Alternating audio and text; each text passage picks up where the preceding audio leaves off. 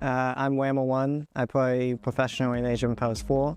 It was at the start of Age of Empires 4 in early 2022 when I got probably top 10 on the ladder.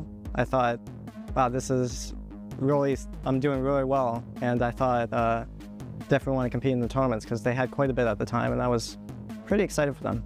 I think my proudest would probably be when I qualified to the first Red Bull event in 2022. I beat Roostefront in the qualifiers and it was a big moment for me because it was really the first time I was going to go to a LAN event and they're always special for me.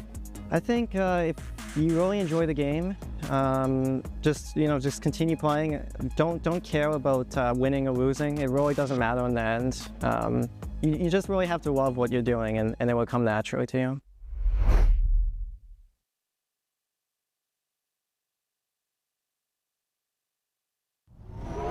My name is Vladislav or Vlad. My nickname is Anatant and I'm competing in Age of Empires 4 game. You know, when you're living in Belarus for a few years, you're starting to realize that you need to make money somehow. I was thinking about what can I do, and turns out it's nothing. I can only play video games. So that's why I became a video game pro gamer. Okay, what my strengths that sets me apart from other IO4 pros? I think it's ability to think, to be honest. Because to be honest, it looks like other pros just pressing buttons. That's it. And I'm starting to think when I'm playing the game.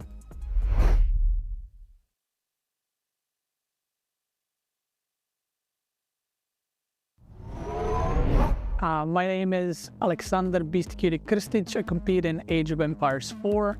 So the first time I got into gaming was when I was about 3 or 4 years old. My dad got me into video games, and since then I've been loving every moment of it. And I think when I was about 12 or 13, I told my parents I'll play video games for money, which they told me that's not a thing no one's gonna pay money for. But turns out it did work out.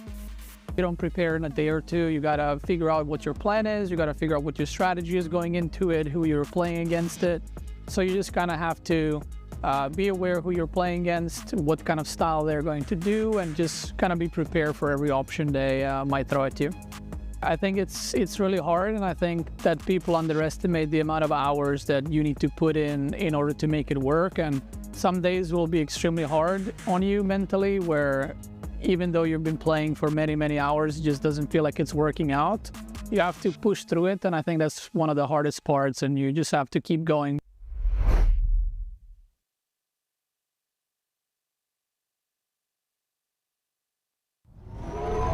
My name is Alexis Eusebio, aka Marine Lord. I'm 30 years old, and I play in Age of Empires 4 since the release. And before that, I was a StarCraft 2 pro. When I did very well in StarCraft 2 tournaments in like 2010 or 2011, and I won some money, and I was at school at the time, and eventually I could get into a big team. My proudest moment of my esports career, I think it's pretty close. It's between 2016 Nation Wars on StarCraft 2 and Red Bull 2022, because it was the biggest tournament I've ever played in, and I won pretty easily. I practice a lot. I make sure I understand my opponent's game plan, or how he plays, like his little weakness or what he likes to do. I think you should go pro only if you start doing very well already as a semi-pro. So like if you're maybe top 10 in the world on AoE4 and you feel like you should go pro, maybe then you can. But obviously it's a pretty hard career, especially on AoE4 you need to be like top 1 or top 2 to make a good living. So if you think you can beat me, maybe you can start a career as a pro, but I will not advise to.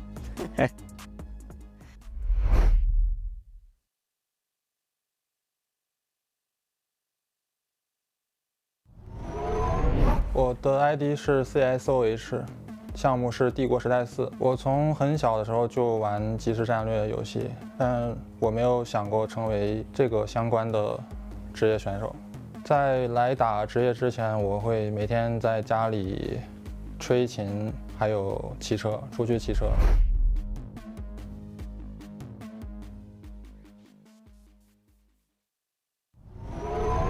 我的名字叫LoueMT， 玩的游戏是帝国时代4。我上小学的时候被我表哥带着玩魔兽争霸3，然后就从小一直玩这个类型的游戏。上了大学之后，发现平时在排位里可以赢一些比较厉害的人，就一直为之努力。对于一个这样的老游戏来说，我的年纪相对来说比较年轻一点，对，然后我可能更努力一点吧。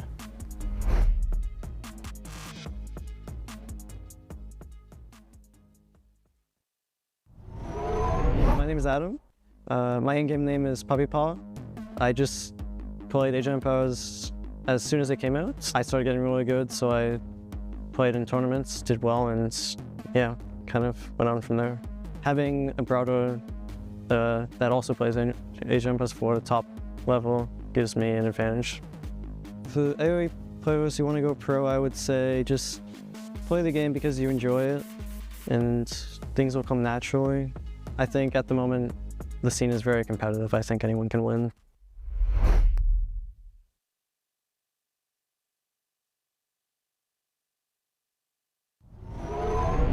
My name is Vortex. I compete in AoE 4 for about 4 years now.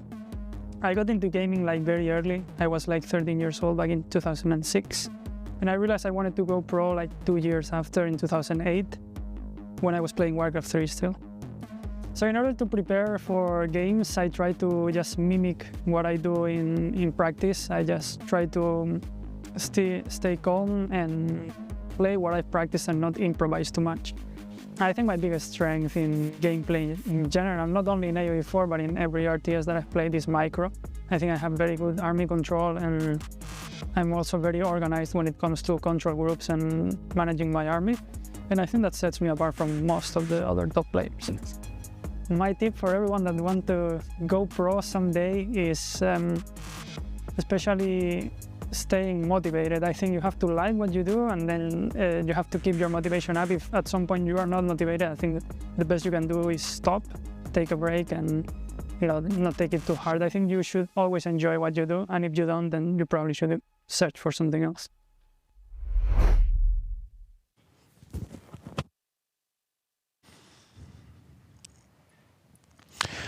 Welcome everyone to this final day we will have between the strongest players that managed to get to the finals. We will get Marine Lord versus Beasty, but before that there's gonna be a LoueMT versus WAM. Well, let's take a look what happened yesterday. So Vortex, our first game between Beasty and WAM, it was on Cliffside, Zushi versus Jeanne d'Arc. Do you prefer this as Jeanne d'Arc, or do you prefer this as Zushi in this matchup on this map? I think it's kind of tricky because with JD you can put pressure very early on with JD range if you want, or even the melee one, and it's kind of good because it's a short distance map, so you can get there really early with like one knight and JD.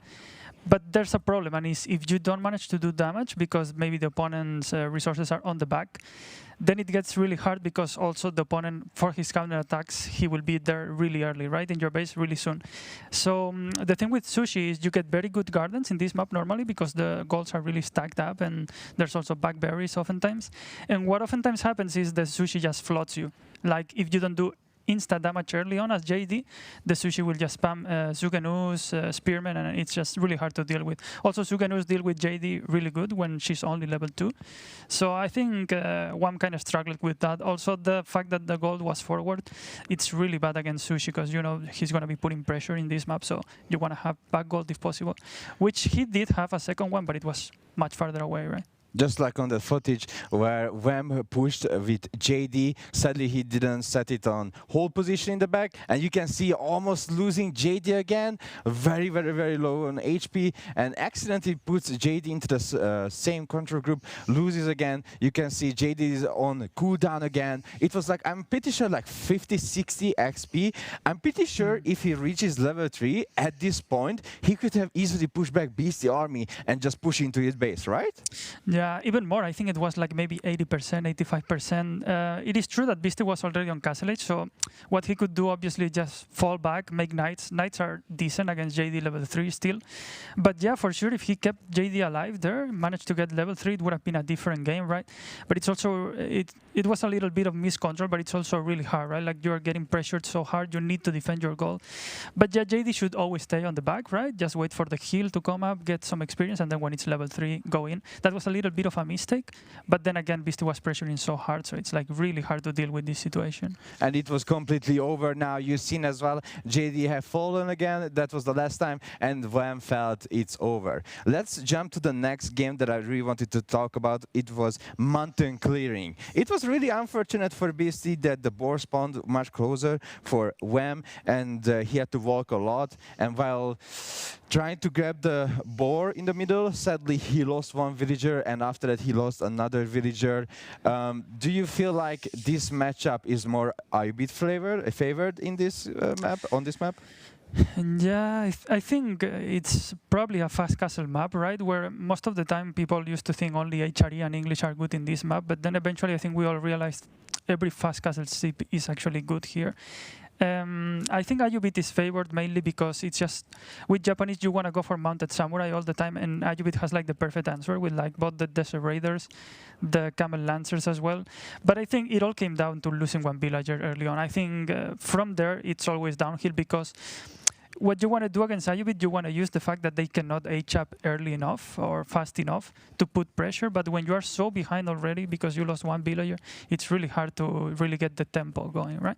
And then LoueMT just gets to like the good comp that they want, right, with all the camels and stuff. And also I think LoueMT really chose, I don't know what you think, but I think the choice of the wings was really, really good here. And then the sprinkles, obviously, against when the Japanese obviously transitions into infantry, you just switch into sprinkles, which he could do because he made the military wing with the camels, and then it's just crazy strong comp.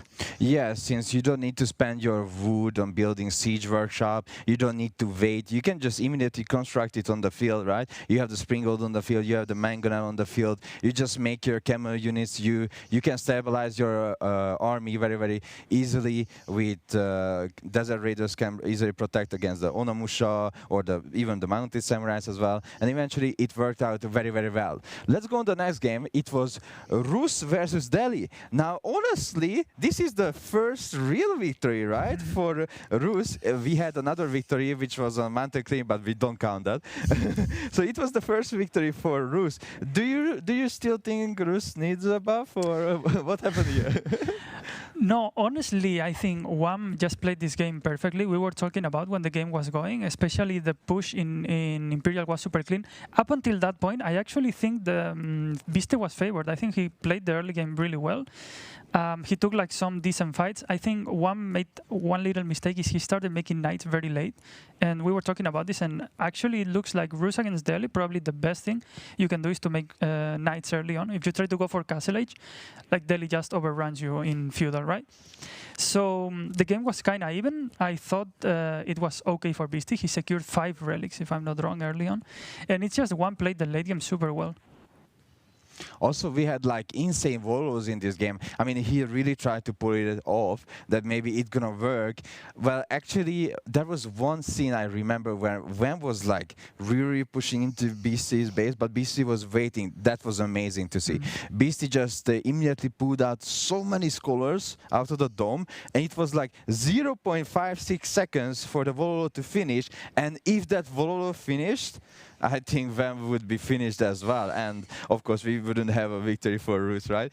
So that was really good. So at the end, what do you think, what went wrong in the end? So I think the biggest problem for Beastyqt is he got to Imperial very late, right? So LoueMT got much earlier. He started popping out bombards, and then by the time LoueMT had like 4 bombards, I think Beastyqt had only 2 elephants. That's really hard to engage that army, right? Because 4 bombards, they completely get the 2 elephants super early, like super quick. So I think what Beasty needed was more elephants, but he didn't have the time for it because one was on his base pushing. So all the time he was losing the 1 or 2 elephants that he had constantly. What you want to do is probably just get to that like number of like 8, 9 elephants, and then I think you can push into that army. But with only 2, 3, 4, it's really hard. Oh, look at that volo. That was the volo I was talking about. It was so close to finish. Everyone in the lobby was like, oh my God, what's happening? The volo will go off, the volo will go off. Well, sadly, it didn't go off, but he tried again. Tried again. He's pulling back the units. You can see he's panicking, he's pulling. But sadly, the volo didn't convert it anything. But it was a really, really nice attempt. I approve. But it was super well played from WAM. How the first time he sniped the monks, he knew he could, and then the second time he knew he had to move away because it wasn't so easy to actually target them. That was super clean. Everything from the last 5 minutes by WAM was super clean in this game. Yeah, and you can see Beasty still using the volos to protect the range units, trying to protect the siege. So this is like the map control volos, right? Where you don't want to get your range units to be hit by the horseman. So you are protecting them. I think that was amazing, and sadly that was the point when the game just went over, when Beasty tried to pull all of his villager as well to take down the bombards, and he lost completely everything. But it was a really nice show, honestly, like watching this game. Yeah, it was a really nice one. I think it all came down in the end to what we have said. Like right now with Delhi, you try to get to Imperial early on, right? And he got super late, so he could never get like a crucial amount of elephants. And as you see, if you only have 1 or 2, it's so easy to snipe. All right, let's jump to Marine Lord and LoueMT. On the first map they played was Cliffside. It was French versus Ottoman. Now let me tell you, the Vortex, I know you were fuming. You were like, ooh, someone hold me down, someone hold me down. But you weren't the only one who felt the same, because honestly, Louis played this game from the beginning amazingly. He did so good trades. You can see like Marine Lord is pushing into Louis' base, but because the archers are slow, Louis has like a crazy amount of Sipahi and Spearmen, and that trade was so good. But the mistake was that, I think, after doing such a good trade, he just didn't push. Yeah, that's the main problem that Louis has. I mean, he's a great player overall, but the main problem is sometimes he doesn't close games where he has like a massive advantage. And when you look at what was happening here on screen, we have H3 against H2, more army supply, 10 more, and every veteran upgrade, and also blacksmith upgrades. So from this position, almost every player would be able to close out the game, but he just didn't push. He even has 10 Janissaries. He's against a feudal player that only has I mean, he has 20 knights, right? But it's feudal knights against Janissaries. Yeah. Everyone would close the game here, but Louis just took it slow. And honestly, I thought maybe it's not that bad, because I think Ottoman late game is still great, even against French. But then on the late game, you know, anything can happen, and Marine Lord is really good on Imperial as well.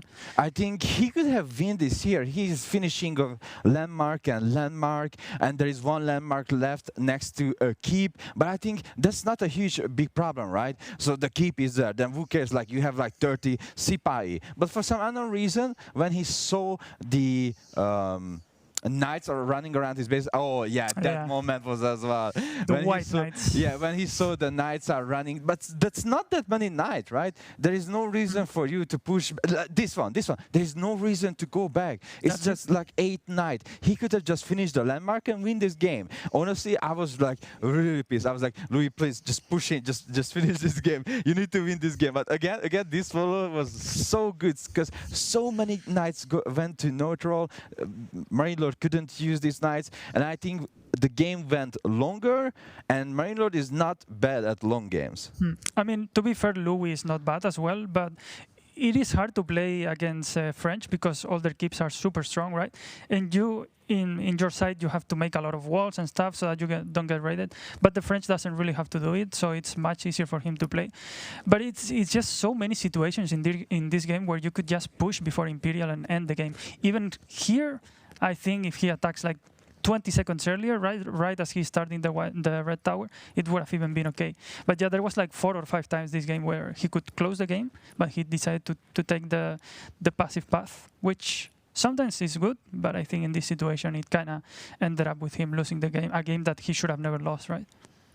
Yeah, exactly. Because also Marine Lord was capable of building up a huge trade as well. He has so many traders running across the map. And a fight like this shows that, like, well, we actually in danger because now Marine Lord went to H4. He is going H4 as well. But more and more the game gets longer, the worse as well. Because also Louis, I'm pretty sure, didn't get the Vizier point to make his keeps cheaper.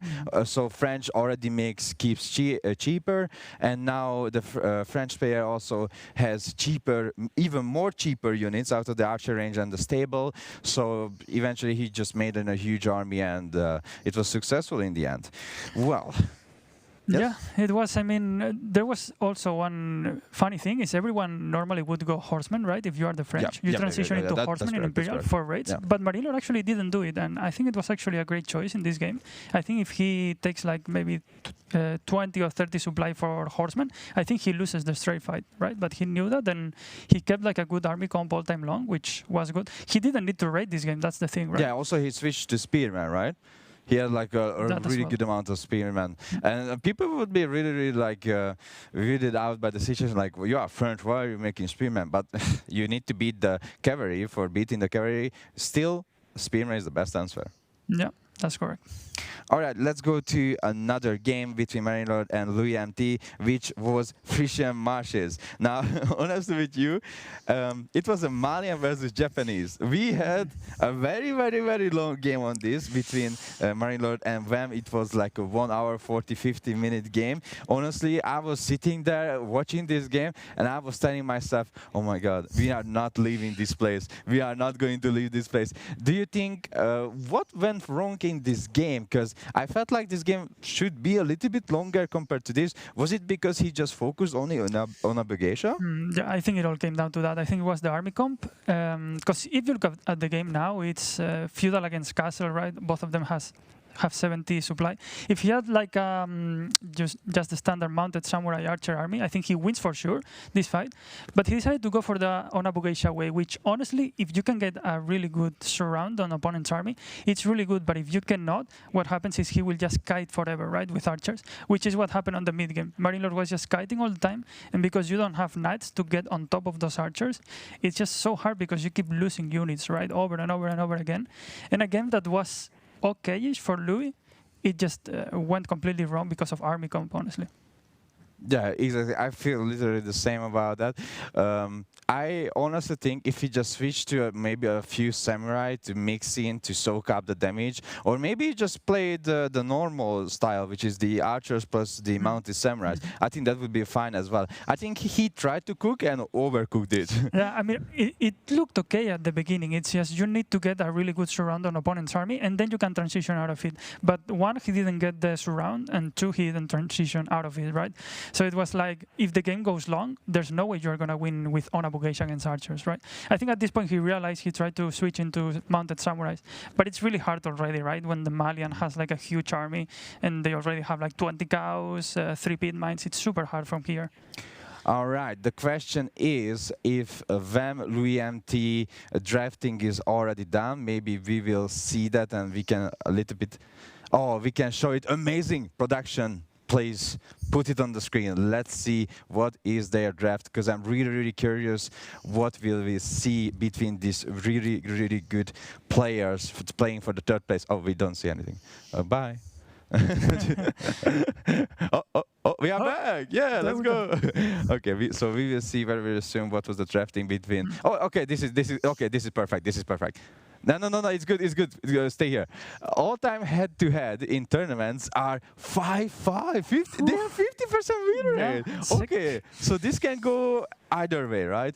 Game count is 20-17, and the last encounters were WAM 1, Louis 2, WAM 4, Louis 0, and WAM 1, Louis 3. Oh my God, this is really hard to decide which we're gonna win, right? Yeah, it's really hard. And when you look at the results, also 1-2, that's a best of 3. Anything can happen, right? The 4-0 is actually crazy, and then 1-3. So it's you know, very, very even. Like sometimes one of them crushes the other and then the other way around, right? It's interesting. Yeah, I'm pretty sure nobody has between each other 50% win rate. I think this is the first time seeing someone or two player having the 50% win rate between each other. Yeah, it's super, super close. I mean, it's only 10 series to be fair, so it's not like a lot, but still 50% win rate is crazy.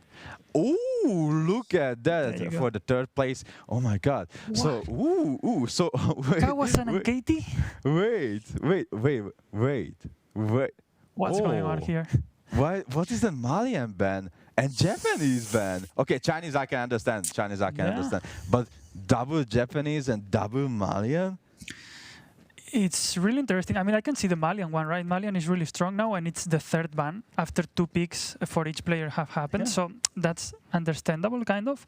The surprising one is Japanese, especially when there's Kawasan on the map pool. Why would you not ban KT?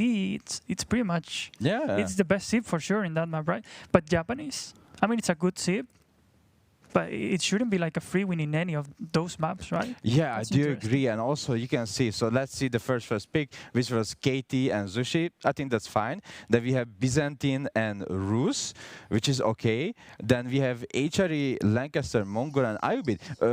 I feel like there's not that many civilizations which would beat Rus, right? Yeah, I mean, you have Byzantine, which is okay-ish. Ayubid is okay-ish, but the other ones kind of struggle with Rus. But looking at the maps also, I think there's only 2 good maps for Rus, if I'm not wrong. So Arabia and Coastal, probably. And also, if I'm pretty sure... it's Cliffside as well, right? Yeah, yes. So we, and also... Yeah, that's Cliffside. That's rough, because then it's really hard for you to predict in which map he's going to pick Rus, and then it's harder to counter. And he doesn't have that many sieves as well, right? Yeah, he only has 2 on paper. I mean, you never know. Mongol could do well as well with like the fast Kaganet build. But so maybe we're going to see a second Rus win. Ooh, hype in the chat, second Rus win. Likely, yeah. Maybe. We don't know yet, but we will maybe see it. Also, we can see French, Delhi, Ottoman, and JD. I think that's a really Louis style, right? Like French, JD, Delhi, Ottoman. Especially Ottoman, that's really a Louis style. And for Wham, he took like a different approach, but he also picked HRE. Have you ever seen Wham playing HRE? Yeah, not sure. I think in hybrid maps, but obviously if you have KT, you're gonna play KT on Kawasan, right? We don't know what the starting map is, right? So maybe it's another hybrid map? That's a really good question. No, actually, it cannot be another hybrid map. If it's another hybrid map and they didn't ban KT, then I don't understand this game anymore. Coastals. Okay, yeah. I'm really curious what's going to be the civilization played in Coastals. Well, what would you play like from here on Coastals? What do you think? It's hard to say, right? Maybe HRE. All right, let's ask the casters as well. I'm really curious their opinion. Casters, what do you think? What would they play on Coastal? Something that can deal with aggression and not allow for walls, because, oh my goodness, if we get a wall on Coastal Cliffs between LoueMT and Wham, what is it? Wham and his walls. Wham wall. Yeah, that's walling Wham. But we have been seeing a lot of aggressive games here. So with Coastal Cliffs, you're the pro. You're the one I want to ask you, Myriad, Mr. Myriad. Who is picking what? I mean, there's a few options available. Yes. Rus is always a safe pick on a lot of these maps for Louis, right? Jushi can work on Coastal as well, but typically with these Pro Scout saves, you ideally want them on maps with more deer, but that's not the case. Every map has standard deer here, right? So you have to go for one of those to pick it, right? Even French can work. Delhi is a classic pick. Ottoman's a bit tougher, the faraway stone, right? Jeanne d'Arc can be fine as well. Louis can pick virtually anything, but Wham has plenty of great choices as well. Byzantines, although the stone is far away, they can still kind of work. HRE is a good pick. Lancaster is fine, not the best. Ayubid can be common there as well, and Mongols. Well, we've seen Mongols on Coastal before with not great success for very obvious reasons with the faraway stone. But it could virtually be anything. For Coastal Cliffs, although Regions is our first map here, and it will be the tried and true for LoueMT. Probably his favorite civilization, I'm pretty sure. It will be the Ottomans. Actually, he did say French is his favorite civilization, although his preferences do seem to lean towards that Ottomans. And it will be against IOBiz. This is not a very common matchup, Mareka, is it? Yeah, that's something that I was wondering about as well. Because with the camels, we've been seeing a lot of people play that specifically on maps such as Kawasan. So seeing it out here on regions itself is already for me. I don't know how to feel about this, but with Ottomans, the Janissaries are obviously the natural cavalry counter. Yeah. But do we even get to the Janissaries, or is that Ayyubid's timing and aggression something that they are going to struggle to deal with, to outlast? Because with Ayyubids, you've got so many choices. We've had a lot of players go for a little bit of the eco, a little bit of the military. We saw some pretty crazy plays with just getting your master smiths as well. Yeah. But of course, that is when you are timing your push and ensuring the pressure is up. The problem is just both of these civilizations, you cannot just allow them to sit back and relax.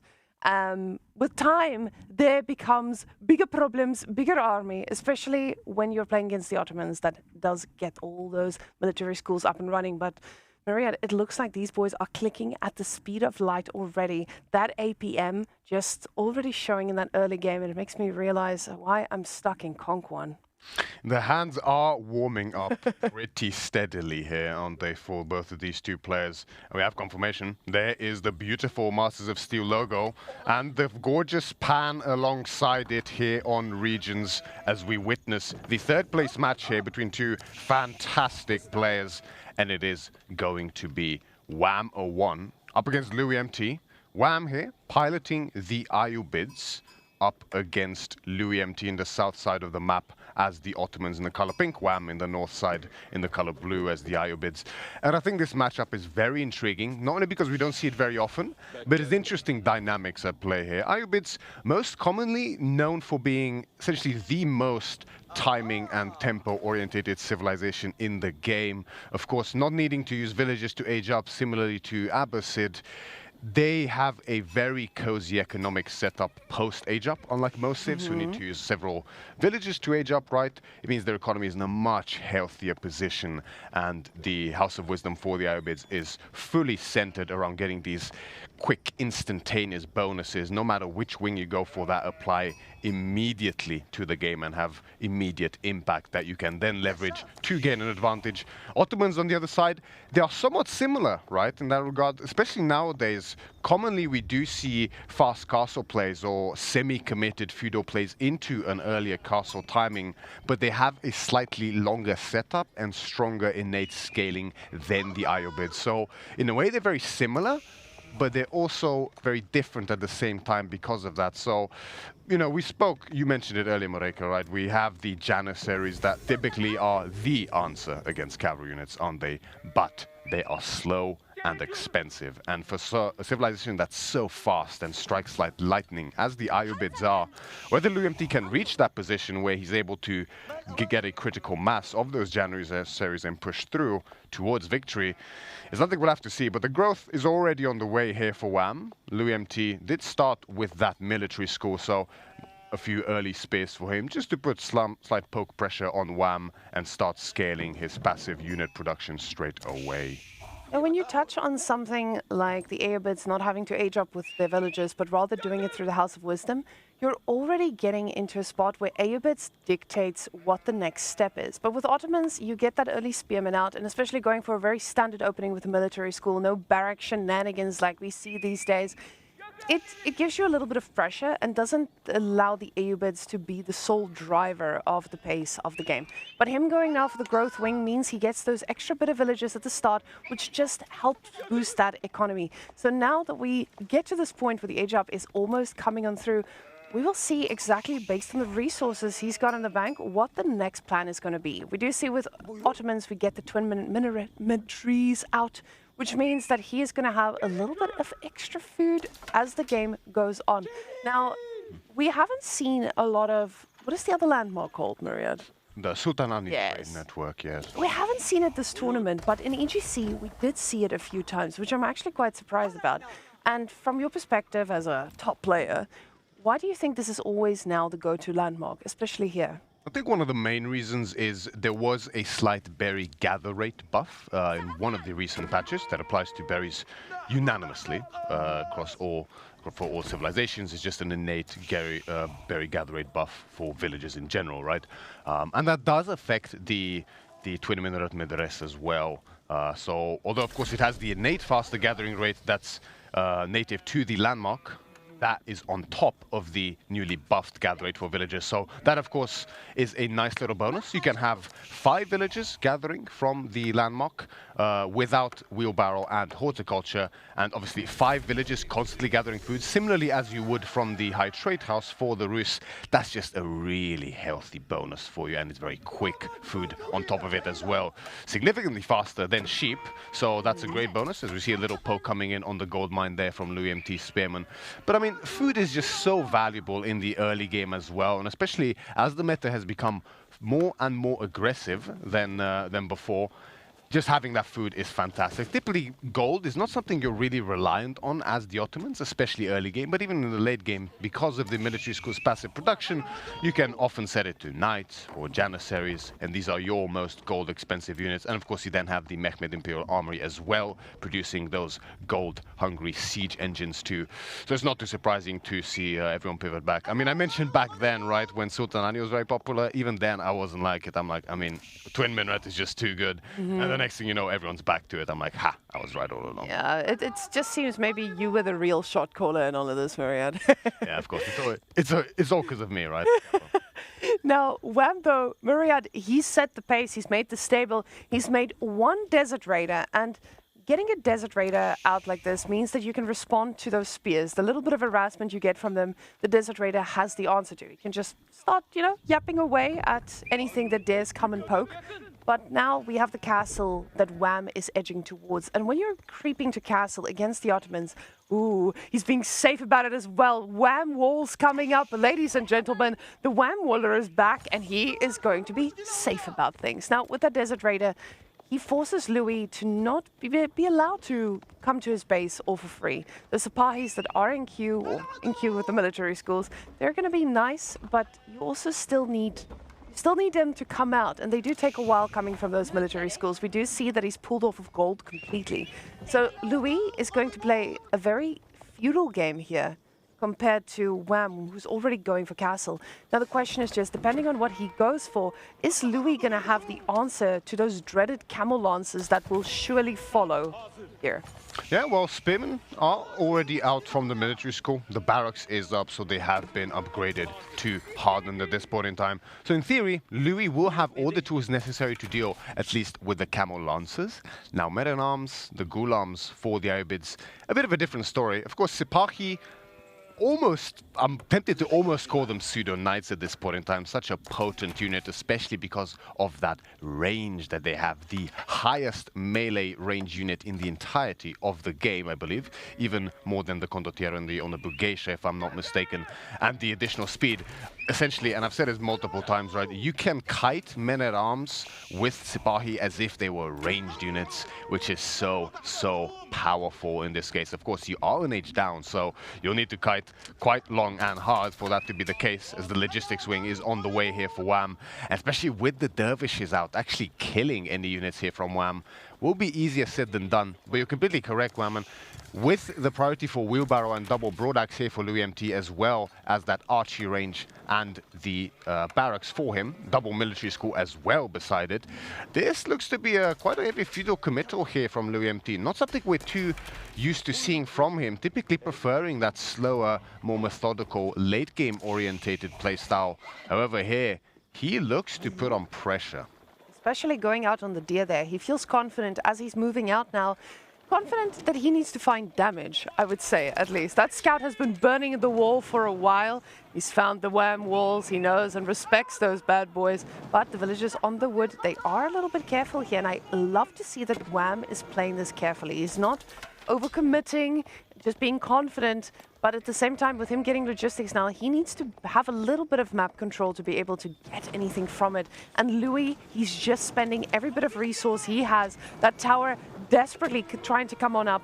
Wham does not have the stone to reinforce this, so with the right amount of units, he should be able to do something about that, but the Desert Raider has just been killed as well. That wall will surely burn down, and the Sabahi now going for the scout next, after the Desert Raider has been taken down. But now, with Wham in castle, he's going for those camel lancers, and like you said, he's got the spears, but spears are very slow moving, and if Wham has been playing like he's been playing the rest of this tournament, he's definitely going to be using those to not try and defend, but rather to put the pressure on Louis and force him to go back to his base. So let's see where those boys are going to go. That's the second villager there falling down for Wham at this point in time. One got caught building the tower, and now one went just in slip trying to repair the wall, but it also gets caught out of position and dies to the archers. The woodline is now under threat as well. Almost a third villager in danger of falling.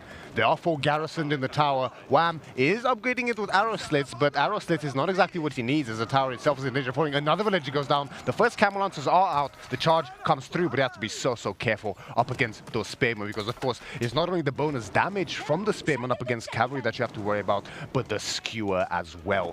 And when the skewer does come through, well, those camel lancers are going to be unable to move, and they fall so quickly, even faster than regular knights because of the weakened stats.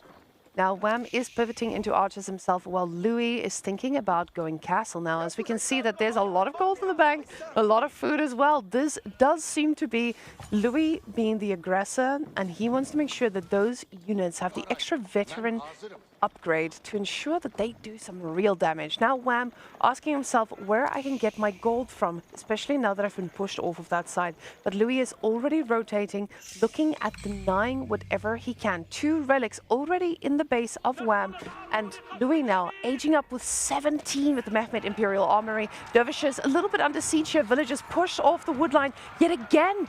And this is a lot of good pressure here from Louis, but does this give Wham the breathing room to go back on that gold that Louis just pushed him off of? Wall is back up already, and now if he gets that tower, he's going to be sure to reinforce it correctly, so no spears can burn it down. Idle time really hurts though here for Wham. No further villagers have been lost, but by now, with the 3 villagers killed from LoueMT, the growth wing has essentially been fully cancelled out. As you see, the villager count is now dead even between them. And one of the dervishes have fallen as well. And speaking of dervishes falling, another one may be here on the cards. One Sipahi is peeled off to chase it, but the healing should potentially exceed the one Sipahi's DPS on the chase. As again, Wham, as you mentioned, Marika, does move out onto that gold as soon as he has a slight space to do so, but LoueMT wastes no time in further pressurizing. And with the age up through as well, we see veterancy for the spearman is on the way. Steeled arrow on the way for him as well. He's yet to choose. We did have the first demand point chosen. I believe it was Anatolian Hills, additional food for him, so plentiful food here for LoueMT. Second vizier point is going to be chosen soon. It has been military campus indeed, I believe it was chosen for him. And LoueMT with a significant standing army, and this army is only going to swell further in numbers as 2, probably 3 by now military schools are fully operational for him. And I gotta say, this is already looking very tricky for Wham here. I mean, although he had the tempo of that age up, LoueMT's army swelling will only exceed Wham's at this point in time. And Wham now just is forced to take an engagement just to secure some semblance of gold here. But his army is looking anemic, and that's in his own base. Defender's advantage is certainly potent, but not when your army is less than half the opponent's size. Those desperation archers are just not enough even to fight against the previous or currently feudal archers there from his Ottomans. And Louis is cleaning up everything. Those archers are just focusing on what they need to get, which is Wham's archers. But now the tower is getting reinforced again with arrow slits, but arrow slits is going to have a tough time fighting against this as villagers get picked off as well. He realizes that is it, and I may have underestimated that Ottoman's feudal pressure. Not being able to do any damage to his opponent. He got to castle, got a few relics, but it just was not enough. Very tough opener here for Wham. A pretty swift defeat that he's been wrought upon in this first game here. And, you know, it's an interesting matchup. We don't see it very often, as we mentioned before the game, but LoueMT seems to have really had a plan and stick to it. Just commit to those military schools and the units. Get the upgrades you need, the wheelbarrow and the double broadaxe. It'll really pad his economy early and put on as much pressure as you can safely while sneaking that age up behind. And this is one of the big strengths of Ottomans.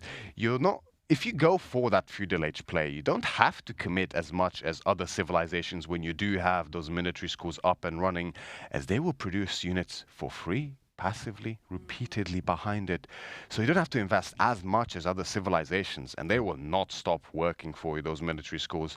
So once you do get that castle age with the 3 villager kills, the golden isle, a civilization like Iobids, when they are dead in the water in terms of tempo, they become the most underwhelming civilization in the game. So Wham, unable to capitalize on his age up, unable to secure the relics in time or use the dervish healing effectively, makes me wonder whether potentially Gulams there on the defense would have been more effective. But as we mentioned, with the Mehter as well as the Sipahi there on the front line for LoueMT, it's not like a few Gulams will be able to really push back that army effectively. Sure, you can peel back the Gulams to heal, but again, as we mentioned, the army for Louis will just keep swelling passively, and there's so much food, it's not like you're going to catch him out on the dig reading.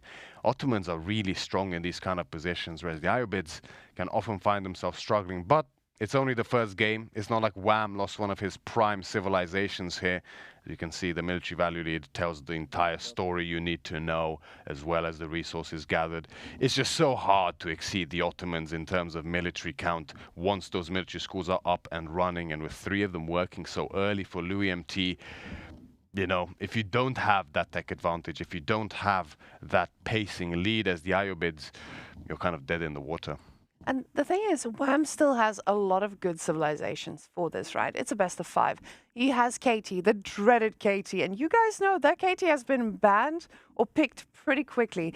I do want to take a oh, and as I talk about KT, we have Zushi as well, Mariette. What a matchup. Oh, ladies and gentlemen, you know what Zushi likes to do here, and we'll see if Wham is going to allow him to do so. So usually, for those of you who don't know, there's usually a little garden we want to drop in the middle of all those berries, and we've seen some interesting strats to shut that down.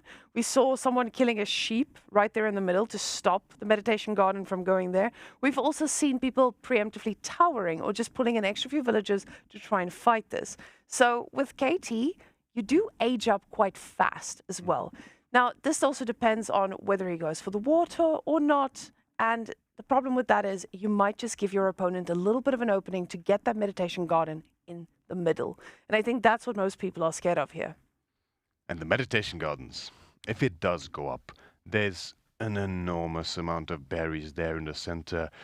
The very least amount of food you can expect is around that 100 mark, but per minute, but chances are you will get way more, and we shall see whether that's even going to happen this game, as these 2 civilizations, Yushi and the Knights Templar, many would consider the best 2 choices on Kawasan here, as we see the beautiful hill in the center there, peppered by the berries all the way around. The pan showcasing the map here, Kawasan as Wham in the color red, fitting for the Knights Templar here, spawning in the south side of the map, opening us up with a dock on the northern pond, up against Team Elephant's LoueMT in the color teal as the Zhu Shi's legacy. And the spawn here is quite interesting to talk about. Kawasan, a bit of a unique map in terms of starting player spawns, because there are several possibilities here. Now, in this case, we have the usual standard cross-diagonal mirrored spawn, which you can see Wham is slightly lent towards the western side of the map, whereas LoueMT in the north side slightly towards the east as well. But sometimes you can spawn directly center for both players, where the distance between the 2 ponds is identical for both players, so either really is up for grabs equally, and it becomes slightly a bit of a gamble whether you end up on the same pond as your opponent or not. But here, of course, LoueMT slightly closer towards that southern one. Wham, on the other hand, slightly closer towards that northern one, so he will go for that. And the common development for Zhu Shi on this map specifically is the tax inflation that we have spoken about. So every time a villager drops off at the mill for LoueMT Zhu Shi, 1 singular tax is added to the mill, which means that if you repeatedly drop the tax forcefully, the food constantly at the mill, you will accrue tax way, way faster. And because of the Tang Dynasty bonus, the cheaper age up for the Zhu Shi's legacy, you are able to age up without using any gold, although Louis actually is not going to opt for that in this case. He went out directly out of the gold mine, so that will delay his age up slightly, but at the same time it means he doesn't have to worry about gathering the additional wood early on. And actually, he's not even going to bother with going for the center. He goes for a nice safe one, and it's a pretty good one, to be fair. The gold, as well as the majority of the wood line alongside that stone. This is pretty good despite that. However, the food might be a slight problem for him. He's not going to be able to afford any fighting ships as early as you would like here. So whether a counter dock is on the cards, we'll have to see. So, see, this is the difficult part with Zushi, because you know that your opponent knows that you're going to be doing something about a meditation garden in the middle. So, Louis already doing the little bit of a safer play.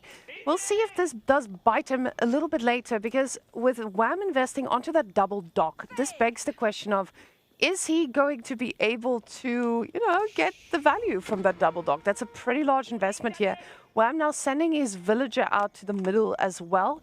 Possibly just to go check what the plan is there with the next part of this follow-up. Also, going to be allowing him to make a play there in the middle. The question is just that idle time from the villager. Is he actually going to be able to do something with it? With the double dock, he's already in a pretty good spot. He's about to click his age up soon as well. But this does delay him a bit. And what we've seen out of Zushi is fast castle usually means that you are overwhelmed, but at the same time you have to ask yourself, can I even allow Knights Templar to just sit on the water without me doing anything about it? But we do see double broadaxe coming in from Louis, so he is going to be contesting that water. He's got the dock up. The Wolf has something to say about that, and soon enough he will start a ship and try to get that pond back. You just cannot let your opponent get that pond for free. Now, Kingdom of France is going to take 40 more seconds, so this does give Louis the time to get the ship out and take a little bit of an edge over Wham on that pond. But Wham already going for that second dock on the pond, which tells us exactly what that villager had in mind. But another one is looking for some work. And that brings a big question mark to my forehead here, Myriad, is what do we do with that second villager all the way out here?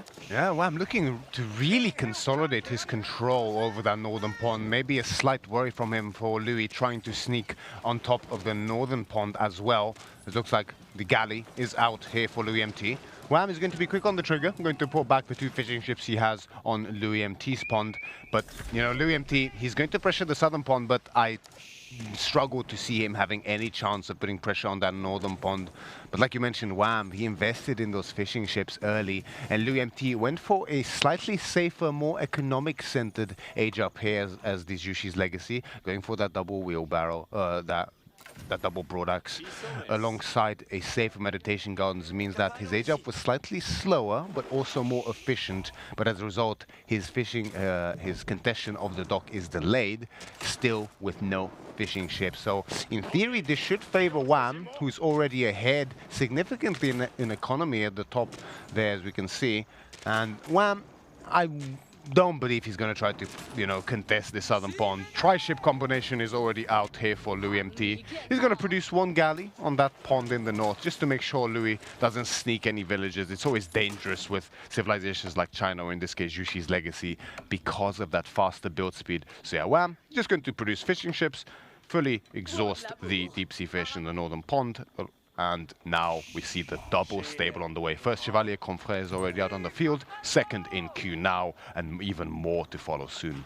Yeah, with Louis going for that second dock on the pond as well, you feel like, hey, you can take your lake back, but I did delay you a little bit. The double dock does allow you to start building those fishing ships a little bit faster, but the Chevalier, they could find some damage before Louis can do something about it. The question is, does he know that this is coming? And he must expect that something could be happening on land. The scout is there in position, so he does see this, but does he have the wood to actually get a production building up to try and stop this? Because those, they cannot be ignored. It's just like having a very almost knight in your base, and we've seen French dive people. So with the Knights Templar, they're pretty close to that. So in this case, Louis does get that barracks up pretty quickly now with 2 spearmen on the way, keeping in mind that he can supervise the production thereof and ensuring they come out pretty quickly.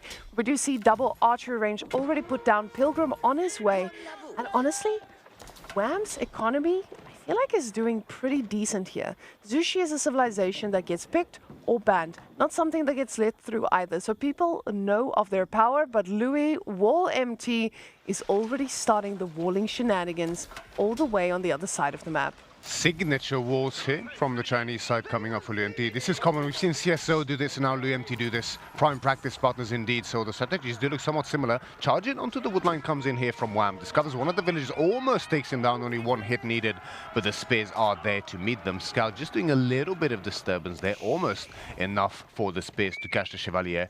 A little mishap by Wham earlier. We saw him produce a fishing ship on the pond that Louis had seized control over. So just gives one up for free there without necessity. May have just missed out on removing that dog from the hotkeys.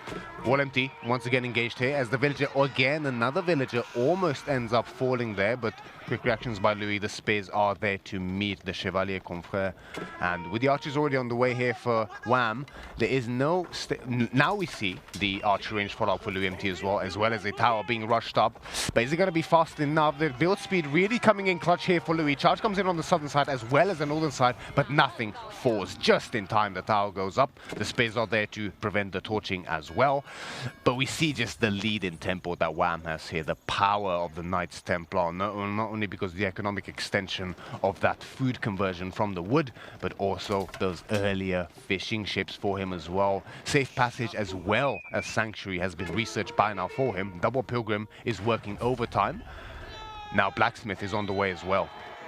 Now this is a pretty solid spot here for Wham, but he needs to find a way to ensure Louis does not get the resources. But with that, Wham is doing a great job at this. He knows exactly how to be aggressive. He's going exactly where the resources are being gathered, ensuring Louis cannot make any sneaky shenanigans towards his pilgrims, because this is usually the only weakness that you could potentially exploit from the Knights Templar. So with those pilgrims walking very slowly to their destinations, you sometimes get to grab him. But in this case, with Louis now just making some very immobile units that are there to defend, he is not going to be able to do anything about that. Wham, though, he's getting siege engineering, and you guys know what that means. He's going to be whamming him real hard. So I'm a little bit worried there for Mr. Louis, because the gold is at the front.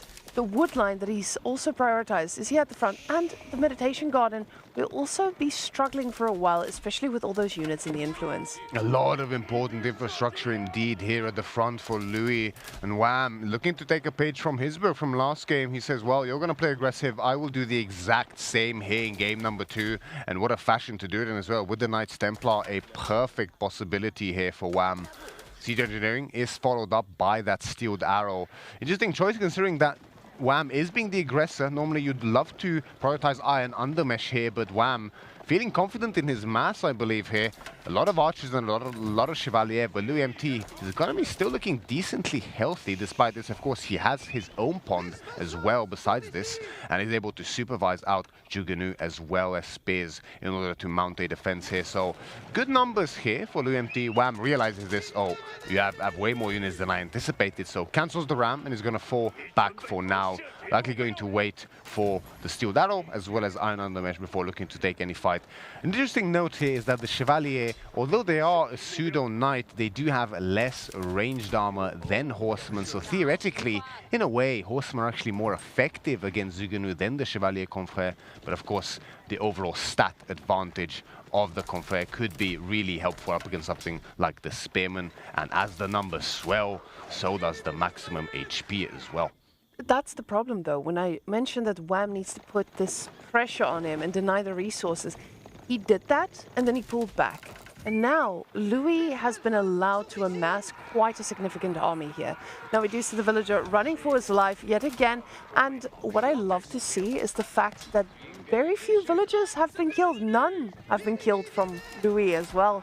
So he's been keeping these guys alive. Now, Wham on this side, he definitely knows he needs to find damage. Sure, he's on KT, he's doing a great job at getting those pilgrims home, but you know the power of Zushi. And he hasn't found that opening just yet. You do see the Iron Undermesh already coming up now, but against those Juganu, he needs to wait before he takes this engagement. He does move back now just a tiny bit, as it's almost about to finish up. Now with the Juganu, this does feel a little bit sketchy because we know they do pretty well, even against Knights. So the Chevalier, they need to be careful, but the villagers have been pulled to safety. And we can see here, he does respect this army. And maybe this is going to be strong enough to actually stop this. The Ram now getting added. Jugunu feeling confident in moving forward, but they are also getting their Iron Undermesh pretty soon. So you do want to wait just that few more seconds to make sure that this fight can go either way. Now, honestly, I'm a little bit scared here for Wham, because the times that Wham has lost games has been when he overcommits under TCs, under towers, and just doesn't pull out in time. So now he's going for the Republic of Genoa, though, and maybe this is a lesson from previous games. I need to get my units their veterancy before I try any shenanigans here. But with that amount of ships on the water, we see both of these players are very much overfishing, getting every bit of food as quickly as possible so they can produce units, especially at this stage of the game. Wham has played this absolutely superbly, I believe, so far. For a little while now, over a minute, he has prepared and loaded that age up in his gun. He had zero intention, really, of overcommitting there, even feigning, I believe, the Ram play there and cancelling it instantly just to scare LoueMT, bait him out of his base, meanwhile playing towards that age up the entire time behind this. Now we see little feigned retreat here, just waiting for the Genoa as it finishes, and LoueMT gets the dire news that, in fact, he is way further behind than he originally perhaps anticipated here. Veterancy straight away for the Chevalier Confrère as well as for the Archers now coming in. Iron Undermesh level 2, Wham prioritizing the upgrades perfectly here. And he's going to buy this time, just, you know, pushing away LoueMT's mass a little bit. You don't want to give away infrastructure for free here, especially houses as you look to swell your numbers. But make no mistake, Wham, as soon as these upgrades are finished, he is going to look to pounce. But we are, at the end of the day, talking about Jugunu, a very scary unit, especially as these numbers keep swelling. Plenty of spares on the field for him as well. So, although the upgrade advantage may favor Wham here, you do have to be careful here. But the fight is going to come in. Wham looking to poke as the Chevalier have been upgraded. The veterancy is now through, so he's going to look to just soak up arrow fire with them. Undermesh level 2 is about to finish soon. Veterancy just a few seconds out now as well. Louis just full producing units at this point. He knows he cannot fall back and go for an age up. He has no choice but to take this fight, but the situation is dire. There's absolutely no way LoueMT can win this fight with such an upgrade disadvantage. You can see just how quickly his numbers are falling at this fight. He just cannot keep up with the production, with the economy. He found himself some space now on Wham's side of the map to go out onto those external resources, now on the Dare at this point in time. But how long he's going to be able to gather from those Dare? Well, the reality is not long at all. This is such a tough spot for Louis, because we did see him stopping his spend just a little bit to try and get to castle himself, but realizing, hey, I just need to keep producing. The problem is with all those archers, the veterancy kicking in, it was a death blow. Now the Chevalier, they're still trying to collapse on these Jugunu, but the spears are... they're a good layer of protection here. The problem is just Wham has learned from previous mistakes. He's not overcommitting until he's sure. We also hear relics being picked up here from Wham in the background, but the Jugunu numbers are not enough against those archers, and the +2 is really showing its head. +2 ranged attack also coming in now, and that is just going to solidify this deal, and Wham looks like he is going to be taking second game of this. And I know we shouldn't call it, but with all those Chevalier on the field, Myriad, this feels like a ticking time bomb. We see the Jugunu trying their utmost best, just trying to focus fire the archers, but the Chevalier just don't care. Now just going through absolutely everything. That poor Imperial official just supervising, but he's going to be dying. Yeah, there he goes, poor guy. He's just working hard. Yeah, the writing is on the wall at this point in time. When you reach these numbers of Chevalier, critical mass, especially with a tech advantage, the HP, the armor, it gets out of control very quickly at this point in time, and LoueMT knows there's nothing left for him in this game. Number 2, Wham ties the series 1-1. Looking nail-biting already, Marika. Now, Wham is a player who looked like he belonged in the finals as well yesterday, just like everyone here in the top 4. But this shows us Wham is ready. And he did a great job against Zushi. Granted, it was Katie. A lot of people say Katie is the free win on any water, but you can still see that timing, that precision. He knew when to pull out. He knew when to push. He just needed to do that well enough against Louis' mass. But pretty great job here. Wham definitely looking good. And I think this is something where if we look at this matchup in itself, Wham versus Louis, I think Louis would still be favored just that slight bit based off of his recent performance. And we do see him banging his head, probably listening to the music of victory for the future. This is one thing I love about Louis. He's just he's like a silent little character. Yeah. We've been seeing Reddit make the best memes for him as well, with all those facial expressions. Wham, though, he's got the look of a champion. He wants to secure this 3rd place and be one of those contenders we constantly see out there in the top part. Now we are going to be taking a look at some charts here with them now coming in, and we can clearly see that economy count for Louis looking strong, but this is still KT. You're up against KT, and KT's eco is just so overwhelming.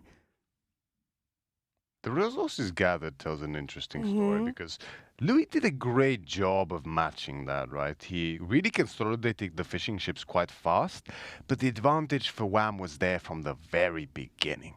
He went for those fishing ships, right? He invested early, did not go for a fast age up similarly to how LoueMT did. And LoueMT did not go for the sharp timing build that we often see some players prioritize here with the Jushi's Legacy. No Center Meditation Gardens into aggressive dock drop. It was a slight in-between there, right? He played it somewhat safe and also slightly more economic focused, which could work great if potentially Wham did not go for the fishing ships. But because he did, the timing just doesn't work out. And that's one of the reasons these hybrid maps can be so complex and nuanced in their approaches. The difference between whether you go for a dock with 3 fishing ships, a dock with 6 fishing ships, or no dock at all, in comparison with your opponent's approach, it gets very complex as to how these strategies interact with one another, who has the lead at different points. And it just so happened that LoueMT just went for the wrong choice this time around, and Wham just was able to snowball his lead, especially with a civilization like the Knights Templar. If they have the lead and they snowball it, it gets out of control very quickly. And what have we been seeing from a lot of these players? Because keep in mind, guys, the players have to say on how the tournament format runs. Most of these players have definitely not shown a preference for the water maps because of what you mentioned there. You don't know what your opponent is going to go for. Is he going for a dock, or is he actually just going to play a straight aggression game? And I feel like even the double dock, it's not just rock, paper, scissors. It's a lot more. And removing one of those elements from there, getting the water out, has been a pretty safe mindset for a lot of these players. A lot of them did ask for water maps in this tournament, but Louis was actually one of them who said 0 water maps, please. So we do see that he knows how to play his straight-up games, and he wants to make sure that's the case. And especially when we have HRE versus Roos, ladies and gents, we're ready for that 3rd game now. And we are seeing Roos, which used to be very contended for. But players have been picking and banning Roos non-stop, but not in this tournament. Roos has the worst win rate of all our civilizations, especially for something that was seen as so great initially. One of the most surprising developments of this tournament so far, I believe. We were even joking, a lot of the players in the lobby as, oh, did we all just forget how to play Roos? Is that the case? But, I mean, they do have, I believe, only 1 win under the belt, which was achieved by Wham yesterday up against Beastyqt. But whether that can be done again here by LoueMT is something we'll have to see as we load into the most classic and reliable of all maps, Dry Arabia here for game number 3 to break this initial tie between these two players. Wham in the north side of the map in the color blue as the Holy Roman Empire, facing LoueMT in the color pink as the Roos. And what a classic matchup on our hands here. Heavily disputed as to who this favors, depending on who you ask. I would give the edge here to Roos slightly.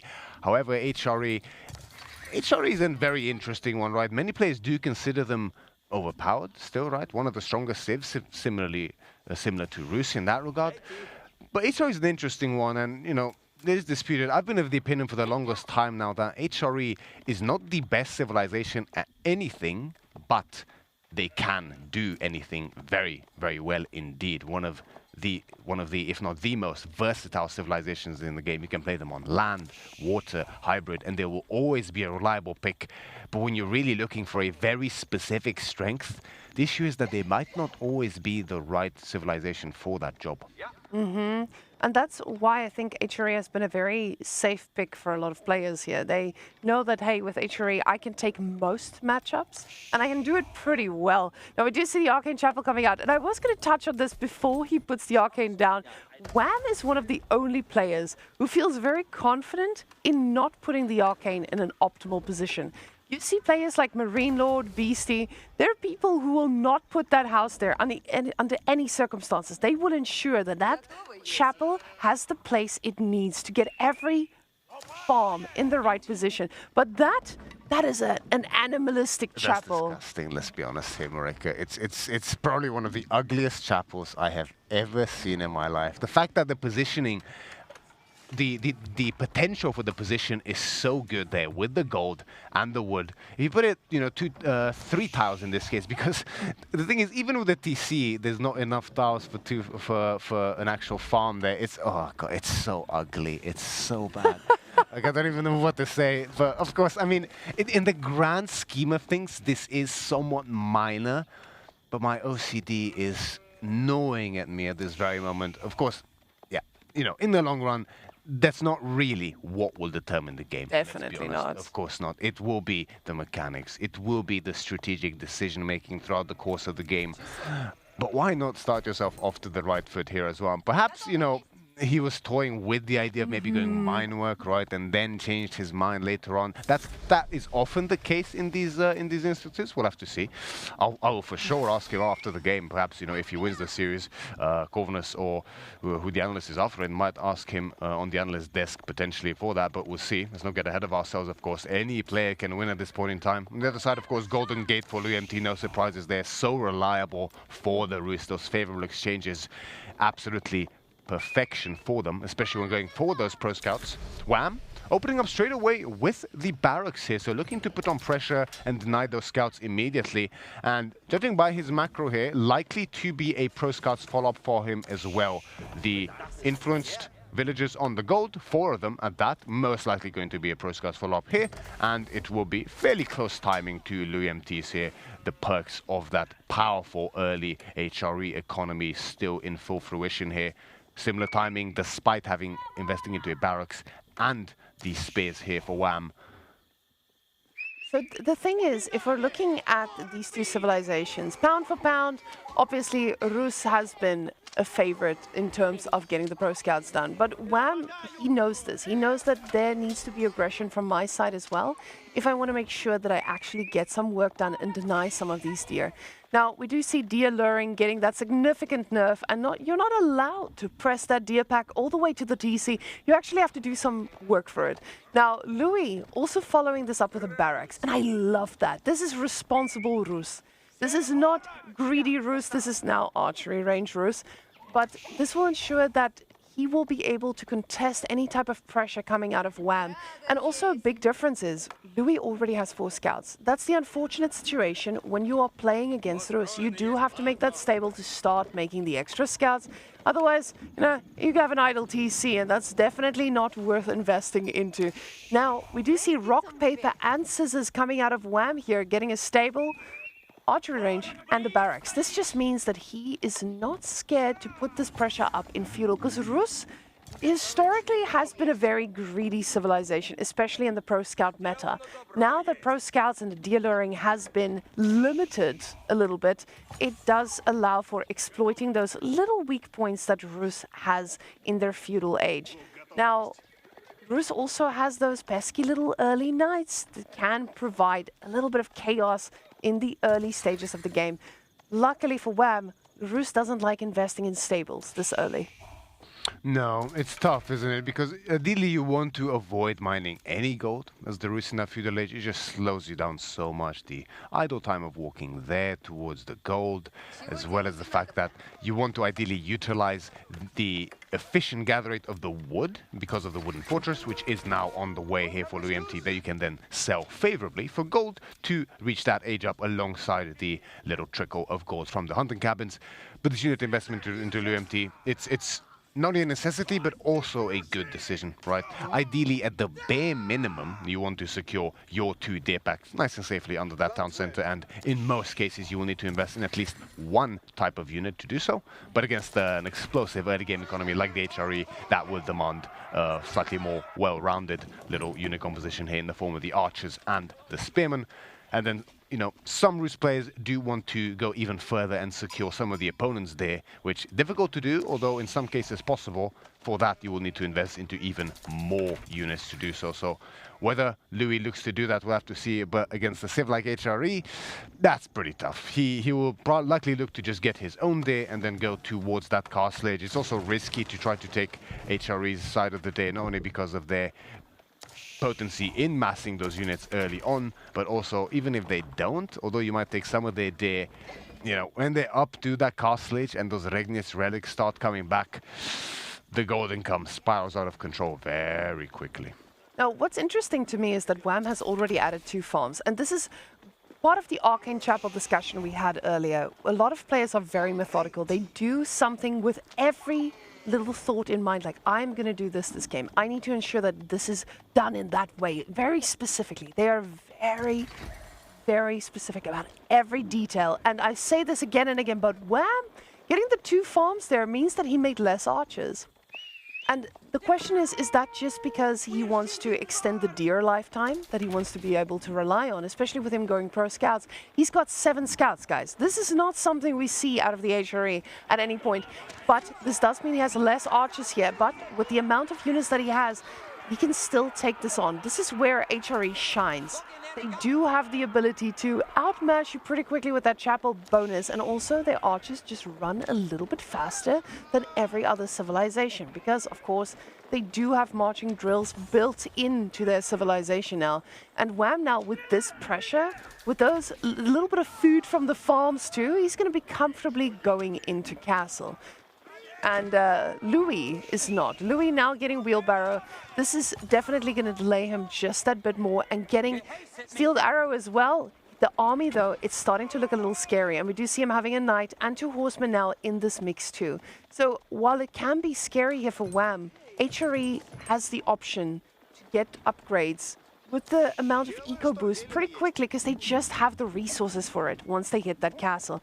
Now, WAM is going to be clicking up pretty soon, and we will be seeing some shenanigans on the map as Louis will need to put pressure the moment WAM ages up. You can't give HRE that opening. They're already going to have the gold. They're already, with that boosted economy, they're going to be ready for the upgrades. So he needs to strike while everything is in feudal. And with that army, he might just be able to. Indeed, Louis subverting expectations here with his approach. We mentioned the possibility that Rus has of potentially playing quite aggressive and looking to secure the opponent's side of the day as well before that castle age. But with that early investment into double broadaxe as well as the wheelbarrow and now double ranged upgrades for him as well, alongside the tri-composition with the knights, Louis is looking to really put on the pressure here on WAM. And this might be an apt choice because typically in this matchup, right, there's got a kind of a handshake on the day from both sides and then a race towards that castle age, and then the real action begins with the relics. But Louis wants none of it. He wants to really pin WAM, which might be a risky decision here, right? I mean, we talked about the strength of that HRE economy, the safety of that Aachen, and WAM recognized this, already having a tower on the god, so his god will not get pressurized. And he invested into a good amount of units in order to be able to secure his day, as well as a lot of scouts to do so. But the Regnis Cathedral has finished. Double broadaxe in queue as well. Iron Undermesh finishing for WAM behind this too.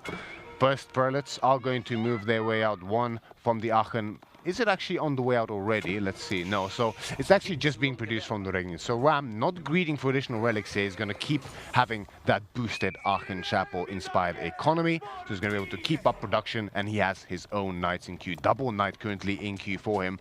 LoueMT also trending towards that castle age. So he's going to look to leverage his military lead, at least momentarily, to control these relics and secure the lead for himself later on. And WAM, if he gets at least 3 relics here, he can be decently happy with himself. Ideally more, of course, but that's kind of the minimum you want as the Regnis Cathedral to feel happy, especially when you're the first up to the castle age, whereas Louis is going to do his utmost to prevent that.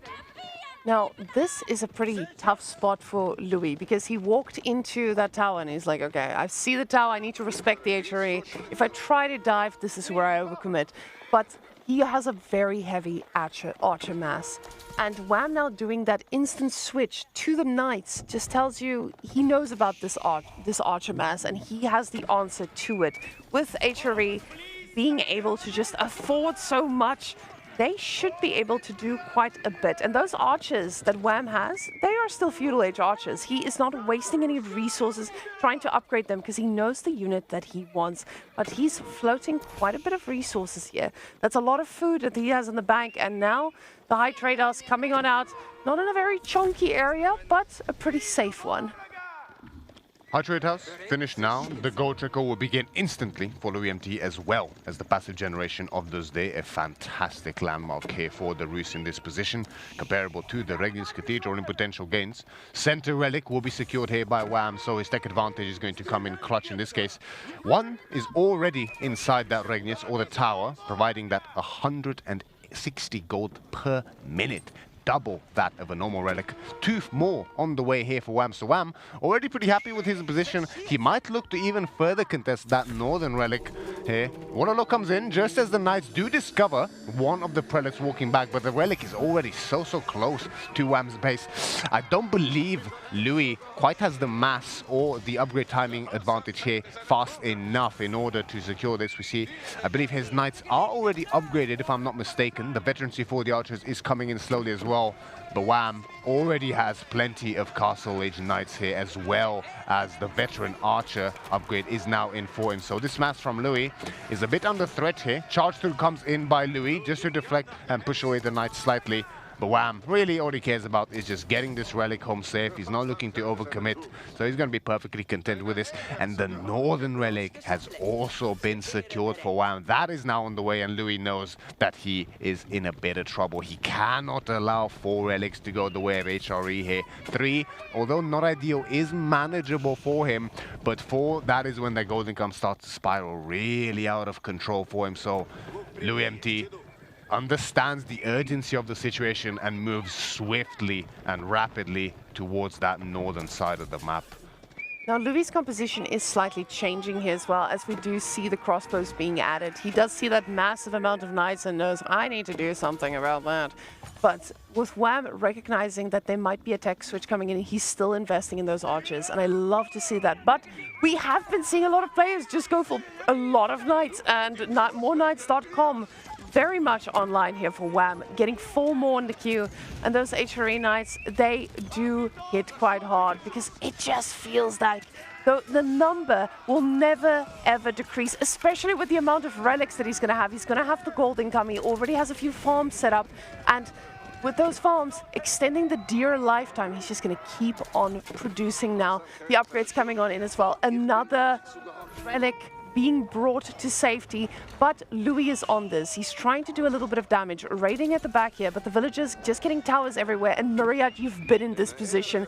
We are against HRE, trying to do damage, and there's just a bunch of Springall towers firing at you. It's so oppressive, isn't it? Additional range, additional damage, the towers are tanky as well, and the vision preventing sneaky raids as well. However, Louis, as he tries to do damage, he realizes his own base is a little bit exposed by comparison and ends up losing a lot of villagers here up against Wham. Already 9 down at this point in time. The economically, it is quickly spiraling in favor of Wham. Wham finding an absolutely sublime timing here to dive LoueMT's base, who now looks to mount a desperate defense here. But very surprising, actually, that LoueMT is the one with the superior knights, yet he's the one who goes into crossbows earlier. That variation of going for that further aggressive feudal age is not really working out here for LoueMT, although the idea was good on paper, but it looks like the relic has at least been denied from Wham, so it is now on the way for Louis. That will be difficult to deny because of the pace and speed of those warrior monks, but damage has been dealt here by Wham. Significant economic lead, as we mentioned. Even now, 10 idle villages for LoueMT, who just now are sent back to work. Wham traded out a lot of his army for this, which is why the destroyed value favors LoueMT by a decent margin at this point in time, over 800. But a heavy price was paid for those troops with the lives of innocent, helpless villagers. And that boar seems to be an idea, but it is stone that he is going for. And Louis might be asking himself, can I take on this 3-relic Rus that I'm up against now? He pulls back. It does look like he's being a little bit cautious about this, asking what the right move could be. But at the same time, Wham is getting every upgrade on the block.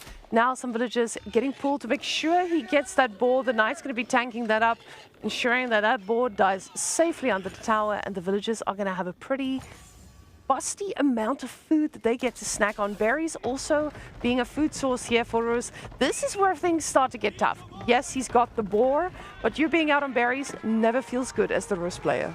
No, it does not, but it is an inevitable reality that has to come sooner or later as you run out of those deer. And especially in situations like this where you kind of desperately need the food, you can't just quickly pivot into farms. Meanwhile, Wham, farms is something he's very, very comfortable adding here. Military inspiration on the way as well, inspired warriors for Wham. Active prelate production is also on the way. Decent number of crossbows as well now on the field for him, alongside those knights and archers. And he's going to look to keep pressure on the map with these archers still retaining most of the map control in his favor. The Wham wars are in full effect as well.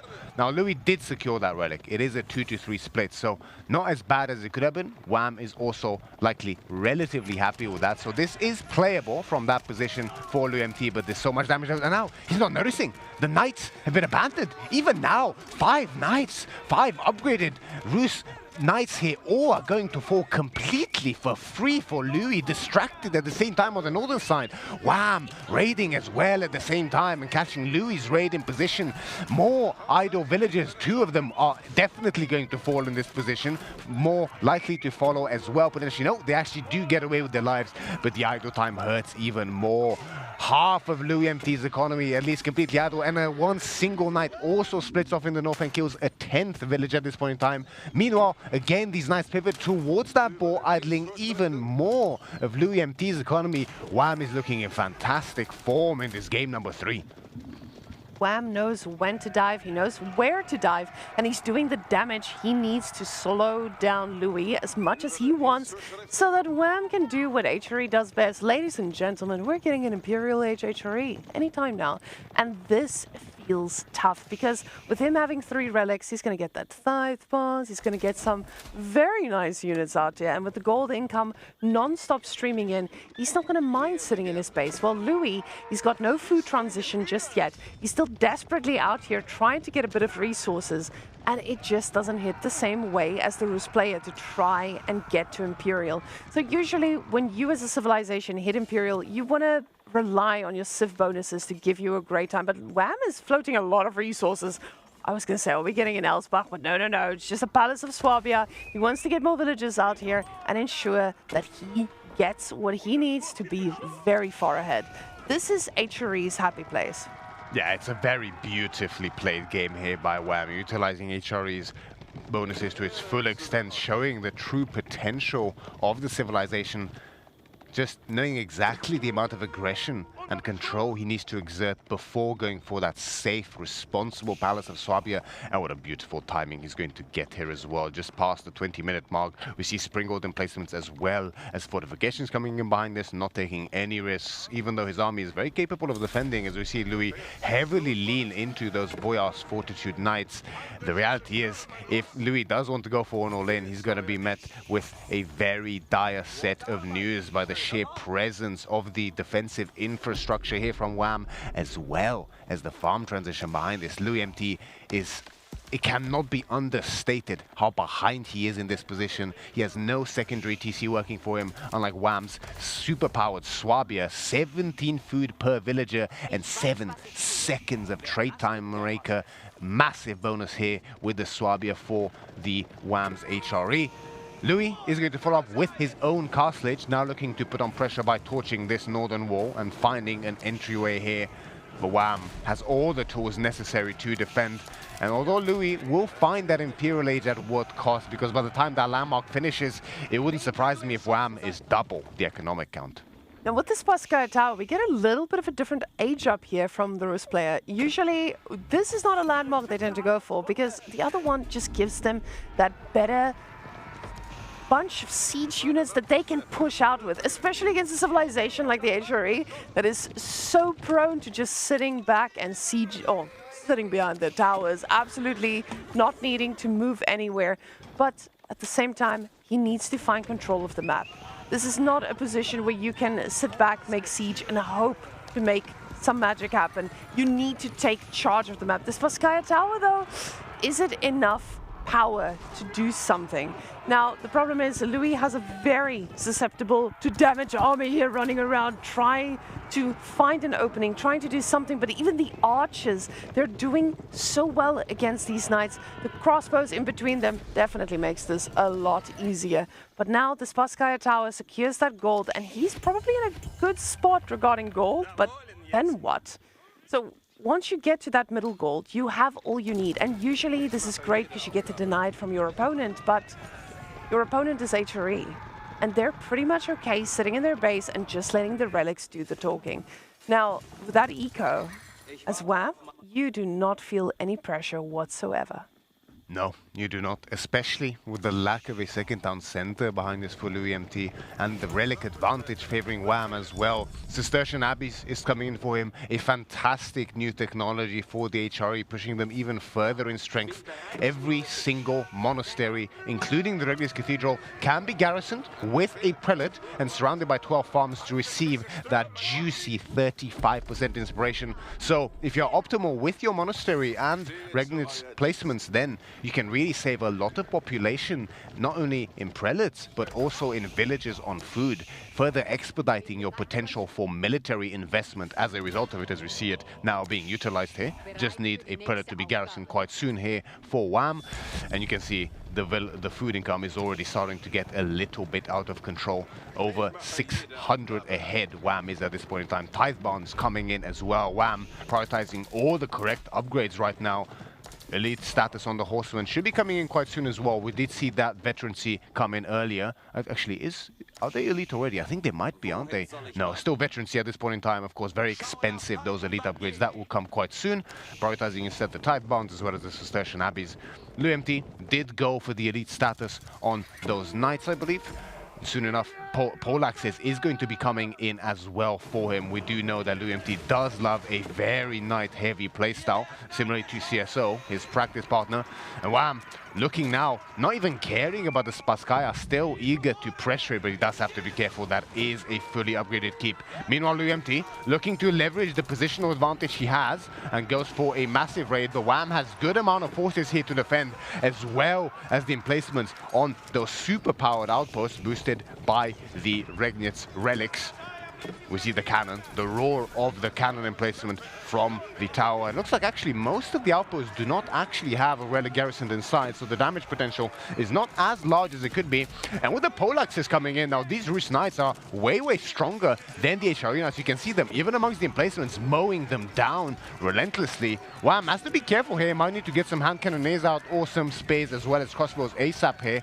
The emplacements might be enough to deal with this, but all of the relics are inside the Regnius instead of the outpost. Slight slip up there by WAM, not to consolidate his defenses even better here. Meanwhile, however, WAM is also now penetrated LoueMT's base and is going to look to deal damage of his own behind this. And this is the problem. You realize this is the HRE. I need to find significant damage. Any horse raid is not just enough. You need a massive horse raid here. But WAM recognizes this. He realizes, hey, I might lose some villagers, but I do have the buildings to remake them. You know, I've got the towers to defend. And he's going to learn very quickly that he needs to get relics in those. Now, WAM, we can see him also starting to get towers out here. Louis desperately clinging on as he does not have any more food to produce units. So even though Louis did a significant amount of damage, it doesn't feel like this will last too long. All the villagers that he had on food is idle by that small little raid from WAM. And when I say small little raid, it's just because it was ineffective with a large portion of the army, but the few horses that did go places, they idled out the full eco. Louis slowly trying to get back on food, but we can see the horses are everywhere, and they're just not allowing him to do so. But WAM on this side, he's also getting idled out. The thing is, you cannot idle out all his food because the villagers are kind of everywhere. There's a little place they get to go gather that is safely protected by towers, and Louis cannot keep making those horses to try and shut this down. These towers are just going to get worse and worse to trade out against. It's true. The emplacement's so powerful for the HRA. Not only are they cheaper, but once Wham, if he does decide to put those relics in, then they'll be doing significantly more damage from higher range as well. Now, LoueMT did a tremendous amount of damage to Wham's economy behind this. It went from 1 villager kill to 40 in the span of just under 2 minutes here for him. So, as good of a trade as you could possibly really hope for in terms of economic damage there. But of course, we are talking about the Palace of Swabia. Wham, at this point in time, is already still over 20 ahead in economy, and just comparing the food incomes, LoueMT's population, the little of it that there is starving Mareka. 500 food per minute, barely getting close to that 600 here, and the military count is also reflecting this for him. Wham's lead is only really getting further extended. I mean, LoueMT, he's playing this really well in trying to deal damage here to Wham, but the positional lead is just gone. It's so difficult to recover in this game for him. He does have that central gold mine secured by the Spasskaya, but Wham's own large gold vein is on his side of the map perfectly fine, so it's not like LoueMT has any kind of significant map control advantage in terms of those juicy resources. He has a mountain to climb in this game. The tough part is Wham has recognized, hey, I didn't have the gold income I needed to keep making those knights. Let me do a little bit of a switch up and get more horses out. And now the horseman upgrades are coming on in. We're going to have elite horses on here. And those things are so slippery, especially if you're the Rus player and you don't have the same flavor of towers in your base. Because we've seen what an HRE tower can do. And a Rus tower, well, tanky, it just doesn't hit the same way, especially when you've got those cheap horses, knowing you've got basically unlimited food. Wham being a little bit cheeky here, trying to deny the gold, even though it's got a Spasskaya on it, by putting a tower down and possibly just getting that thing in place. Black Riders now on the way for Wham. The first keep has gone up on that central gold vein there for him. So Black Riders will be available to him. A very powerful unit, one of the most pop efficient units in the entirety of the game, the mounted hand cannoneer here for the HRE. Such a difficult unit to deal with, and will be the perfect choice up against these Polaks, Boyars, Fortitude, elite knights from Rus. Probably, well, definitely one of the best knights in the game available to the Rus here. Wham, meanwhile, further consolidating his economy here, upwards of 3,000 food income at this point in time. You can see the Black Rider also has the Caracol ability, which will allow him to fire on the move with greater speed as well. At the same time, Louis searching desperately for some kind of answer in this game, clamoring to find a solution of how to crawl his way back in. Really, there's few options available for him. He has done a good job to get that second town center up, so his economy is now going to be scaling as well behind this, but he has a long way to go. He really needs to slow this game down, bide his time to a point where maybe he can sort of get to an even position, and then, you know, once he has enough hunting cabins, maybe his gold income can start to be comparable to Wham's, but I don't believe Wham is going to let up the pressure soon. He's going to look to break Louis quite soon in this game. All he needs is siege. Now, the problem is Louis' population is very far from being maxed out. And this is the point where HRE is just going to keep on suiciding units because he can just remake them in his base and he can get the ones he actually needs. Now, with this, we do see that Louis is trying to find a little bit of damage himself, but he's going to need to turn around and pay attention to his base as this massive army is just pounding at that wall. And those chunky Rus walls, they might take a little bit of time to burn down, but the time has been given. And Wham, even if he loses this whole army, we can see the resource bank. He's going to be able to remake that in a second. Louis, on the other hand, though, he's been denied off of his big gold with his Spasskaya on just by getting emplacements there from Wham on those towers. But look at all those free deer under that base as well. They've been untouched for a while because there's just no way for him to safely gather there with all those constant raids from Wham. Well, meanwhile, biology has now come through for him. Straight away, incendiary arrows is next in queue, all the important upgrades for him. So these horsemen, as well as the few knights Wham has left over, which he now looks to pivot into once again, are going to be way, way sturdier again. LoueMT's farm economy gets discovered. These hunting cabins are now idle on the farms. The villagers escaping through the back wall. The back entrance here to LoueMT's base is now under threat as well. LoueMT so heavily leaning into these knights, so the mobility advantage is there. But it's not like Wham. It doesn't have the anti-armor options. 48 elite crossbows soon to be boosted by incendiary arrows on the field. And it's just looking harder and harder for LoueMT in this game. Wham now ruthlessly and shamelessly camping the farms here, not allowing any food gathering to go on. Louis connecting with the mass and the reinforcements, the archers as well as the knights are now going to look to collapse onto Wham's crossbows. Now these eventually will be cleaned up, but at a heavy, heavy price, as Wham is going to look to squeeze as much value as he possibly can from these crossbows, kiting, taking down as many of these premium, expensive knights as he possibly can. Meanwhile, he's going to attack again from the other side. The secondary TC now also idled and under threat. Wars going up behind this as well to secure that mid-map control, as well as the northern site and the gold mine. Incendiary arrows now finished, so these crossbows are going to do even more damage. And LoueMT has to put out fires left, right, and center from the north side this time. Another battalion comes in to put even further pressure onto LoueMT's economy. And LoueMT is stretched so thin. Now this is such a hard place because you know you cannot remake these units. HRE is just pounding at the door. They're killing everything, absolutely everything. Myriad, they're all dead. And now a keep. Wham puts down another keep in the middle of the map, which means he's going to get another set of Black Riders if he so wished, but he doesn't need them. He can just keep making horses, and he keeps on going, denying yet another gold here from poor Louis. Starved from gold, starved from food, and just desperately trying to get anything out that will deal with this. The choice being bombards here, but with Wham already going for culverins, that slow push he could potentially do from the front is going to start getting so potent.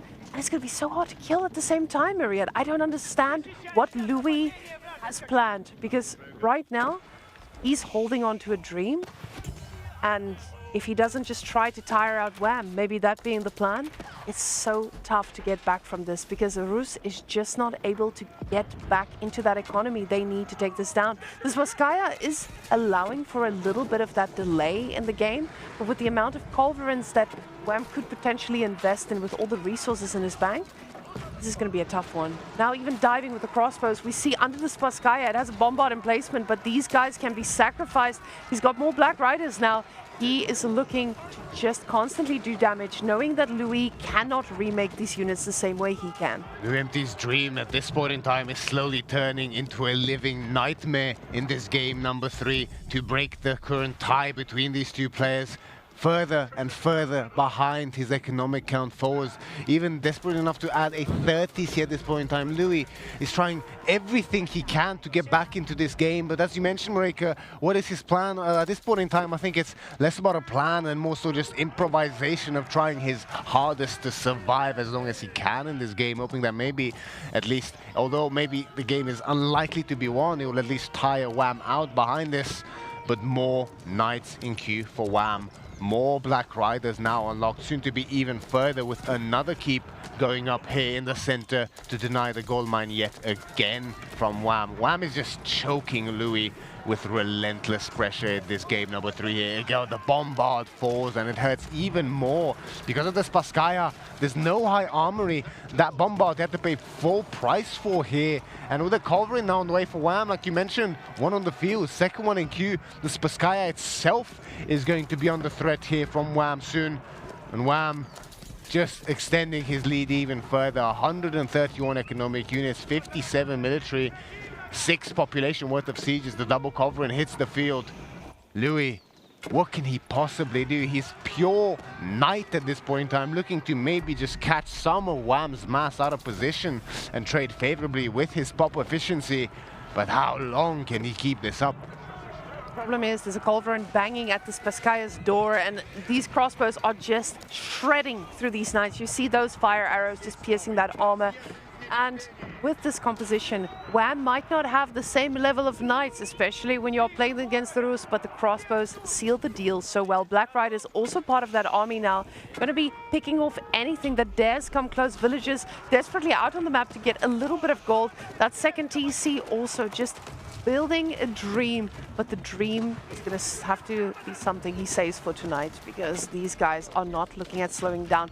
Now, the culverins slowly going to be hammering away at this, as the wood is even looking a little barren here for Louis. So he can repair this Beastyqt with the handful of villagers he's got there at the front, but also not for long. You see that slowly just decreasing and decreasing as he is desperately hoping to keep that alive and find a way out. But mangonels are the call here. They will be able to get a pretty decent shot here as the crossbows take it face first, but it doesn't feel like this is enough. He's going to need a lot more of them. He may be able to clean up this army, but WHAM already has a switchback there in queue. We see a lot of horsemen now instantly being queued up. 15 more crossbows, more spearmen, and another culverin to join the party. But he did kill a significant portion of this army, and Louis, after that fight, he might actually have a little bit of hope in his heart. You can see how powerful those Rus Knights are with the Boyar's Fortitude health. Biology in for him as well, alongside the pole axes, allowing them to deal so much extra significant damage, allows LoueMT to take very favorable trades in the long run here. We can see the destroyed value severely in LoueMT's favor. Big part of it is those relentless raids from WHAM behind this, but is it going to be enough really? LoueMT has done a fantastic job of just trading out, looking for raids, keeping himself in this game. But the lead from WHAM is so significant. The bank as well looking very healthy behind this for WHAM. LoueMT struggling more and more for gold as well as for wood. The Knights sure are very potent, but being able to remass them consistently, that is not an easy feat at all, as LoueMT's population is suffering yet again. 136 compared to WHAM's 200, and steadily keeping it that way as well throughout all of these trades. The culverins have been removed, at least for a short while, as they're now being reproduced by WHAM here. One on the field, second one in queue. WHAM realizes the strength of these knights and goes, yeah, we probably do need some spears now in order just to help pad this front line. He can't really play knight on knight in this position. The Rus Knights are just way too powerful. Triple Mangonel as well as Bombard behind this for LoueMT is going to look to secure his backline, but we see LoueMT, he can't keep up. It's 10 knights now, single digits at this point in time, even needing to go into archers just for the sheer lack of gold. More knights in queue for him, but the population is only dropping further and further here for LoueMT. Very few hopes left for him in this game, Marika. It felt for a moment there that Louis was given some breathing room. As we can see, his income skyrocketing now at 2.3k per minute for food. He was able to keep making units, but that spearman switch was a master play. WHAM just showing us exactly he knows what to do against this composition, and he's going to keep on going. Now getting 2 rams as well. WHAM says, if I cannot kill you, my WHAMs will. And they are going to be tough to handle, especially with that Beastyqt now going down. You can see that thing took a beating for a very long time before going down, but WHAM now getting the keep in the middle as well, trying to just bleed Louis dry on every corner of this map. Mangonel's still alive here for LoueMT, as well as the Bombards, but WHAM's queue is so full, besides the healthy bank he has as well behind this. Double Ram, as you mentioned, Marika, is on the field alongside to support those culverins in the siege of LoueMT's base, as WHAM is only gaining further and further ground. We do see, actually, I think Louis managed to just sneak with a few villages in that northern part of the map, some gathering there from the wood line, if I'm not mistaken. But this Beastyqt has fallen, the main defensive landmark for Louis. His main foothold in that center of the map is a memory of the past. The secondary town center is also going to fall at this point in time. Louis looking to get a positional lead here, going with the Knights, manages to snipe on both of the culverins here, so good little extension and lifeline in this game for him. But still, is just so difficult. The lead from the early game, it just kept snowballing for WhAM. WhAM doing a great job of consolidating, and Louis also a fantastic job of keeping himself in this game, but the numbers are there. This is a game of mathematics at this point in time. There's just no conceivable way, really, for Louis to deplete WhAM's massive bank of resources behind this, and the queue as well for WhAM. Every time WhAM dips to that 199 pop, it is instantaneously brought back up to 200. Louis now putting villagers to take out these rams that are another thorn in his side. Fires everywhere for him to put out, but not enough forces and water to do so. Louis is on his last legs in this game. And he has shown us how well he plays, even though he is behind. Louis absolutely giving it his all to try and stay in this. Now having his university upgrades looking good on those archers, but the problem is that is not going to be enough. At this point, you are, as Louis, you're sitting here and you're like, okay, what am I doing next game? Yes, I'm able to defend. I'm not going to be able to give up, and I'm going to keep making knights. And he does a pretty decent job at that, but now you just cannot take down this constant army here from WhAM. WhAM not drowning in the gold as he did earlier, but he has made that switch to make this a little bit more affordable. Now doing also a little bit of a cheaper gold unit, getting the men-at-arms, because with men-at-arms, the archers are definitely just going to be struggling. But Louis now, we can see the food slowly plummeting yet again as those horseman raids are on the back lines. But what I absolutely love about Louis is even though he had only a handful of units, he was able to target down the siege and kind of shut it down as much as possible, but still just keep on fighting. Now, with the archers he's getting, it just doesn't feel like he's going to be able to kill these units for too much longer. No, Louis now forced to pivot into those archers, suddenly finding himself with a very healthy amount of gold income and bank as well behind this, but the food and wood is stagnating very severely for him behind this. WhAM, look at the focus, the killer instinct coming through. Meanwhile, Louis is looking just a little bit perplexed at this point in time. What can he possibly do? But he realizes that it's too little, too late for him, I think, as any second now, Louis is bound to give up in this game. It's just too much here from WhAM. WhAM's pressure has been relentless, and GG is called. WhAM now leads the series 2-1, and Roos again suffers an excruciating defeat.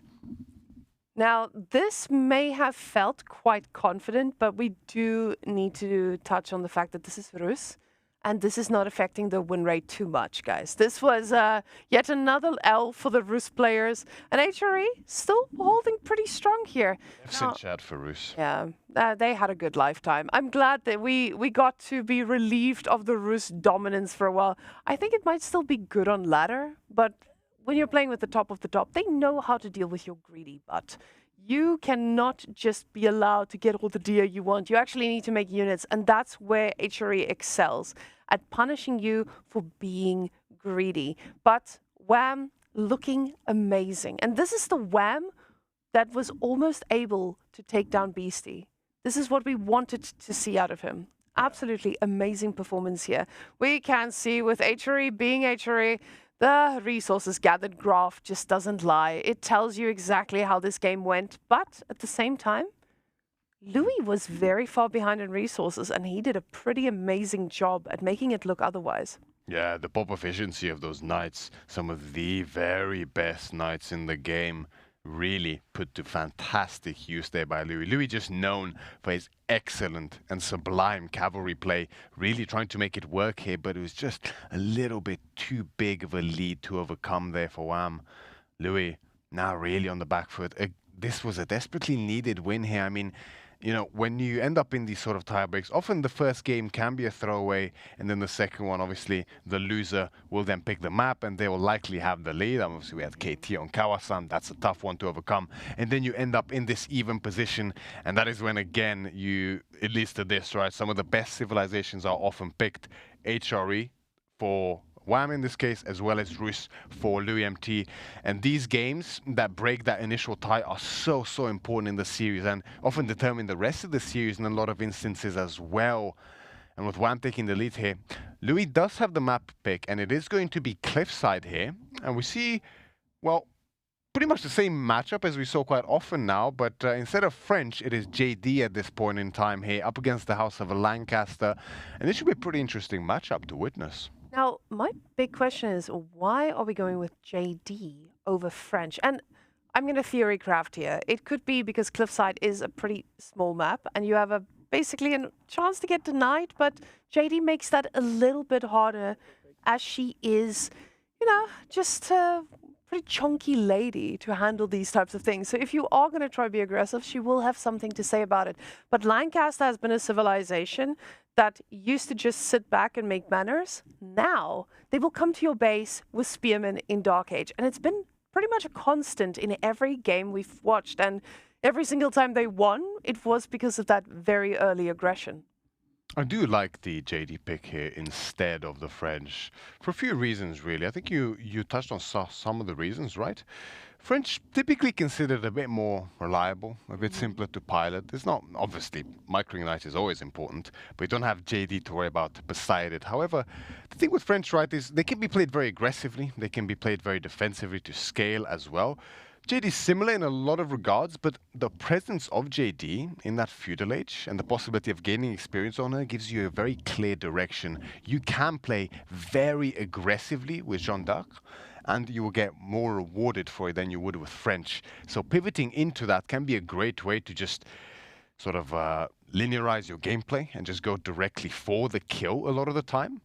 And from what we've seen so far in this matchup, it seems that Lancaster really likes to go for a spear rush quite often, which JD is less susceptible to than French, specifically because JD herself can actually put up a great fight up against those spearmen with way more stats than a regular villager, as well as the healing innately to her.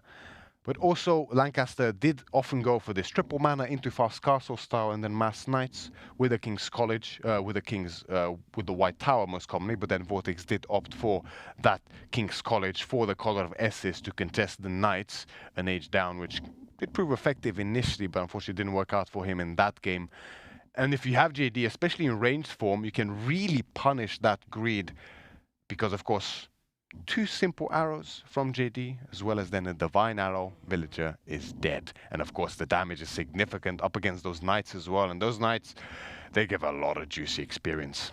That's one thing I think a lot of the pro players are starting to realize here. It is not just a civilization that you have to go one or the other.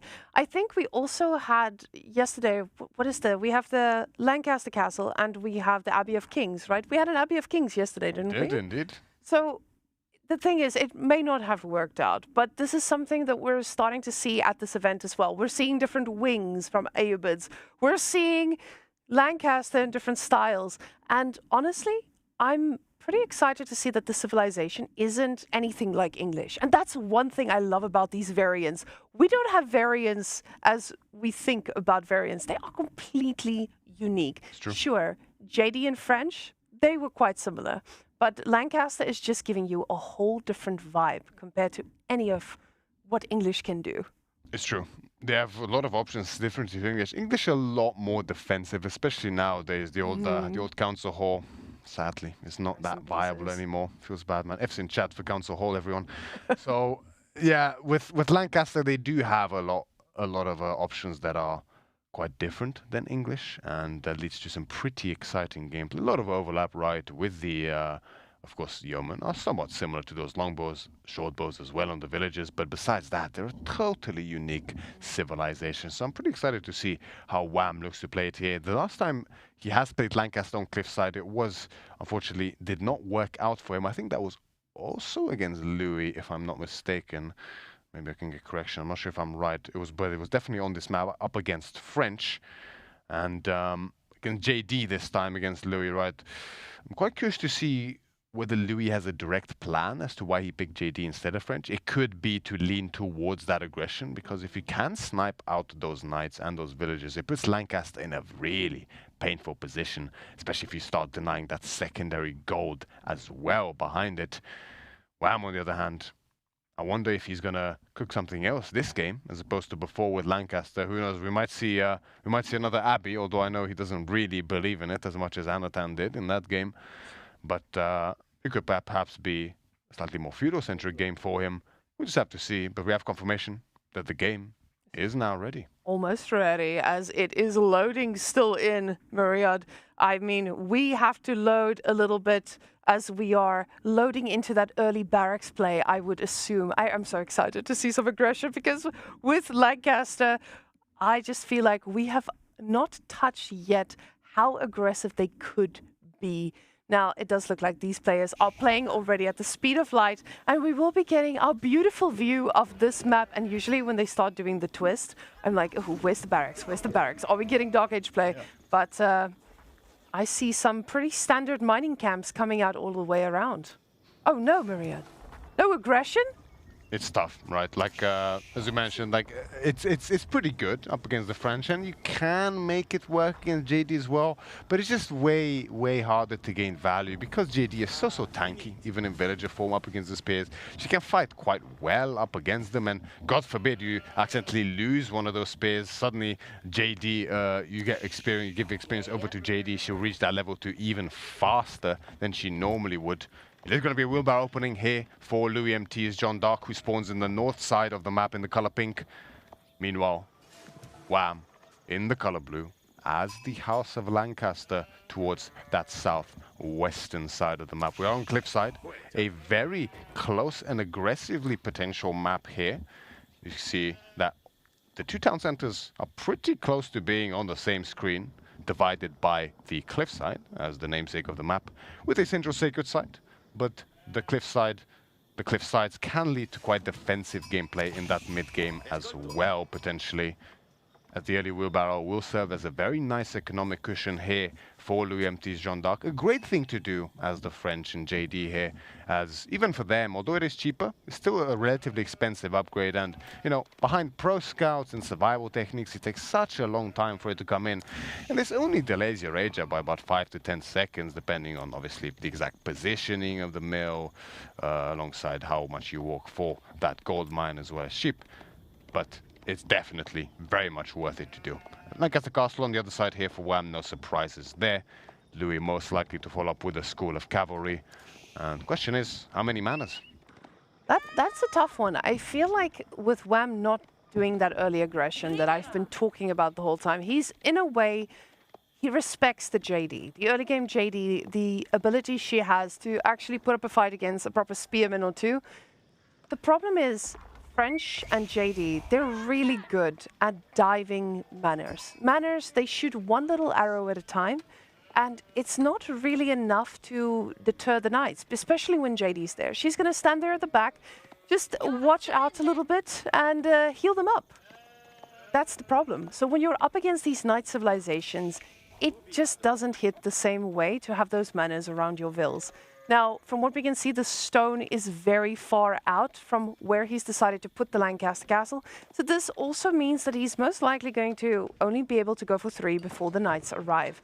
And he is going to need to be very careful about it, because it's not just about the Lancaster Castle being so far away from the stone, but also the wood is not going to be protected by the Lancaster Castle. Exactly right. So it's something that Wham does have to be very conscious of. Forward woodline in this position can be really scary.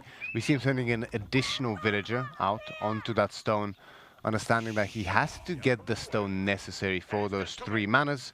He may even potentially want to gather extra for maybe a 4th or a 5th, maybe in 6 manas, but then we're getting into very greedy territory in that position, right? School of Cavalry soon to finish here for LoueMT, 2 on the age up alongside Jeanne d'Arc has health.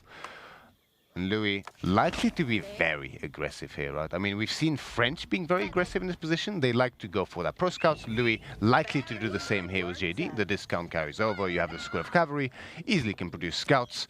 And then he will look to leverage that into an immense amount of knights, potentially even spears, depending on the tempo of Wham's knight play if he goes for that fast age up. Yep, pro scouts straight away in queue, actually skipping knights altogether. And I think this could be a pretty smart development here from Louis. You're unlikely to find a lot of damage, specifically because of that Lancaster Castle, like we mentioned, and the manners early on. You can't really dive effectively. So getting your day in even earlier, the pro scouts in earlier, it's a great little bonus here for Louis. So he's going to opt for that, and then he can look to pump those knights. Second stable following up behind this, he's going to look to get those scouts out quick time. Oh, wow. And this feels like Wham already got the stone at the pace of there's a knight coming towards my base. But this is not a melee JD. This is a ranged one, and she is going to go across the map and try to snipe a few of these villagers. See, this is the tough part with ranged JDs. She's not that great. She's easy to kill, but she's really great at keeping you away from your wood lines, away from the stone. So this is going to mean that that limited amount of manners is going to be solidified. There's no knight. The deadliest mosquito. She is. She pokes real hard. We can see now the scout does get spotted there. So he knows where JD is. He knows where she's looking to find damage. And the first knight has been started. But Muster the Nobles have been clicked. With only 3 manners, this is going to mean that only 5 Demi-Lancers will be coming out. 6? 5? 5 Demi-Lancers indeed, and this could actually be quite scary here for LoueMT if he's not careful, because if with JD so far out of position, those Demi-Lancers could actually go straight directly for her. We'll have to see if Wham does spot it. This could be a really painful timing here for LoueMT if he's not careful, but I don't think JD can actually get away.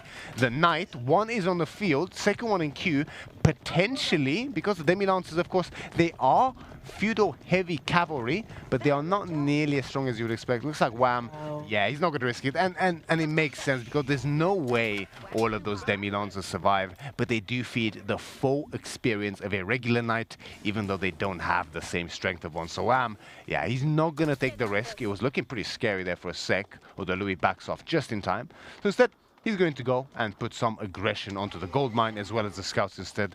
Way more value to be gained there indeed. Wham also playing it safe, investing in just a few of those spears, not wanting to risk dying to a undermesh night dive timing, which can be quite common here to do for JD, especially because of the early discount you get on those knights. JD much more likely to lean into a fully knight-oriented playstyle. I mean, that's very fitting for Louis. And Louis is known, historically, in the past especially, he was known as the best Jeanne d'Arc player. Now, this part that Louis did, getting the range Jeanne and sending her across the map, very, very risky, but it forced Wham to use Muster the Nobles. And Muster the Nobles can be a very strong ability later on as well, because it's just something that sets you apart so well. Wham forgetting his walls again. I'm glad our Wham walls are back in the game. Now, he does get that wheelbarrow, it delays the age up a little bit, but we'll see if that's going to be the King's College, and especially against a civilization that uses these knights, you do want to consider it, but it can be a little bit greedy, because sure, you are getting it for a little bit cheaper. We see King's College coming in, and this feels like a repeat from yesterday, where wheelbarrow is upgraded before King's College, which means you don't get the upgrade reduction in cost, but the moment those French knights are going to hit, your villagers will be able to run away and get to safety. He's making spears behind this as well, ensuring that he can possibly impale a knight or two as needed. The problem is just, those are a lot of knights, and there's more coming. So again, those manners, they don't shoot very hard. This is going to be tough. Now, Whammy's opting for his own knights. As we know, those knights, they will do pretty well, especially with the collar of Essus eventually. But this is a very sensitive timing here for the House of Lancaster, because Louis will be aggressive. We do see archers being added now as well. And JD and her knights, they are going to be looking for blood right now. Exactly, and with the tech advantage here for Wham, sure, he's going to be severely behind in knights for a little while here, but with the Collar of Essus, an additional +5 damage on heavy cavalry, which includes those now veteran Demi-Lancers that are automatically upgraded upon age up. +5 damage up against all heavy units.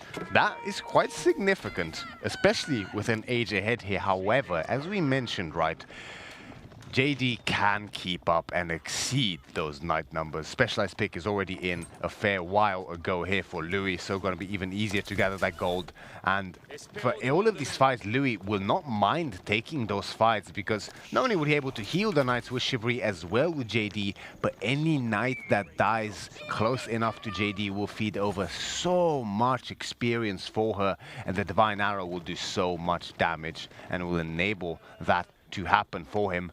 Meanwhile, Consecration as well one of the stables at least is already consecrated, reducing, or two of them even, so we can see, to check the cost there for the Knights, a significant cost decrease in the food department. We see from 140 to 105, so every single Knight saves you 35 food here for JD. A nice, very juicy bonus for allowing such a severe Knight mass to already be put on the field here for Louis.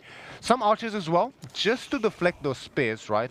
Well, Louis, not sure exactly how much spears Wham is directly investing into, so having just a few archers, just useful as a stopper to that. Now, I love Louis' plan here to just stop some resources, but at the same time, he's not finding the damage he needs to punish this. And the longer this goes, I feel like Lancaster's in a pretty good position here. Collar of S is now also being upgraded. More Knights in the queue, and Louis might be stuck in fuel for a little bit longer here. We do have to keep in mind he did get most of the gear on the map, so this does feel okay for Louis, especially if he keeps that production up. But at the same time, Wham's army is starting to get scary. The Collar of S is about to finish there. 3 more Knights on the field pretty soon, but that's 16 French Knights, and your House of Lancaster Knights are great, but this is still JD. Like you said, there's a major discount for them, so losing them just doesn't hurt as badly as it does when you are playing the normal French. Louis does seem to be pulling back here for a second. Not sure if this means that he's considering getting towards that castle age, especially with the gold now floating. He's got the 2 Knights in queue, but this would not be a bad idea, especially if he wants to be aggressive. But he is on the Knights himself. Wham trying to find some damage, but the Knight numbers are just not enough, and it looks like Louis is going to be picking up some very, very expensive units. Luckily, JD is not getting that experience. Yeah, still though, a stellar trade there for LoueMT in this game. You can see just how severe the mass is already in favor of LoueMT here, and he's slowly trending towards that castle age. Courtesy of those there, of that consecration, of that Dark Age wheelbarrow and the early specialized pick here for Louis. Really economically, Louis is quite severely ahead in that perspective here for him. Tiny idle time on the TC though for him means that he's 1 villager behind at this point in time, at least one sort of half a villager or so for him. Wham on the other side, looking to mass up those Knights still at this point in time, but he will reach a very crucial and dangerous point in the game, and that is when that gold mine runs out, and I believe the time is almost nigh for it. And Louis, realistically, all he has to do is just sit on that second gold mine, and realistically, what's Wham actually going to do in this position? Oh, Wham, as we can see, is starting to get some towers here. He wants to get ahead of this very massive Knight problem.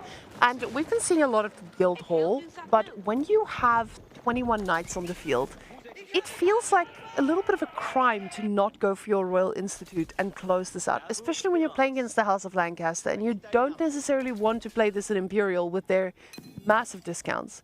And with him having access to the back gold, he is going to have the gold needed to actually get the upgrades for these very chunky Royal Institute Knights, as I'm foreseeing.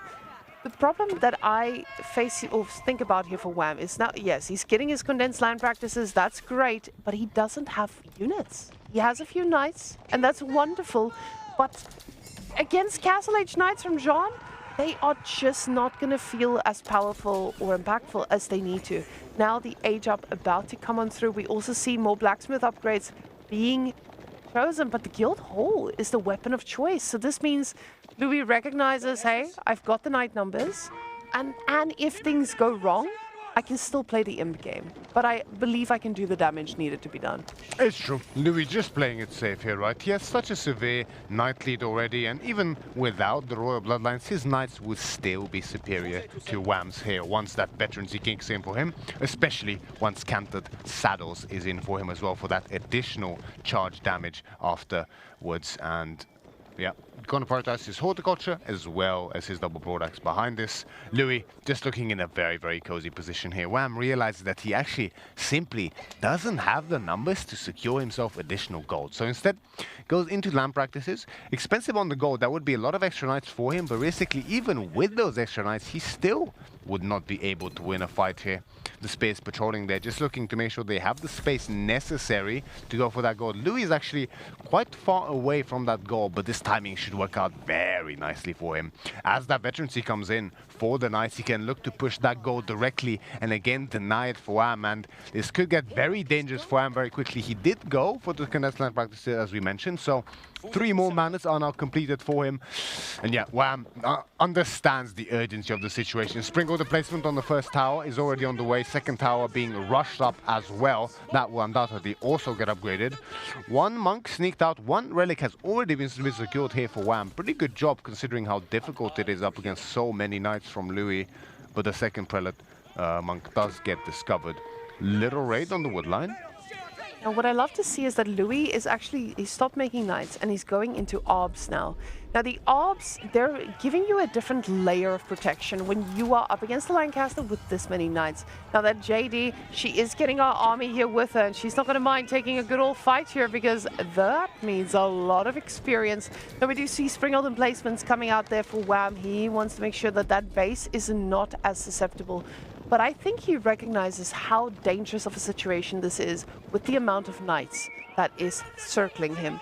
Now, more knights coming from Louis, but more orbs as well. He wants to make sure that he has an answer here to what House of Lancaster has on the field, but Wham doubles down 6 more knights here. That gold, he's looking to protect it, but those knights, they can take a good punch. JD, though, she wants this fight. Doesn't look like the towers are on top of her, and she can get picked off pretty quickly, but no. She's standing back, she's soaking up the experience, and we see that bar getting fuller and fuller. Fortification comes in just in time on those towers. Wham, buying just enough time for that to come through as the towers are getting tortured. And yeah, just a few knights. They give so much XP, but JT, she falls just before he can manage to click the upgrade. Beautiful target fire there by Wham, manages to snipe JT. However, the mass is still pretty heavily in Louis' favor. Instant buyback on the JD there. Many villagers idle here for Wham. 2 of them have also died to the knights. Louis realizes there's a bit too much firepower at this point in time for him to handle. The Arbs, a great choice as well. Although technically his knights are stronger, the Arbs will be a fantastic output of damage as a backline as well for him. Meanwhile, he has his own monks now in the field. 1 relic is already secure behind this. More likely to soon be on the way. Louis still looking pretty cozy in this game, but Wham has managed to secure his secondary gold, so will have a bit of respite in this game and be able to access further upgrades, further units. But Wham, he needs to start pivoting into a different composition here because knight on knight is not a fight he's gonna win. And JD now, she's sitting there on her horse, just firing at whatever she feels like. We do see these towers doing some damage, but it's not enough against these donkey knights. They're barely taking any hits. JD soaking up that experience, and even though she's very far away from level 4, at this rate, with all those villagers in those towers as well, she's just going to pick up so much more. Wham does not have the numbers to take this, and JD is going to make this harder and harder. We do see that her champions are making this so tough, getting on the horses, taking them down. He's got a pretty heavy composition, and now it's match point both ways. Louis looking solid. Yeah, beautifully executed there by LoueMT. Had a very clear plan in mind with that JD, just as we predicted. And as anticipated, he knew exactly what to focus on. It was the full night focus, very aggressive and sticking onto that second gold mine, knowing pretty much the entirety of the game can be determined by denying it and punishing Wham for the greedy playstyle. Really, this matchup is looking a little bit tricky for House of Lancaster the more I see it, especially on a map like Cliffside. Anatan had an interesting idea 2 days ago with that Abbey of Kings play into Mass, Hobbler and Spears. Didn't quite work out for him that game either post the tower rush, but it seems like this type of playstyle is also quite difficult here for House of Lancaster, and Louis showcasing exactly why so. As we can see, total resources just barely ahead here for LoueMT. However, in the end, it didn't really matter. It's all about that secondary gold there for LoueMT to secure and prevent Wham from gathering, and in the end, it was just too much for him. Now, once again, they are tied. Here we go. And it's kind of the exact way you would expect the series to go, right? The first game goes kind of to whoever, right? Then the loser picks the second map, they should technically have the lead, which WHAM of course did with the Knights Templar and secured that victory. Then it goes back to neutral. Louis went for that Dry Arabia. We see the neutral picks there, the strong standalone civilizations, HRE and Rus. WHAM took that one. Then again, it goes back to Louis, who should have the lead after that one after the loss, and does so and secures it with the JD. And now the game to determine it all here on Coastal Cliffs. And Coastal Cliffs is a map that we started speculating with, but we can see with both of these guys, this was a pretty high priority pick for them. Getting French for Louis, as you mentioned, it's one of his favorite civilizations, but Byzantines also being a pretty comfort pick here for WHAM. He's definitely been showing us some amazing plays on it. And ladies and gentlemen, we're going to go and watch him do it yet again. So for all those YouTubers out there, make sure that you get your guidebooks out, because I'm sure he will teach us a masterclass on how to deal with French. Indeed. Quite an exciting matchup here. I mean, we have opposite ends of the spectrum here for these civilizations, essentially. Supremely defensive, usually, Byzantines are, whereas very aggressive French on the other side, right? And what a map to decide it on. A mini Dry Arabia, essentially. Avery's Coastal Cliffs here, a very popular map by now, and a great map indeed it is. As we see the perspectives for both players, rapid eye movements to follow those rapid camera movements to match those hands as well. As we witness LoueMT playing for Team Elephant, hailing from China in the color pink, playing as the French in the south side of the map. And his opponent, all the way from Canada, it's WHAM in the color blue, playing as the Byzantines in the north side of Coastal Cliffs here to determine the third place winner in this series. 2-2 these players are already. The sheep are being gathered. Slight lead here initially for LoueMT, though still plenty of neutral sheep to be claimed. Once again, we see that pivotal wheelbarrow opening here for the French, which, if you're under no threat of being rushed in the Dark Age, I believe you should always go for it. Now, we do see WHAM going for something a little bit different here, going out on the wood so early on compared to what other people were doing here. So he does have a few villagers minding their own business. I'm not sure what they're minding, but they are going on adventure. Oh, they were looking for the stone, weren't they, Myriad? Oh, yes, they were. Wham! He went forward with the scout, and the stone is obviously, it will either be to the left or to the right, and paying a heavy amount of idle time for it. What a risk to take here, but WHAM does manage to find the stone. If we can have a look at the fog of war quickly again, just to see how far he ventured towards that left side, just to see the level of investment into this. WHAM going for a risky beginning here. I mean, securing that stone is quite important, but that's one of the risks here on Coastal Cliffs. He's quite lucky to have it so far back, really. Yeah, he went really far with those villagers. WHAM. Off to on the back foot here. That is a very tough start for most. It doesn't look like Louis has scouted that fully yet, though. But that was a 50-50. You scout forward, you go back, and he did scout the berries at the back there, but now WHAM is already a little bit on the back foot here. Now, both of these players will be aging up at more or less the same time, but this has a different feel to it, because with Byzantines, you need to ensure that you get the stone you need before the knights arrive in your base. Now, what we did see from Louis is going for pro scouts before building a knight. I just don't know if it's the same answer with French here. Especially with French, it is still cheaper to go for the pro scouts, and you want to secure as much food as possible, but you know Byzantines is a civilization that will be greedy and be out there on the map, so a knight will find a target if they are just a smidge too greedy. Now WHAM, he should be able to get enough to get at least 3 cisterns, but he will need to pull back the moment that age up hits, as the knights will shortly arrive after that.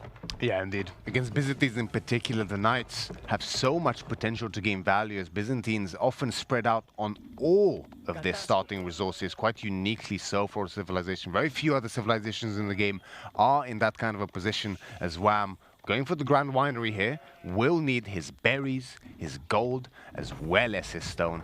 And although Byzantine economy, of course, is very potent, especially as you begin climbing in that water level, powered by the cisterns, you can't effectively defend all places at once. Somewhere sometime that pesky knight will sneak in, and after he charges in, only one more hit, unless you're fast enough with the Akrotoy, and the villager will be painfully cut down here, as Louis will be edging up first here. Wham, going for a slightly safer age up here, right? This is one of the interesting things with Byzantines. You have a lot of variations on your opener. We have seen 1 on stone, 2 on stone, 3 on stone. I mean, in some crazy cases, even 4 on stone. We have seen 2 on gold, 3 on gold, 1 on gold even. And, you know, you can age up with 2, 3, 4, sometimes even 5. A lot of possibilities here for Wham. And Wham is going for what I think is quite a good choice here up against French. You have the 2 on stone, the 2 on gold, and 3 on age up. This will mean that you have a good timing on your wheelbarrow. You can then also get enough for your hardened spearman before the knight arrives, and you can also afford a nice timing on this barracks while still getting at least that level 3 cistern, which is a nice sweet spot here for Wham to get. So Wham optimally choosing here to go for this opener. Louis, on the other hand, is actually going to skip the knight instead of putting heavy priority on his economic upgrade. So definitely not a mistake. This is a conscious choice, right?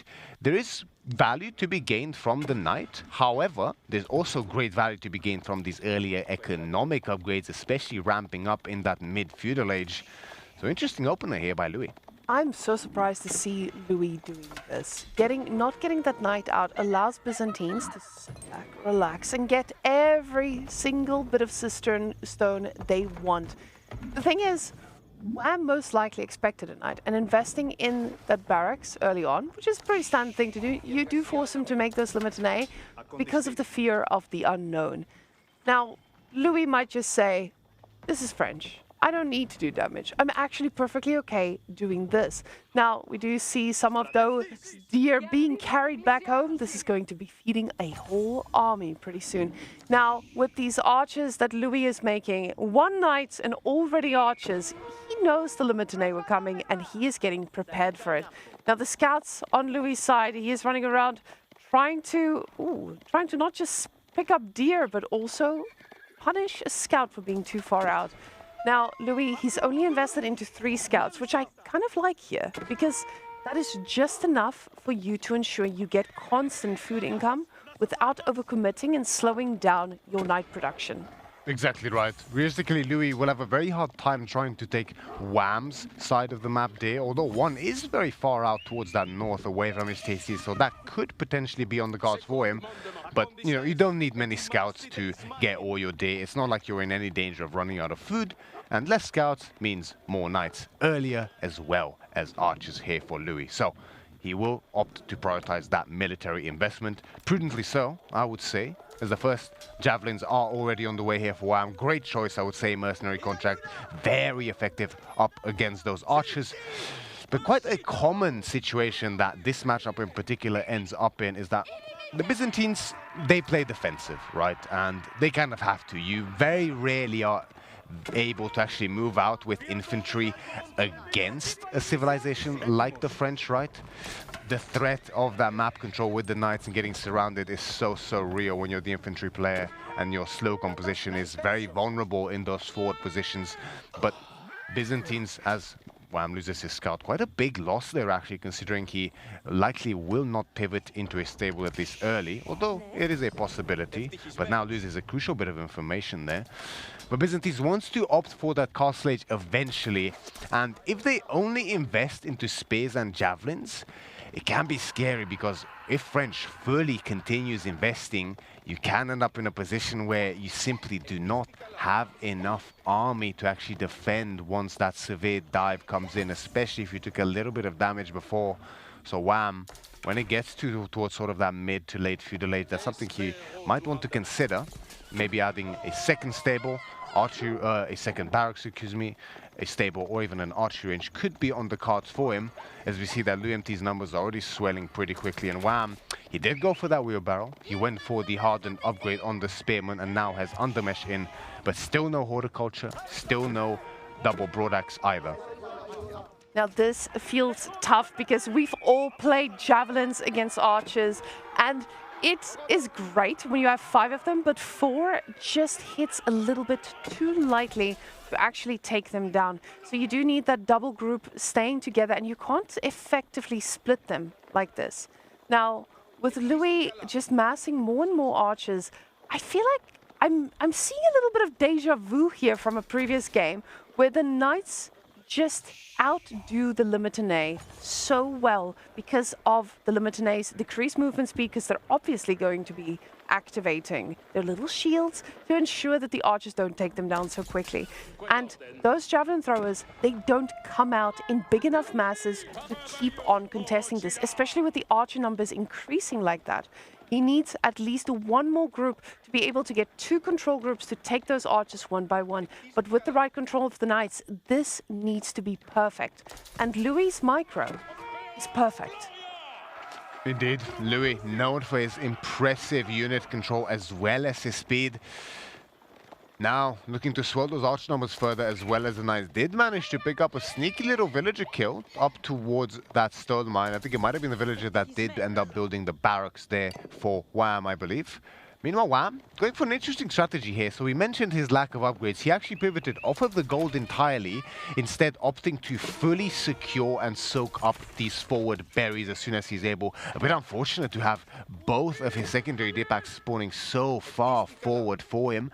Means that he's going to look to secure them very quickly, take the berries, get that olive oil to swell his javelin numbers, and then back out safely and start gathering gold aggressively. And that could be a prudent choice before this knight mass and this archer mass gets too far out of control for him. Chivalry now on the way for Louis. As we mentioned earlier, double broadaxe and specialized pick already in. Iron Undermesh is also in, as well as Steel Arrow. Bloomery, of course, the French get for free upon completion of the barracks. And soon enough, Wham might run into a bit of a scary timing here, as Louis' army is looking mighty scary already indeed, soon up to that double-digit knight count and almost 20 archers on the field. But Wham is also fielding an impressive army, almost 20 Limitane, and the 3rd Javelin mercenary band is out now, up to 12, so he can very comfortably start one-shotting these archers, and with some room to left over, he needs only one more batch of those javelins, and he can actually start to group and split his javelins into 2 groups and killing 2 archers at once. Now, as our observers pointing out to us, Wham is floating a bit of resources here. Now, this could be him hinting at a bit of a castle age, and I say could, but it's definitely something he's hinting at. The problem is, if he goes castle, this is when Louis strikes. We've seen it time and time again. Louis has been quite good with knowing, okay, I can or I can't kill him. Pulling out or actually deciding to commit to it. But now he's getting those knights healed up as well. He knows his opponent is out here on the map as well. And Wham, when he starts to age up, he's going to need a lot of time to actually get those upgrades, because he does not have the gold in the bank to click everything up at once. So those javelin throwers, while scary, very immobile. And on Louis' side, he's got a very mobile army that can try and run around to do some work when that age up does come in. Now, he will be clicking it up, Golden Horn Tower with 15 villagers. Oh, never mind. He's like, okay, this might be a little bit aggressive. I don't have the gold for my upgrades yet. So this is a lot more responsible to do. So getting your Golden Horn Tower slowly built up while gathering the resources you need for your age up to be effective is so important here. He keeps making Limitane. He's not slowing down on that, because a lot of time when you age up, you're like, oh, okay, now I sit back, I relax, and I'm gonna get castle. But no, Wham knows that is how I die. So getting more and more Limitane during this time is going to be key, because when those knights hit, he needs to have the mass, especially because they're just going to be feudal Limitane for quite a while. Louis going for a very large aggressive raid onto those northern berries, but is met by Wham's forces in time. There is, of course, a tower as well to provide additional vision and prevent any kind of sneaky raids to come in here. Louis did take the ball now with a knight, so villagers will be moving out there as his day is running low. We did see him just a couple minutes ago go for that horticulture, normally a sign that the day is running out and he's forced to start gathering the rest of his sheep as well as potentially the berries. But the age up is through. LoueMT not far behind, but of course the Byzantines can get their upgrades super quickly thanks to that Dialecticus that he can influence the systems with to get those upgrades very, very quickly indeed. And the Javelins are already veterans. The Limitane are soon to follow, and Stable on the way as well. Cataphracts likely on the cards here for Wham, either that or Horseman. Both choices can be quite useful here for him. We see him get both of his ranged upgrades behind this as well, but Dr. B still lacking the rest of his economic upgrades. Though, as I say, that specialized pick on the way for him as well. Oh, actually, only now are the Javelins getting upgraded. But still, Louis feeling the pressure and actually going for the Royal Institute here. Now, going for the Royal Institute is a bit of a different flavor, as we saw from him last game. Last game, going for the Guildhall, he knew he doesn't mind playing the long game, but Royal Institute means business. We do see the amount of gold in the bank he's already got. He's going to be aging up, and he is going to use every bit of upgrade he can from that Royal Institute, ensuring that those knights are potent. With 19 on the field, you feel pretty good about that. Instantly getting the Archer upgrade, Veterancy for the Archers and the Knights, and we'll see what follows up right after that. But Wham, he's floating a bit of resources here, finally turning those resources into cataphracts, but they will take a while to do so because, of course, that's a single stable producing them. While under the influence of the Cistern, it does feel pretty good. Is it going to be fast enough? Now, Louis does back off. Ooh, Royal Bloodlines getting clicked up for the next upgrade in line, and the Javelins just not hitting as hard as they need to do some proper damage to these Knights. But they are getting into a little bit of a corner here and might take some very unwanted damage onto them.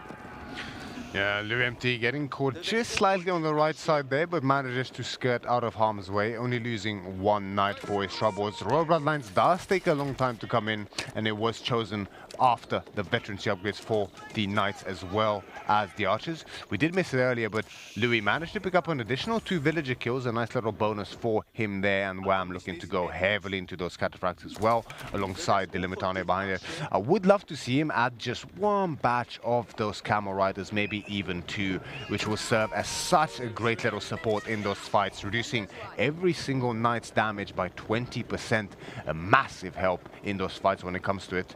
In fact, I'd love to see him get that before fully committing to a fight here on the offensive.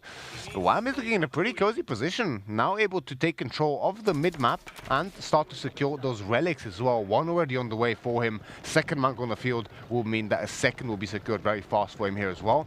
Bloodlines, however, only mere seconds from finishing. Canted Saddles is on the way as well. Interestingly, Louis actually going for the Canted Saddles in a stable instead of the Royal Institute, so ends up missing on that discount, but perhaps he's looking for a very specific timing here, as Louis does charge in with the Knights, but it is mainly blocked by the Cataphracts, and the Spears are close behind to block it. Javelin starting to focus on the Archers, but the Limitari numbers actually falling pretty quickly here for him. The Archers are doing a great job of focusing them out. Meanwhile, of course, Javelins are in separate groups focusing the Archers. The Arch numbers are dwindling fast as well, but so are the Limitane numbers. The Cataphracts did not opt to charge on top of the Archers, surprisingly here, and these Knights are doing so much work here for LoueMT. Barely any Limitane left on the field.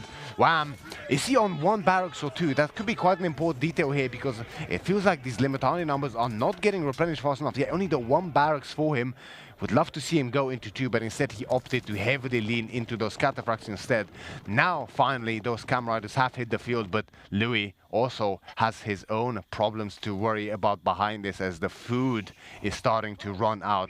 Stone mining is heavily on the way, likely to go into a keep to start getting that influence bonus around the archery ranges and the stables, providing a significant and hefty discount to all stable units and archery range units for him. Lol now. I love that Wham went for the javelin throwers, knowing that he's going to need the camels going into this. A lot of people still go for longbows, even in a matchup such as this one. And the camels are just an extra flair that most players are not used to. And I think this is also speaking to the different amount of civilizations that we have. A lot of things that you need to prepare for, they just have different moving parts. Like a camel now, it just doesn't make those French knights hit the same way we're used to, because with the Camelanis, they are debuffed. And look at Louis, he's starting to get his keeps in his base, which means that those units are going to have their own little discount as well. Wham out here on the boar, of all things. I haven't seen a Byzantines touch a boar in months. That feels very strange, but it definitely makes a lot of sense. He needs every bit of food he can. Both of these players are struggling for food, and this Byzantines does not have that full farm transition that we usually see. I love the fact that I had to sit closer to the screen to just make sure my eyes weren't lying to me. So Rub them as well to make sure it's not hazy. And that's the power of the Byzantines. We just are so used to seeing them farm transition so early on. And Louis now, he did good damage in that last fight. But was it enough to justify the Royal Institute and the ways of said Royal Institute? You can see that is just a handful of farms there producing the oil, which means that those javelin numbers are not going to be that easy to replenish. Yes, in the double ball play by both players. Louis is not long anymore as he was on it way earlier than Wham here, but Wham certainly got to make great use of that ball to extend his food income, and he does have a fair few growths behind this as well. Knights now looking to break the wall and go for a run by here on the left side. Wham, however, doing a quick rewall there just to block and buy time for his reinforcements to get into position, but not quite quick enough. However, Louis hesitant to commit, and understandably so, right? I mean, it's so easy to just get blocked into a position here, and I mean, if those Knights have no escape route, undoubtedly that is the game over in an instant there. LoueMT with the keep up, now looking to further swell his Knight numbers as well as moving up into those Arbalétriers. However, the issue here for Louis is that the Arbalétriers, although a fantastic all-around unit, they have no bonus damage up against those Limitane or the Camels, but they do against the Cataphracts at least, which Wham is continuing to remass and now begins to move into crossbows as well, just to help have an additional damage source, a reliable one at that, up against those Knights. So very prudent choice indeed here.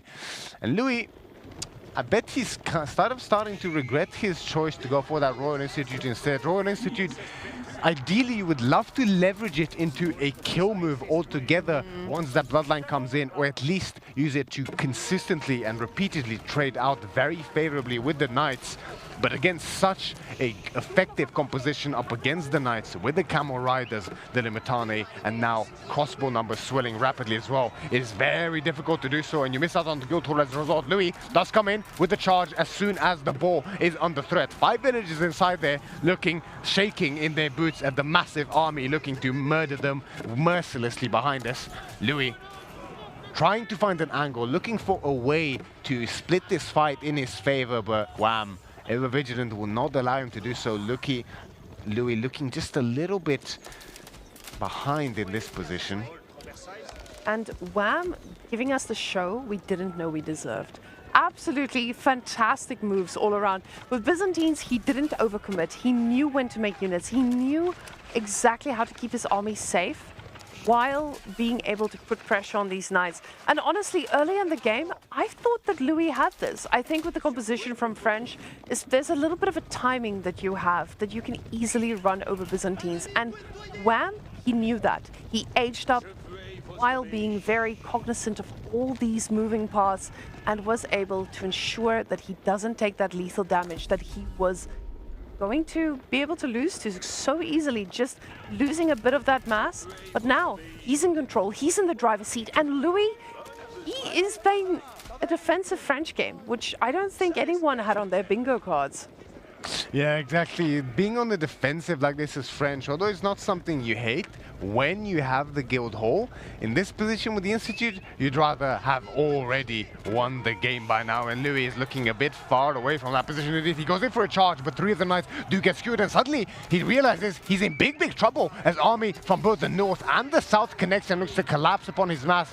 Quickly manages to retreat towards the keep, but his ranged mass is so slow, and Wham's cavalry behind us, plenty of them indeed, are looking to be hot on the heels of those range units.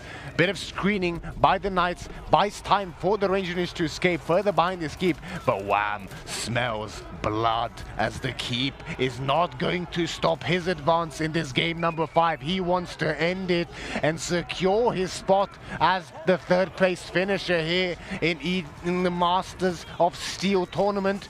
The farmlands are now under threat here for Louis, right mid-transition too, as his economy is looking pretty worrisome indeed. His numbers are dwindling heavily behind this. He has no hope of committing to a fight any longer. His army is anemic, Mareka.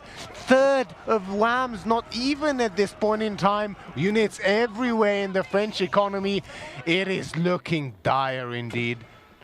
And it just feels like Louis is holding on. He knows this is it. This is the only shot he has. He's sitting behind his keeps, hoping that the TC fires rockets at these units right now, but that mass is massive from Wham, and he just keeps rallying units. You see lines of blue making their way straight towards Louis' base, and it just doesn't look like Louis is going to find the miracle he needs to keep this game going. Now going into the Archer switch, as he has the wood for it with mid-farm transition, like you mentioned. This is a very tough time for French, and Wham knew exactly when that time was, and he exploited it. Wham taking third place and taking down LoueMT in an insane series. Stunning oh my god. Series indeed. Look at that. Well, wonderfully played from both players. Nice handshake to round it out from the two competitors.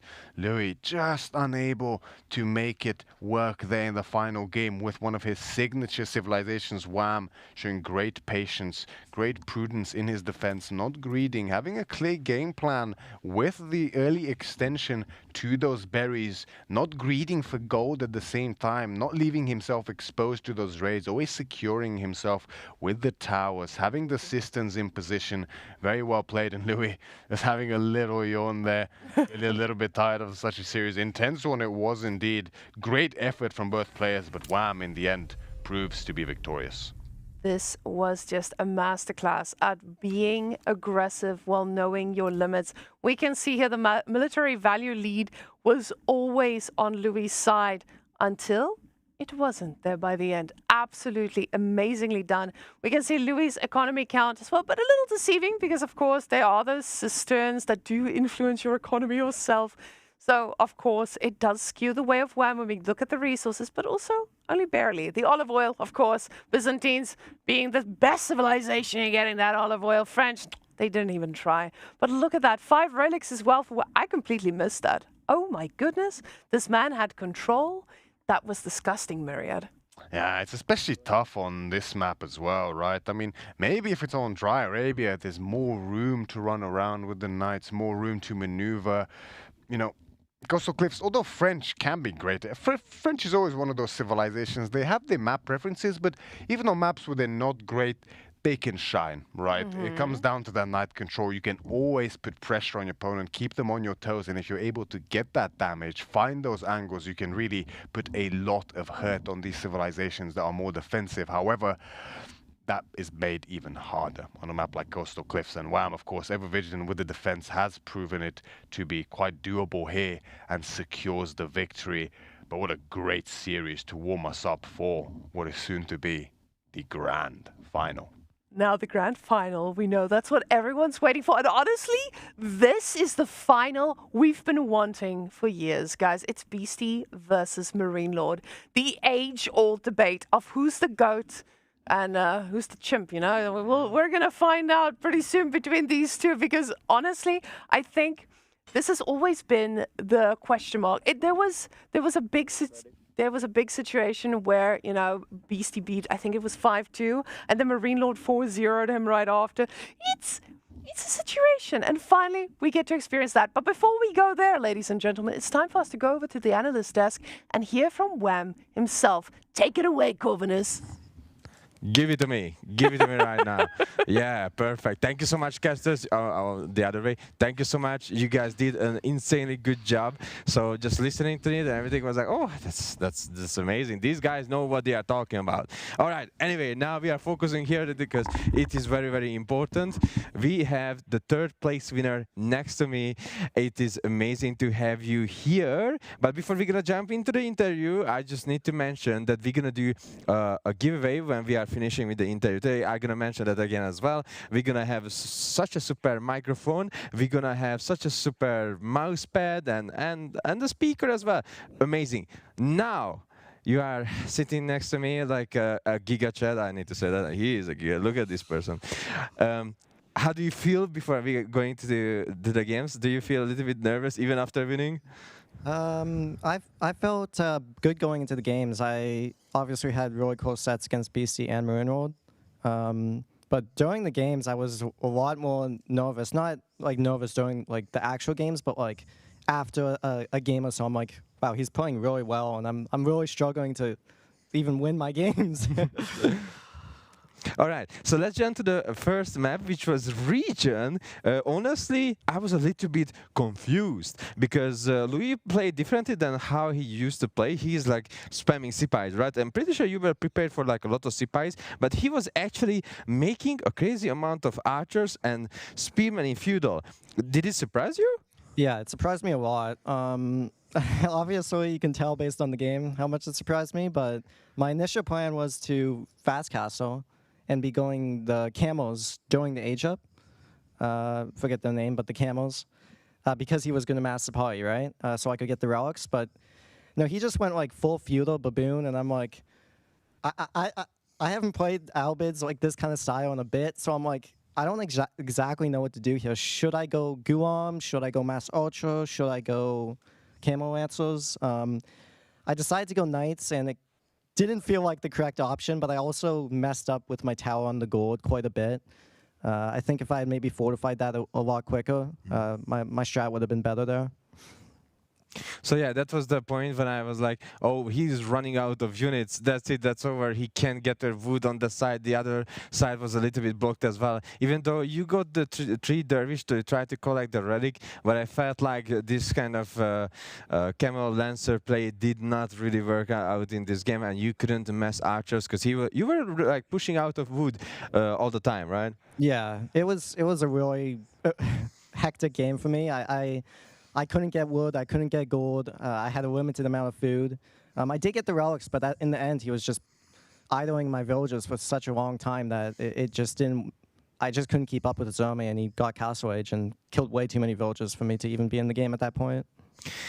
All right, the next game was on Kawasan, and it was Zushi versus Knight Templar. Well, honestly, I think wasting Zushi on Kawasan when you know the enemy has Knight Templar, or I'm maybe a little bit not really correct in this, but I feel like Knight Templar is just such a good civilization to play any kind of hybrid or water map.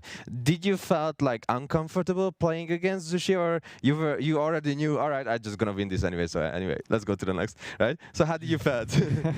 I did feel like it was a close matchup, but I had the edge there with Knights Templar. A lot of the players, like, you know, during the discussions outside of the game, people thought this was kind of a close matchup, but in my opinion, I thought Knights Templar was definitely a decent bit better here. Obviously, you have the Knight advantage in Feudal Age, and I really tried to utilize that as much as possible. And I don't know, I just felt like I was winning the entire game. I had a good early game. He didn't get to dock on my pawn, so I had like a 3 fishing advantage at the start of the game. So, I don't know, it was just a very, I mean, I thought he played well, but like because I was so far ahead from the early game, it just felt like a really easy game from my standpoint. That's really good to hear, because that was my opinion as well about KT. If you do a really good trades, and the feudal knights, just you mentioned, the feudal knights are so good here, even though he has like a good amount of Zushi army, or he has some spearmen mixed in it as well. Your age up time is a little bit much better and faster as well compared to any other civilization, and also controlling the water. Okay, next map, it was Dry Arabia. It was Rus versus Holy Roman Empire.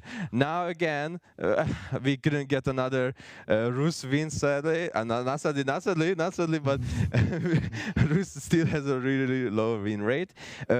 The overall game that you played was so amazing to see, and also I was happy when I saw the Black Riders as well. So in the early game, it looked a little bit risky, just like here that we can see on the screen right now. Were you like comfortable here, while losing also a lot of prelates?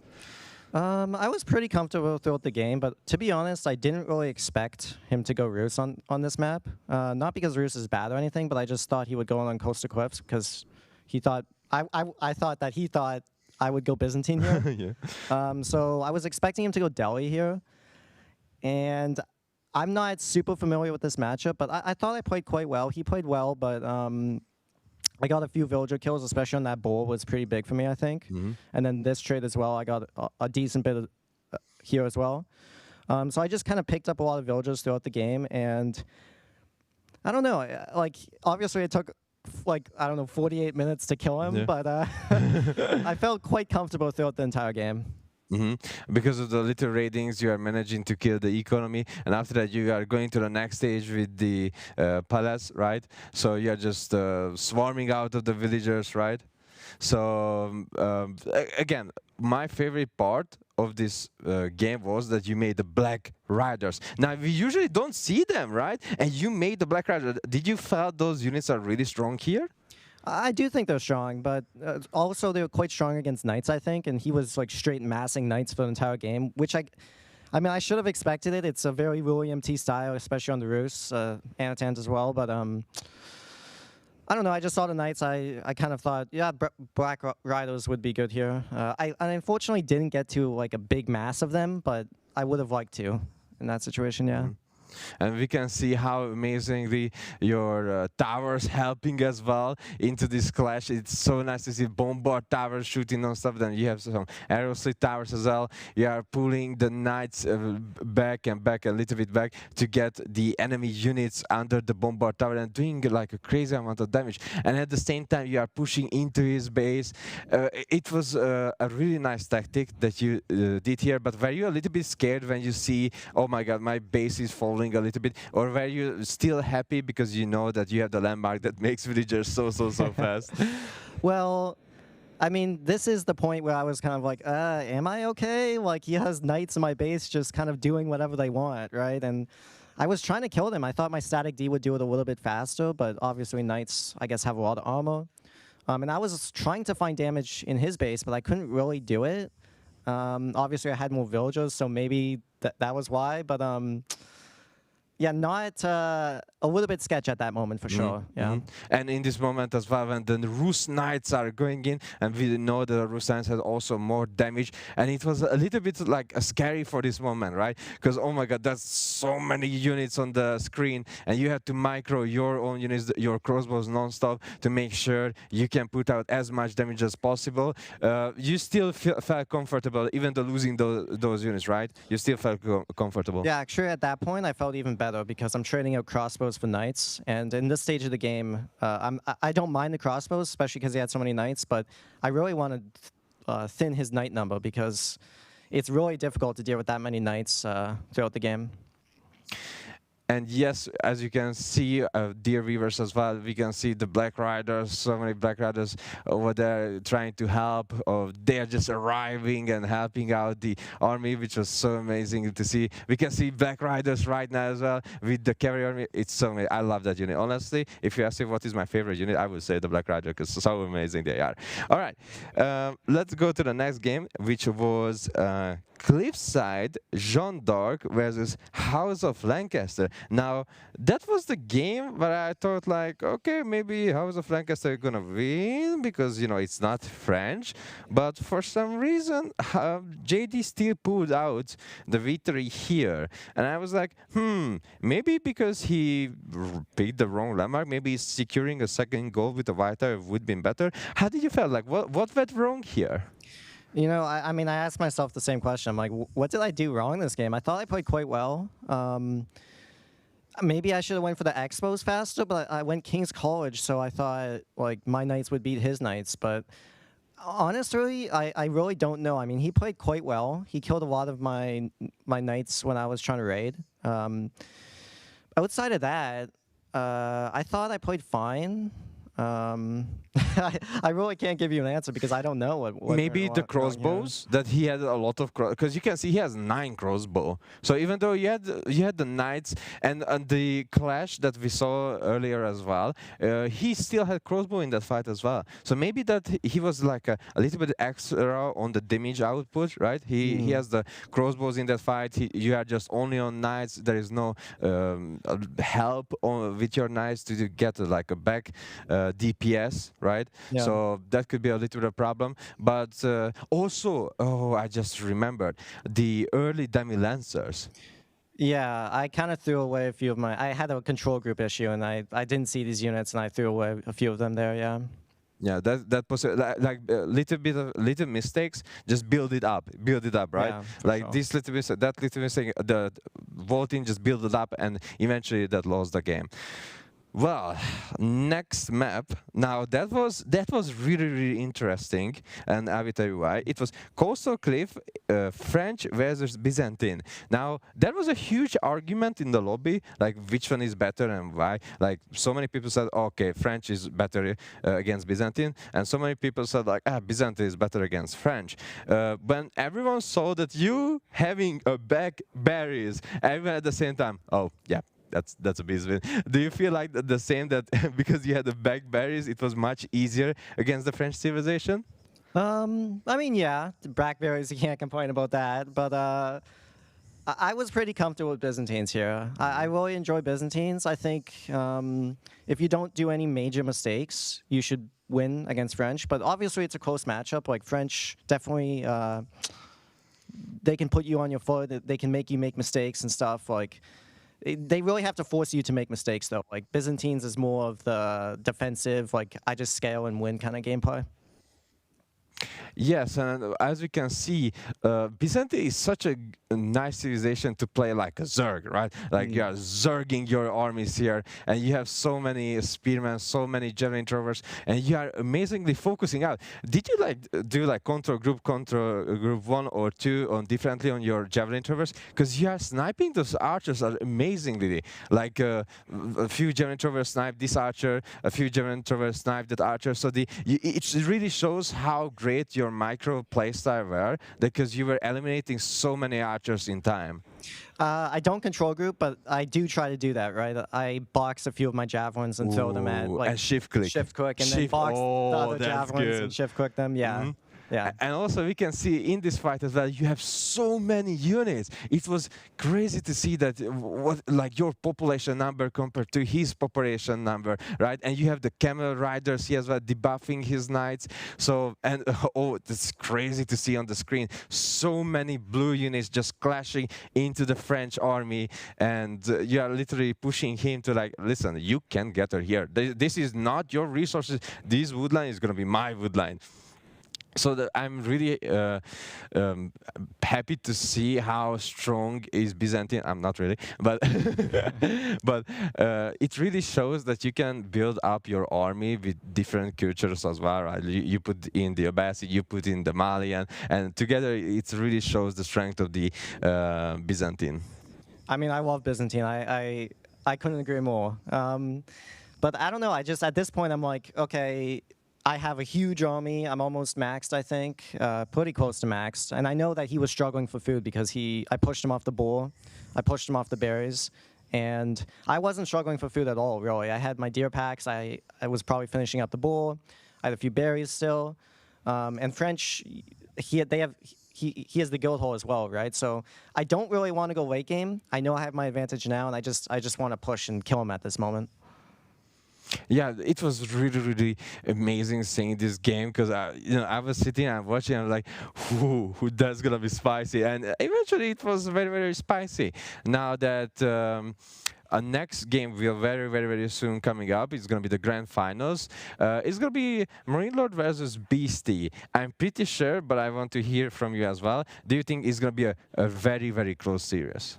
Yeah, so I played both of them. I think they both have the strengths. And I do think it's going to be a very, very close series, honestly. I honestly couldn't tell you who would win. So I'm looking forward to watching it as well. You heard it, Vam said it. Thank you so much, and enjoy your top 3, because you deserve it to be here playing it. But next time, promise me you're gonna be top 1. Okay, you're gonna be top 1, because we need more top 1s. That's not Beastyqt or Marine Lord. Okay, okay, promise that you're gonna be. Well, all right, let's jump to the little bit of giveaway we're gonna soonly have, and we're gonna thanks them again to be here. And now we gonna okay, thanks Vam. And we have women now next to me with her beautiful presence, and she gonna tell you something very important. Yes, I didn't mean to kick Wham off, actually. I meant for him to stay, but no. I mean, this tall person is creeping in behind him. Maybe made a little bit of an impression, and as I'm about to make an impression on you guys, look at what I have here. This is a box. Now, if my cameraman could be so nice as to show them this box very close up on one of those microphones. Not microphones, cameras. That's what we're looking for. You see that? That is what we signed, all of us.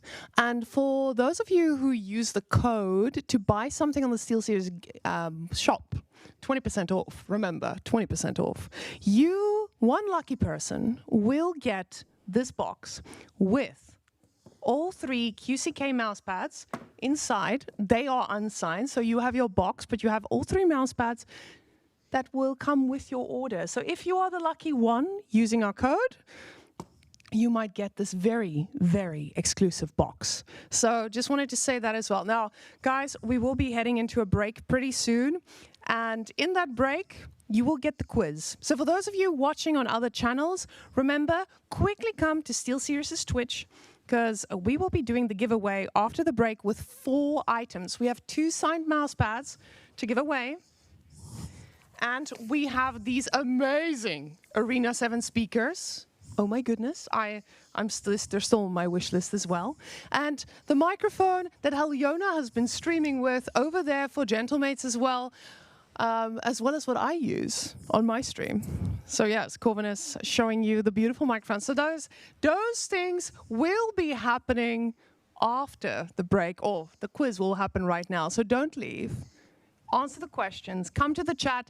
You have a little while until we start. So boys, head on over. Remember to post your answer in the chat. Every person that gets something right, that will increase your chances at getting something from this giveaway. So go be competitive. We'll see you back here in a few minutes. And yes, thank you for watching. Let's get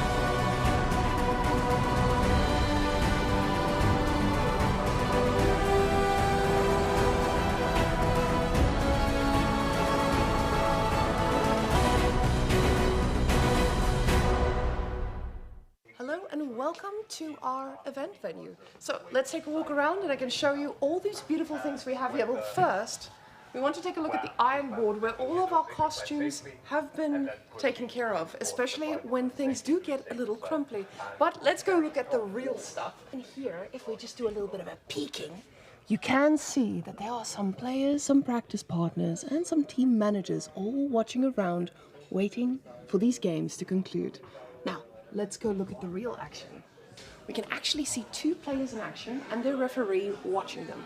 Just making sure that gaming integrity is intact and these guys are giving it their best. Snack room, this is where all the fun things come together, the cultures melt together, and we get sweets from everywhere.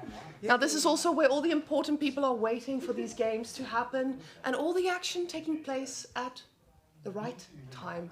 Now, closing in on the production room, this is where the important stuff really happens, and we have to be a little bit quiet to not disturb these guys, as they might be spooked quite easily. Very important men with very big screens. Hey, how are you?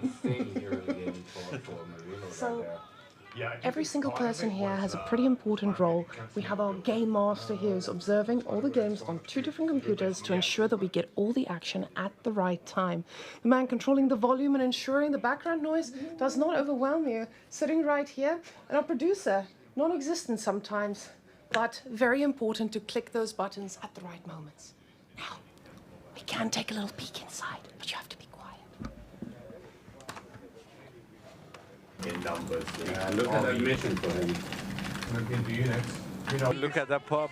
Yeah. For the first time in a while, as the Look at thoughts that are pop. mirrored there. Oh, and I think this Oh, is it. finally. Oh my god. That was our invisible man from earlier, safely closing the door behind him as he will be producing harder. The inn office is absolutely fantastic. We're here at the campus and it has a coffee machine. Desks are perfectly decorated here with some gear and with these wonderful headphones from SteelSeries that will be given away during the stream as well.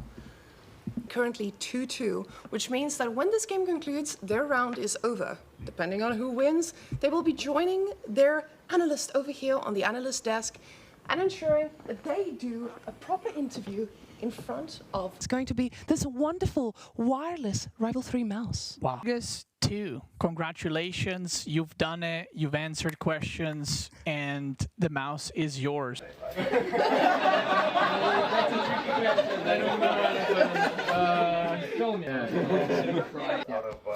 It's just like chilling at home watching the stream and being like, okay, well, you know, let's try this giveaway, and then I won, and then I was like, oh wow, that's crazy. That's crazy.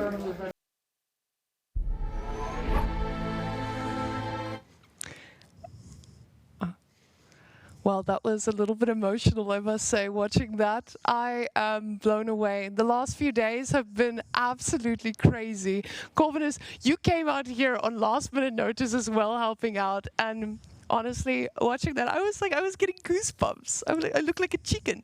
So absolutely fantastic. We've had the most amazing time here with the players, and guys, I wish we could have had every single one of our Twitch chat audience here to share this amazing time with us. But trust me, it was chaotic enough. We did not need all millions of you here. It would have been wild. It was already wild. And I hope you guys enjoyed the show and the videos. And hopefully there's so many more to come. But before we go too deep into it, because I know our players are semi-ready and we're probably ready to see that finals. We'll talk about the other nice things afterwards.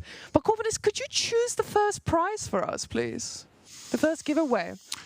I want to go big. So if we go big, let's go, but not that big, but let's go big. So our first prize is... Alias Pro. Ooh, this microphone is gonna be crazy. Ooh. Okay, I'm the microphone. You can't film me right now. All right, pick the winner. So our first winner for the giveaway, you've answered the questions really well, is Lupus World. Thank you, sir.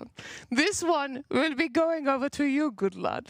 Make sure your Twitch chat DMs are open so that we can slide into those DMs and get all your personal information to send these things to you. The next person, what will they be getting? Now I want to be a little bit of small of winning things like that. So we're gonna go with the mouse pad, which is not small because look at that. Look, I'm gonna show you something. You see me right now. You guys see me. But I'm here. But who? But I'm here. I just want to take a moment and say, Corvinus, you are good vibes. I'm good vibes? You're the best. Yay! Now, the person who now owns this... Oh, my audio died. Hold on. Hold on. Okay, so she's holding on. I'm holding on. I'm holding this. So...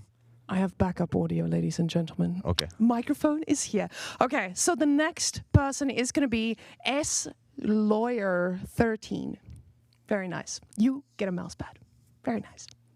Jump between the cameras. Ba, ba, ba, ba, ba. Next one, Corvinus. Okay, now we go very, very big. Okay, it's so big. Oh my God, I don't even know if I can carry it. So big. Oh, it's actually heavy. Holy Lord.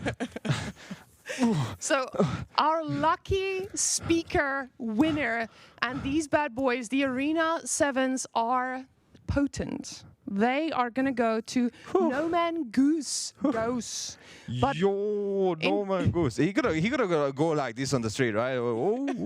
Still serious, guys. Still serious. Let's go. And ensure your DMs are open. I know they are not. We have had confirmation. We checked them out. Make them open. We're coming for you.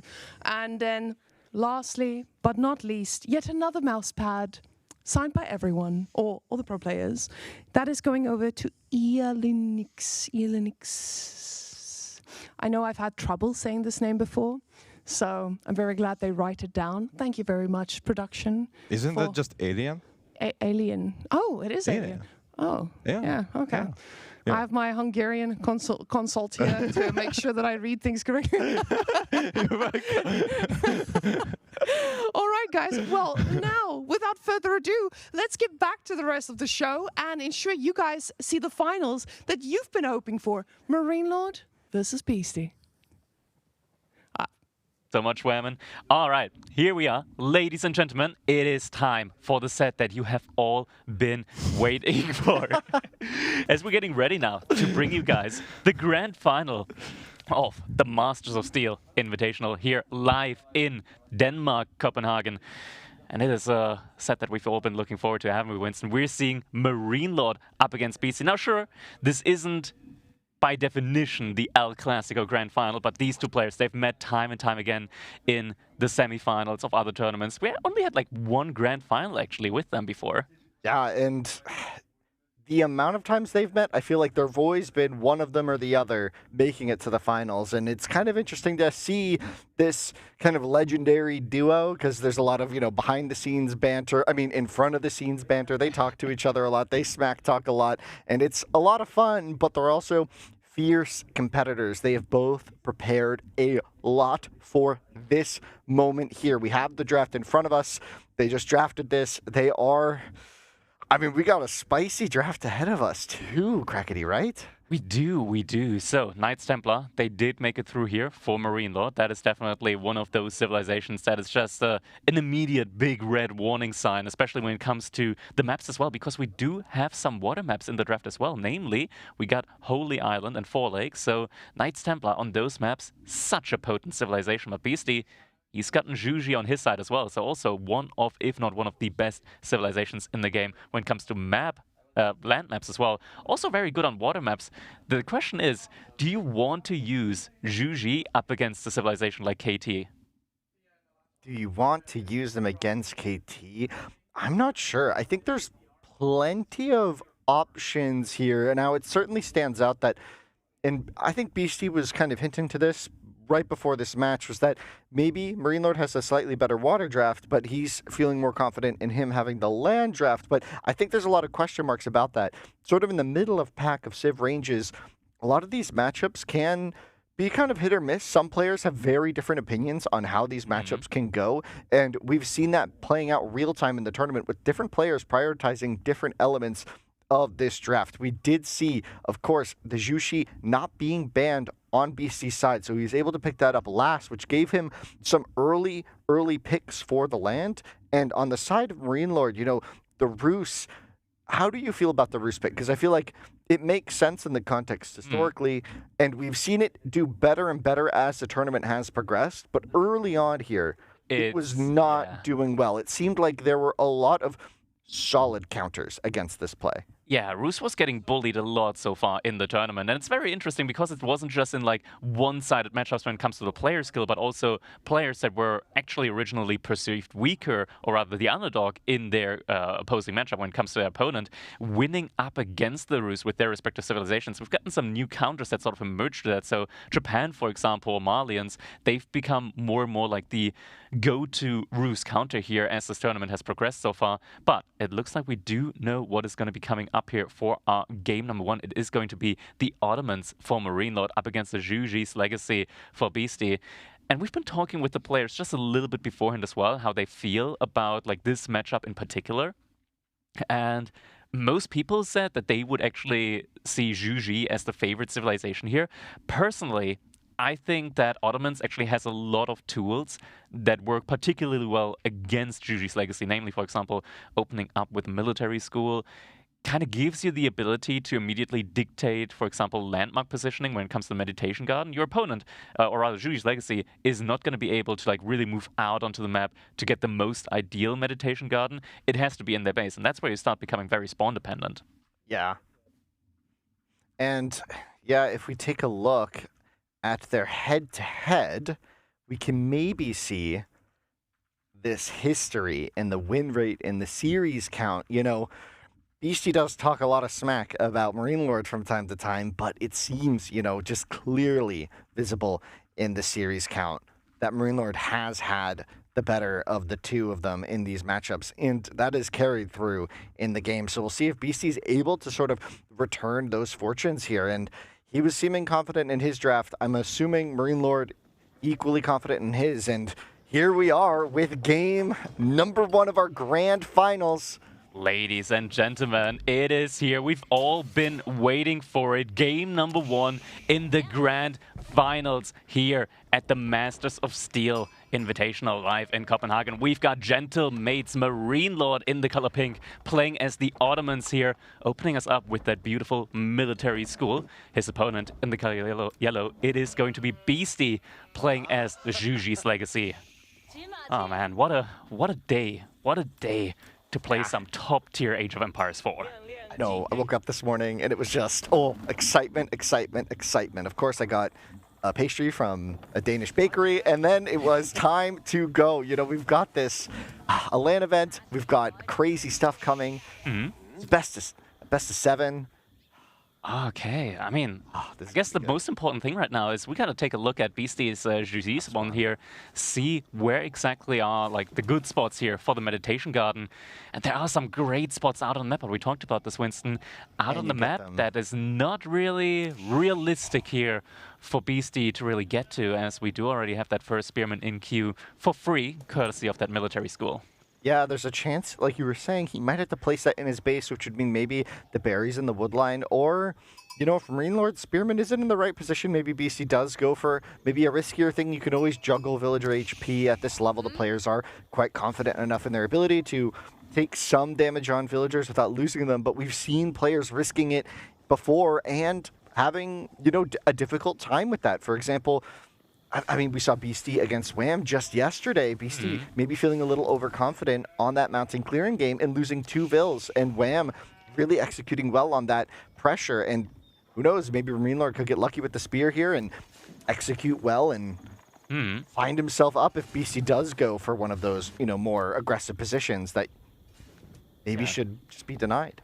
Now, Beasty has scoured the bottom side, so he knows exactly where his best spot for the Meditation Garden is. At the same time, though, it is going to be in his base. Oh, that is a That is a horrible meditation garden, of course, when it comes to value, but it's a necessary one because, of course, as we mentioned, you don't really have the option of putting it anywhere outside of your base, as the Ottomans do start with that very early pressure here in Marine Lord.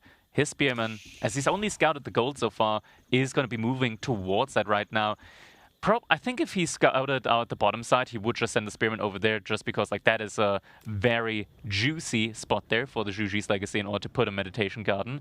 But now instead is going to be going straight over here to the gold spots out the position. And that's got to put a little smile on your face when you see, okay, my opponent's meditation garden actually isn't that valuable. And now the Spearman also just being here. A lot of micro going on right now, back and forth, back and forth. He doesn't want to have all the villagers ganging up on that Spearman. And this right now is just providing him a lot of value, meaning also that Beastie's Pro Scout play that we see oh so often from the Zhuji's Legacy could be a little bit delayed here. Yeah, he might just have to rely on the income from the meditation gardens. But another valuable element of having these free spearmen coming in is they will deny this meditation garden just by standing here, right? They'll reduce that income, and the gold being the critical thing here, the lack of wood being notable, but the gold income being valuable means just taxes and very limited gold income could mean a rather delayed Prof Scouts, although I'm not convinced that's about to be the case. Marine Lord lost his Spearman, actually. Oh, wow. Wait, he deleted that one? I think I heard the deletion sound earlier. There's no kills. Yeah, he deleted the Spearman. I mean, there is destruction value. It's a Spearman, so it doesn't count as a worker kill, but I think I heard the deletion sound. I'm not quite sure what happened there, but it looks like the Spearman actually somehow lost his life. When Madras going up here, I don't really see a reason why he would have deleted that one, but we do have the next Spearman now coming in. Maybe he got housed. Maybe he got housed. He thought, okay, I got a Spearman too many. I'll just delete that one and instead getting a villager out. That could certainly make sense here for Marine Lord. Yeah, that's like the only reason that I could see there. And Beastie, he's gotten a lot. Enough. Yeah, he's got enough. He will be getting the taxation gold. And there we go. Zhuji's Legacy with the passive golden gun. Ooh, little bit of bell ringing there. Does realize it in time. Not the end too of much the out world. of time. Yeah, it's always so dangerous when that bell suddenly gets rung and all your villagers just suddenly stop working. But yeah, quick reaction there, villagers going back to work, and now we are going to be seeing that Pro Scout at play here. Yeah, Marine Lord taking the time to get some early eco upgrades too, before the Spahi really come out. It's interesting getting horticulture this early, but I guess it really does play well into the minaret. Yeah. It's solid. Exactly, more second stable and range already, so we're going to see heavy play into that Spahi. Of course, the military school will likely stay on Spahi as well. So looking forward to denying all of this pro scouting going on. Yeah, and all the deer here from BC, they're all on the same side. So this is really like the only side that he can realistically have access to when it comes to the deer scouting. On Marine Lord side as well, both of the deer are right next to each other, so that makes it relatively easy for him when it comes to defending, or rather delaying the pro scouts from coming in. We see the Spearman now moving ahead, and yeah, Beastie as a reaction has to drop the deer there, at least for a little bit, but the first couple of deer will make their way over. First Vizier point coming in, and it looks like it is going to be Anatolian Hills being used here, so a lot of additional sheep getting spawned underneath the TC from Marine Lord, and also boosting up the gold gather speed of his villagers. Yeah, and we see these archers just rallying straight across the map, so this is going to be something where there's already quite a lot of spearmen, so just a single archer can't really deal with it. You'd think it'd be a counter, but they're pretty speedy spearmen, and they can just kind of run you down if you're not careful. So we're going to see once you get to 3 or 4 archers, that's really where it becomes difficult to defend this, and some early walling action from Marine Lord protecting his own deer, potentially just from this Prof Scouts. It's such a valuable wall off here as well. Just with a little bit of a wood investment, like 100 wood investment, you're protecting all of your deer very effectively up against the scouts from your opponent, so he can't just run in, take them and run away. Beastie now getting his own Jugunu out onto the field. Jugunu doing a fantastic job against archers, and right now, Beastie, he's got the military advantage when it comes to just having the reinforcements on his side. Marine Lord, he's going to have to bide his time a little bit. He won't be able to deny Beastie from getting in his own deer. The question is, can he get enough units out to pressure Beastie before he can hit that eventual castle age? Because that's when it starts becoming very difficult for Ottomans to catch up in the timing. Yeah, and you mentioned earlier that, like, there are some advantages, right, for Ottomans, but I think this moment here is why a lot of the pros prefer Jushi, right? It's the deer are starting to come in, you have them on the mill, you have the food being supervised, and you can pump out units essentially like no other civ. I mean, maybe China, you know. But exactly. But these two here, Beasty's already got the tri-comp. He's got full production at each of his buildings, and this is where this military count can just kind of keep going up, and Ottomans aren't going to have a chance to really match this for a little bit more time. The Mills tools take some time to work, and maybe even going to see a second range from Marine if he wants to play this in Feudal Age, and that's going to give Beasty, you know, that opportunity to either match that or just kind of take that timing and go to Castle Age with it. I like what Marino has been doing so far, right? Like, he has been getting all the economy upgrades on his side, all the relevant ones at least, and behind this, he's just working on scaling a little bit more in the Feudal Age. He's also taking his time. We're only just now seeing the meta coming in, and once that meta arrives, that is going to be a lot of additional armor on the supply, but now we do see the first engagement coming in here. First couple of Jugunu taking some hits up against the archers. They're getting taken down to very low HP now. Now, the archers do have the benefit that they're a little bit faster than the Jugunu, but with the horsemen there as well, it's a lot of archers going down. Yeah, BC's numbers are just so high. He kind of, I almost wonder if he was over committing to the spearmen, but it seems to have worked. He just sort of face tanked the archer damage, and now the horsemen have this window to deal their lethal damage. The Jugnu following behind. Great micro though from Marine Lord. He's able to keep the archers alive there for the most part, now reinforcing up with the meta. Still has archers alive, and Beasty cannot dive in much deeper. Yeah, but this is that critical moment where Marine Lord probably feels like he needed to add that second range. Can we see if he has that? And we'll see. Yeah, he's adding the second range now. He's feeling that pressure. He's feeling that need to commit. And this is where Beasty has that choice. Do I keep committing because I have initiative at this stage? Or do I start to save and try and aim for Castle Age? We're seeing some early blacksmith upgrades make sense. Maybe this is going to be some more commitment to Feudal. Stop making horsemen, though. No. He's got making one more, yeah. He started queuing them up. The thing as well with Shu's Legacy is that even after making this much military out on the map, you have a very quick transition into Castle Age. Now the spy out on the field, Beasty realized, okay, I can't just trickle my reinforcements over, is pulling a lot of them back over to his side. But a couple will get picked off. Main army still over on the side of Beasty though. And this is where you're in a very difficult spot as any infantry-based army out on the map. You don't have the mobility here. Beasty's army is a little bit trapped out on the map. He's lucky though that Marine Lord actually doesn't have too competitive of an army to catch that off guard now. Yeah, the spot he count is really what Marine Lord is looking for. Once he gets enough to one-shot the archer with the archers on the spearmen, that's like good, right? But I think the spot he count, right, is really what matters. He's got 3 coming out soon. That's really going to be, you know, maybe 16 of them if there's not enough spears on the field, or when he could just maybe try and bulldoze a fight against spearmen. What did he just redeem his Vizier Point for? Is that second military school that he went for? It was sheep.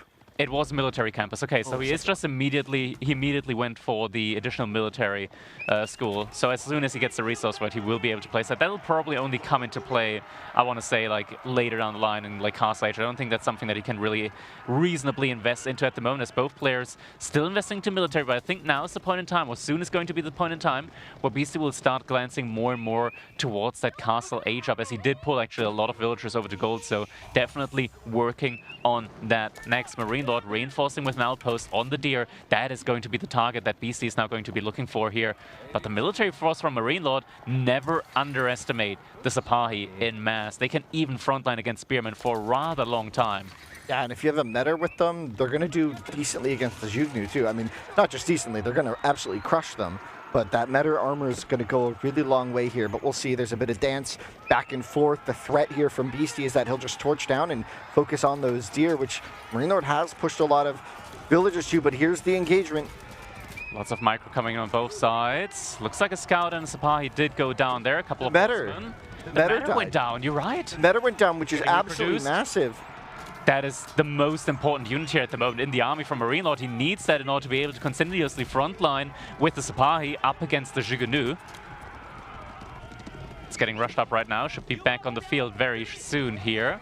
But in the meantime, these engagements, these back and forths here are very dangerous for Marine Lord to take.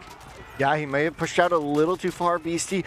Considering the dive there, the Jugnu count getting up 220. This is when they start to get into territory where they're just one-shotting everything on the field.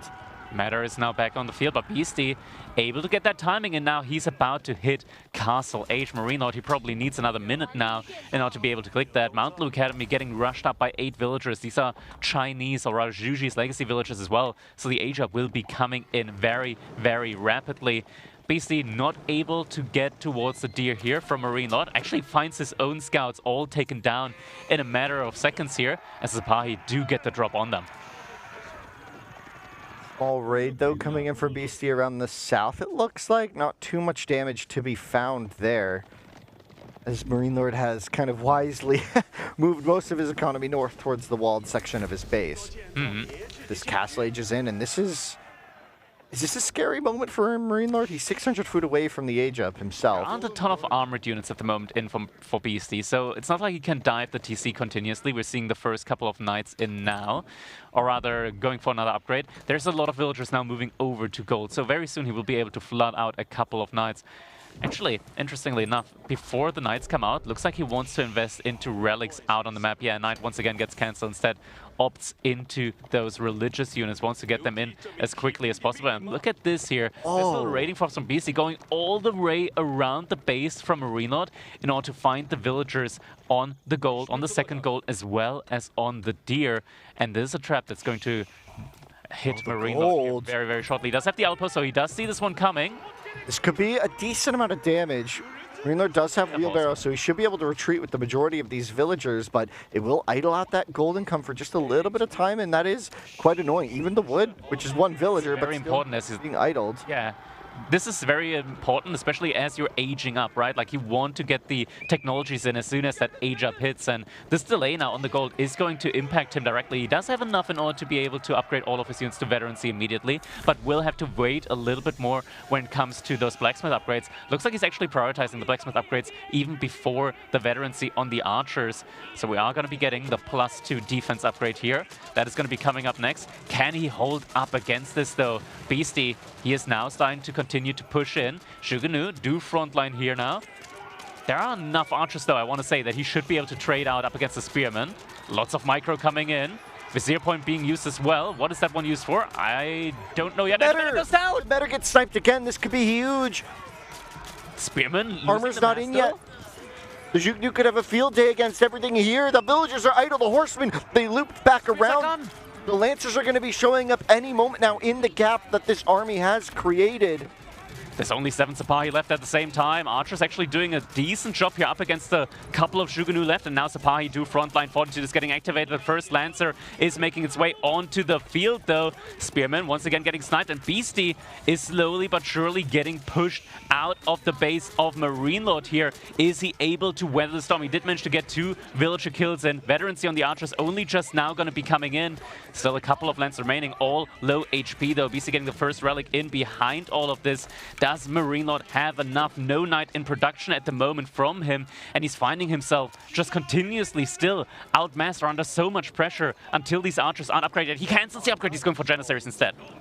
Yeah, interesting. A little bit of a tech switch here, but behind this, Beasty has even added in a monastery. He's starting to look at grabbing these relics, which, you know, indicates this wasn't that much of an all-in, right? Yeah, this is probably just attacking from the second row there, up against the front line. Outpost will need to get evacuated. Sneak away. Gold is under pressure. This is a lot of Lancers. The Janissaries not in position just yet. Archers once again taking the shots up against the Zhugnu from BC, but the Archers are going down, and GG gets called! The damage that has been done, it's just too much. The pressure is too much, and game number 1 going over to Beasty here, winning the first game with the Zhuji's Legacy up against the Ottomans. Yeah, and that was an incredible performance, but how about Zhuji there, right? We've been seeing them have a stellar performance in this tournament so far, and Beasty showing why he favored it. And Marine Lord opted not to ban that out, even though Beasty has not first pick, but he's played Zhuji in almost every series, I believe, if not every single series. Every time he's gotten it, he's picked it for the very first game. And I gotta say, though, I'm very impressed with how Marine Lord did there with the Ottomans, because in my honest opinion, I think this was just a matter of seconds. If he had managed to stabilize a little bit longer, waiting until those veterancy upgrades come in on the spy, because the fight had to be taken beforehand. If he just had the little bit of additional time there to get these upgrades in, that could have been a very, very different fight. We do actually see here, looking at the military value lead, he did have that value lead, but just the Castle Age timing there was a little bit too slow for him to be able to catch up with the upgrade speed from the Zhuji's Legacy. Yeah, we just see the amount of mass in that feudal age. It's just up a lot of resources, up a lot of just production ability. It just lends you so much initiative. And we saw that with the faster castle time. The Lancers, they were on the field, but I'm not sure where all of them exactly were right when they spawned in. It took them a little bit of time to make their way across, because I think maybe they were doing something else that I missed, but they definitely had an immediate impact once they made it through that gap. Yeah, 100%. I mean, they did get delayed just a little bit because, of course, Marine Lord, he went first for a couple of religious units. He went for the monastery immediately, canceled them a couple of times in, like Beastyqt just canceled them a couple of times in favor of some other upgrades. But once they made it onto the map, they immediately, of course, had that impact. And Marine Lord, he had to delay the veterancy upgrade on his archers time and time again. And when you don't have that veterancy upgrade, your archers just are not really competitive up against the Castle Age army. Yeah, interesting stuff. Interesting stuff indeed, Crackety. But now we start to look towards game number 2. What do you think the draft is looking like? Because we do have 2 water maps, and we're seeing Holy Island, I believe, for the first time in this tournament. I think it's the first time Holy Island has made it through the map draft. Yeah, I think it's the first time, at least here at the LAN location, that we are going to be getting that Holy Island game. And it would make a lot of sense, right? Like Marine Lord, he just lost the game, obviously. It was Beastie's, like, most strategic pick, I want to say, when it comes to drafting, getting Zhuji in on his side. On the other hand side, for Marine Lord, that has to be the Knights Templar, and his is his choice to pick the map. So I would expect that potentially we're now seeing the other way around, going into Holy Island and picking Knights Templar up against Beastyqt. And now the question is, okay, what is going to be the choice there then for Beastyqt if we are going to be going to that Holy Island game?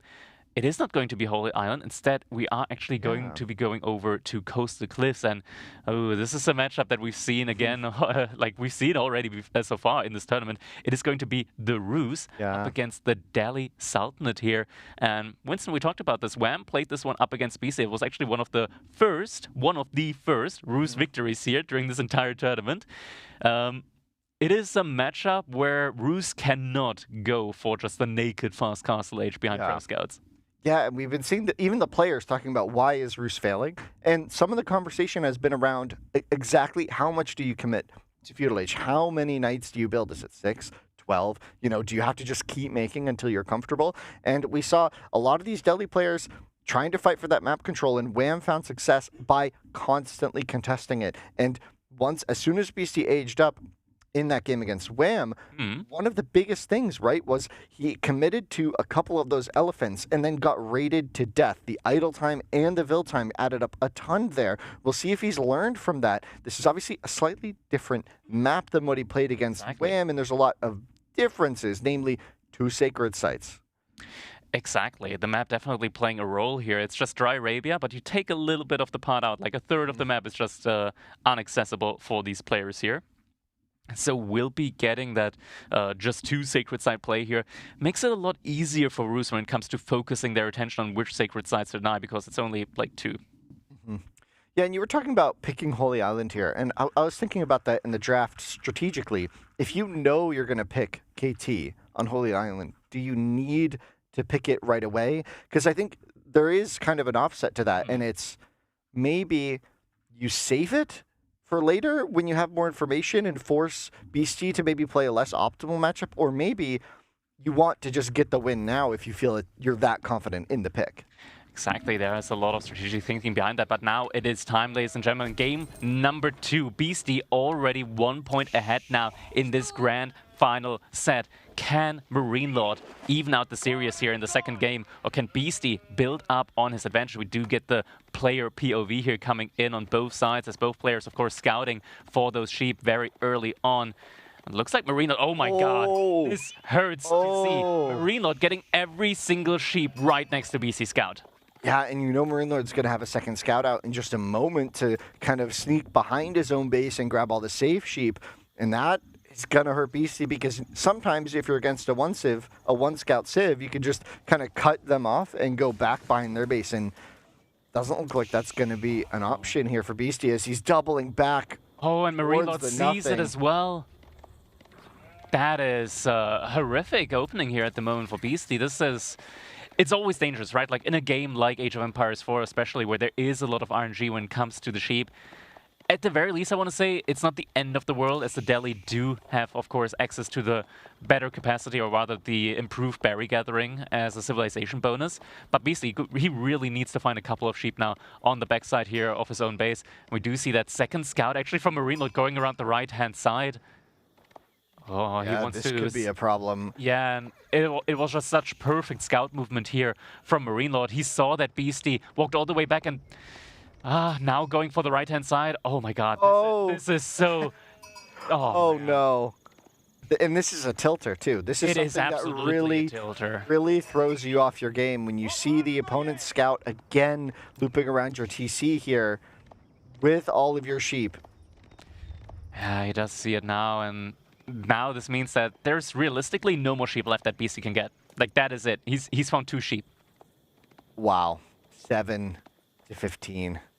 Really 2 to 10. Yeah, it's gonna be like a 21 to 7 sheep difference there. That hurts a lot. Now, obviously, Marine Lord, he's got better resource together other than sheep. He wants to go onto the deer, ideally.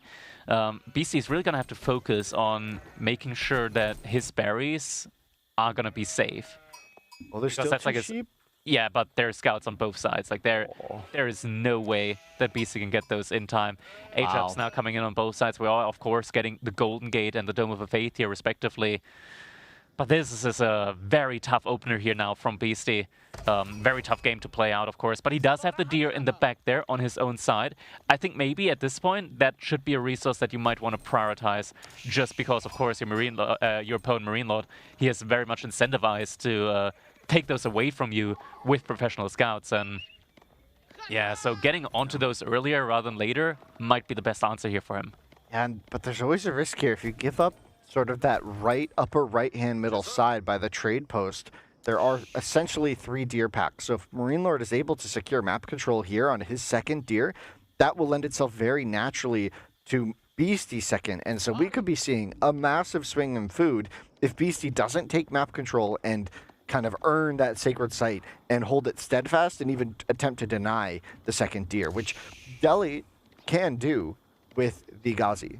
Yeah, the Ghazi Raider definitely being, I want to say, like the main bread and butter here when it comes to the Delhi Sultanate army composition, usually in feudal age.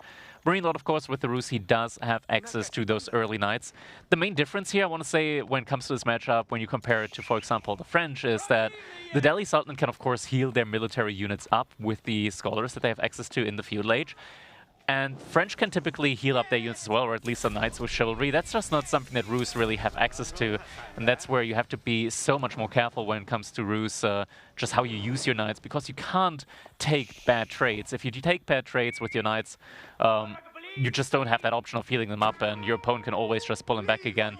Pro Scouts now already being queued up by Marine Lord. Such a good timing that the Rus can really go for here.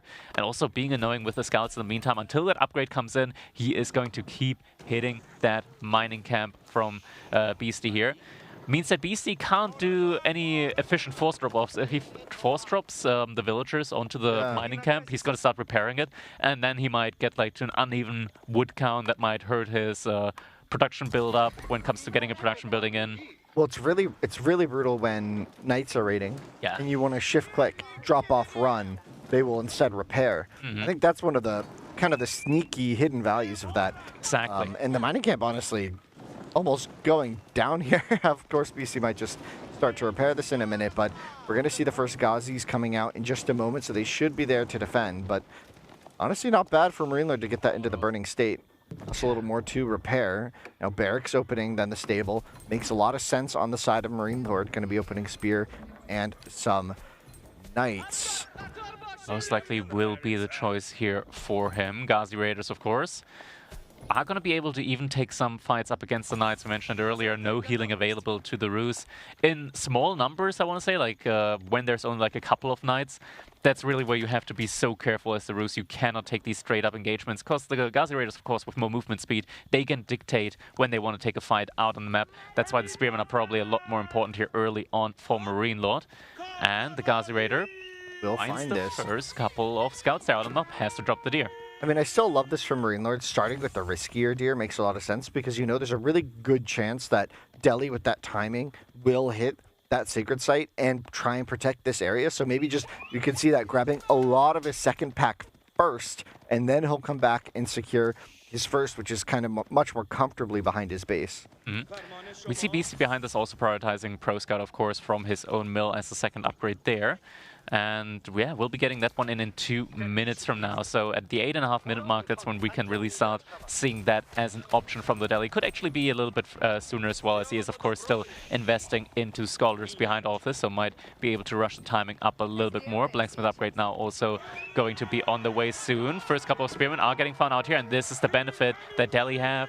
As long as the number mass isn't like that big right now, always having the option of healing the units up, but one of the Ghazi Raiders will get taken down. Not a good trade here. One Spearman for one Ghazi Raider. That is not what you want to see as the Delhi.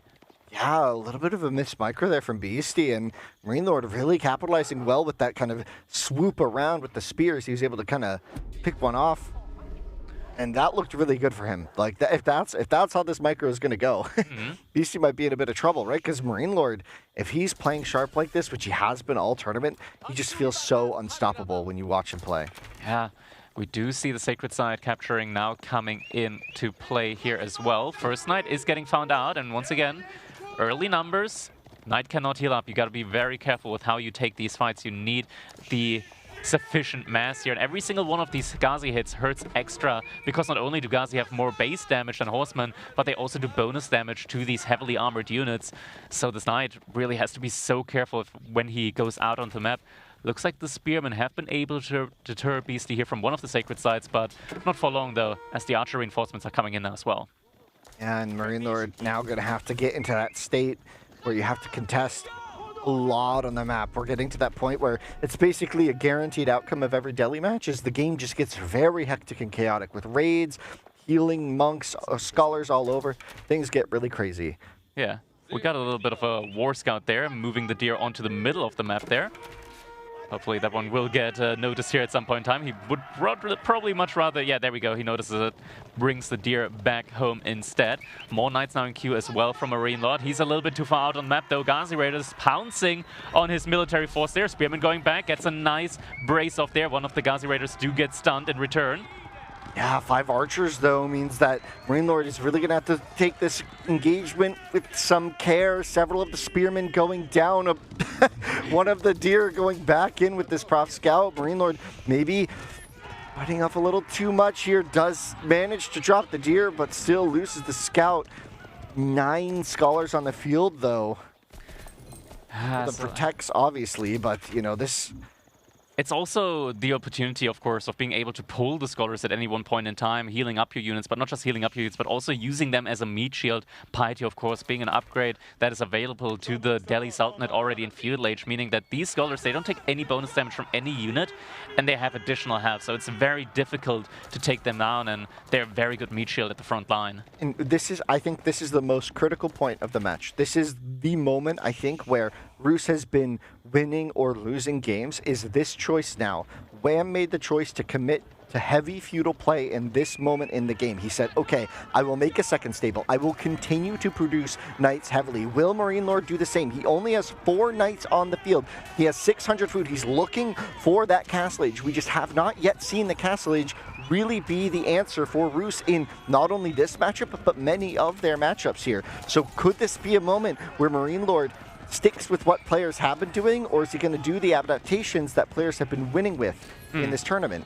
Yeah, and he's been mostly investing into archers here, not that much into the knights, which is questionable because BC hasn't gotten even a single spearman out on the field. So just mass knights could have done a lot better here for him, and that's something that we did see Wham do, mostly investing into that mobile army, into the heavily armored knights there in the Feudal Age. Marine Lord still has a lot of resource that he can invest into these knights, but the issue is every single minute here that is going on in the Feudal Age, Beasty has control over these sacred sites. He is pulling ahead further and further and further. And some interesting decisions here being made. Can we just take a look at Marine Lord's base, if you don't mind? Do we see a second stable? We see only one stable here. Only one stable. 3 knights in queue. Yeah, that could be a situation with 400 wood. Maybe it's just a lot's going on at the same time. Maybe this is intended, though. You don't want to overproduce. You want to keep maintaining your resources here because he could always cancel some and be much closer to that castle click if that is his intention. But both players now are on their way to full blacksmith. Of course, Beasty getting this for free but slow, but Marine Lord has built his blacksmith and is starting to churn through those. With 26 archers on the field, though, he does start to pose a threat to these Ghazi. With enough of them, you get into really dangerous spots for them as long as you're able to maintain that front line. But are you convinced, Krakeny, that there's enough of a front line here for Marine Lord without any spears to contend the Ghazi and only 6 knights? Marine Lord, of course, being such a great player when it comes to that Archer micro. We do call him the Archer Lord every now and then, of course, and he does have his way with winning fights that he might not even be supposed to win with just a big mass of archers, but we do see the engagement here. Ghazi frontline, the Knights doing a great job here opposing up against the Ghazi. We do have enough numbers now, and this fight, actually, I want to say, isn't too bad for Marine Lord. He still has an even number of archers behind all of this, but most importantly, able to bring back the deer. That's another 1,000 food making its way over towards his base, and at a critical moment in time as well, I want to say, as even though Marine Lord had so many sheep available to him, they do eventually run out, of course. Now also, he did earlier kill off that boar, will be able to move out onto that as well. That's a great food source to have. And look at the walls now, the massive walls from Beasty. Whoa! And he's just able to wall all of that off with his infantry mass forward here. Yeah, but this is a critical moment. Marine Lord is moving out on the map. These archers are caught against the forest. They could be caught here. Beasty realized that immediately, though. He's going to send them back for the time being. Interesting moment. Also, check out Marine Lord's resources. This single stable has given him the resources he needs now. A second stable now built in the back, but he's still, at this point, able to age up to the castle age. The high trade house surely going to be the option. There's no amazing location for it, but that doesn't really matter. Players just want the deer. They want a little bit of gold from it as much as they can, and not the best, but it'll do, it'll work. It'll work. The way that the scaling got changed in the high trade house means that these positional changes here aren't the worst at the end of the day. One of the boars does get evaporated as the deli do kill it. Probably one of the reasons why Marine Lord want to instantly take down his boar, didn't want to risk it that Beasty might take that one down. We do now have the Delhi Pro Scouts also coming in, and Beasty, he managed to keep his entire deer stack alive the entire time, so Marine Lord will not be able to Pro Scout that at any point in the game. Marine Lord behind this does have enough resources in order to be able to immediately upgrade his archers, but Beasty following up with the House of Learning right behind him. Check this out. Beasty has 19 scholars. These castle techs will race through, and he'll still be able to have some. I'm sure he'll have a couple of scholars on the map in position to snag relics. However, most of them are favoring this left side of the map where Marine Lord's army is. It's going to be hard for Beasty, I think, to just snatch up all of the relics here as Marine Lord is waiting for his vet upgrades. Fortune coming in there for, look at the mass of scholars just chilling out there. They're out there reading books, you know, just waiting for Beasty to sacrifice them at the front lines or to send him out to the relics. He is sending them out now, but the army from Marine Lord, it's in position. Snipes out the first one. Archer upgrade coming in very shortly here. We're getting +2 upgrade as well. Only 1 minute for veterancy on Beasty's side. He's getting that upgrade in quicker than Marine Lord. And there we go. The wood line. The wood line. The wood line. The wood line.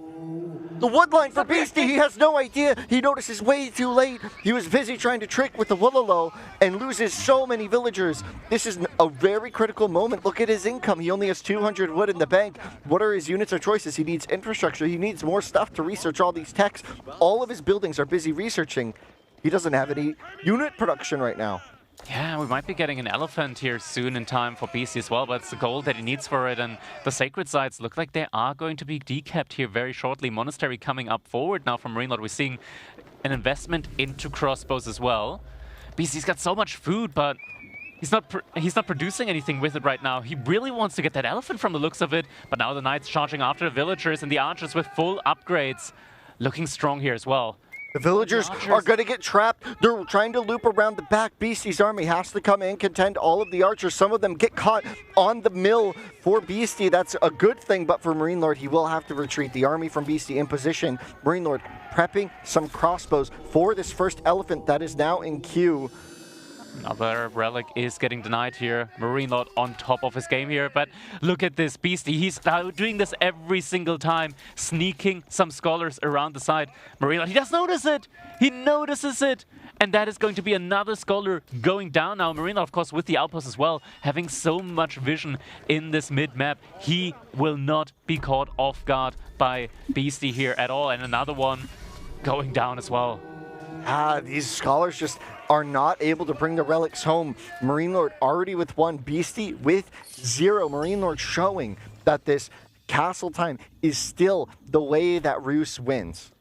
It is actually incredible just how active Marine Lord is here. I feel like a lot of players, not just a lot of players, but like 99.9% of players would struggle so hard in this matchup up against the Delhi Sultan, especially when it comes to this castle age timing, when it comes to being able to make sure that your opponent doesn't just sneak off with all of the relics behind this. He is very active here. He has a very good unit mass. Now we're seeing an actual switch into Horsemen as well behind this. Does probably anticipate that this is, of course, going to be a follow-up now into the crossbows as well.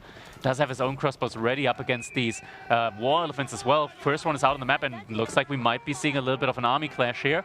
Beasty, he did grab the upgrade, the range upgrade from the House of Learning for his crossbows, so will have a little bit of an additional bonus there working for his archers and force crossbows. Yeah, 2 elephants now to lead the charge and buy time, but with 11 crossbows already on the field from Marine Lord, there's a very good chance that Marine Lord would be able to sort of micro this to his favor. He's trying to send some vills around the north side. The elephants lead the charge. This is a committed fight. They won't really have the time to retreat. Marine Lord will simply kite them back. The crossbows take their shots. The knights, though, from Marine Lord are starting to melt under the fire of the elephants. The Ghazi numbers coming down.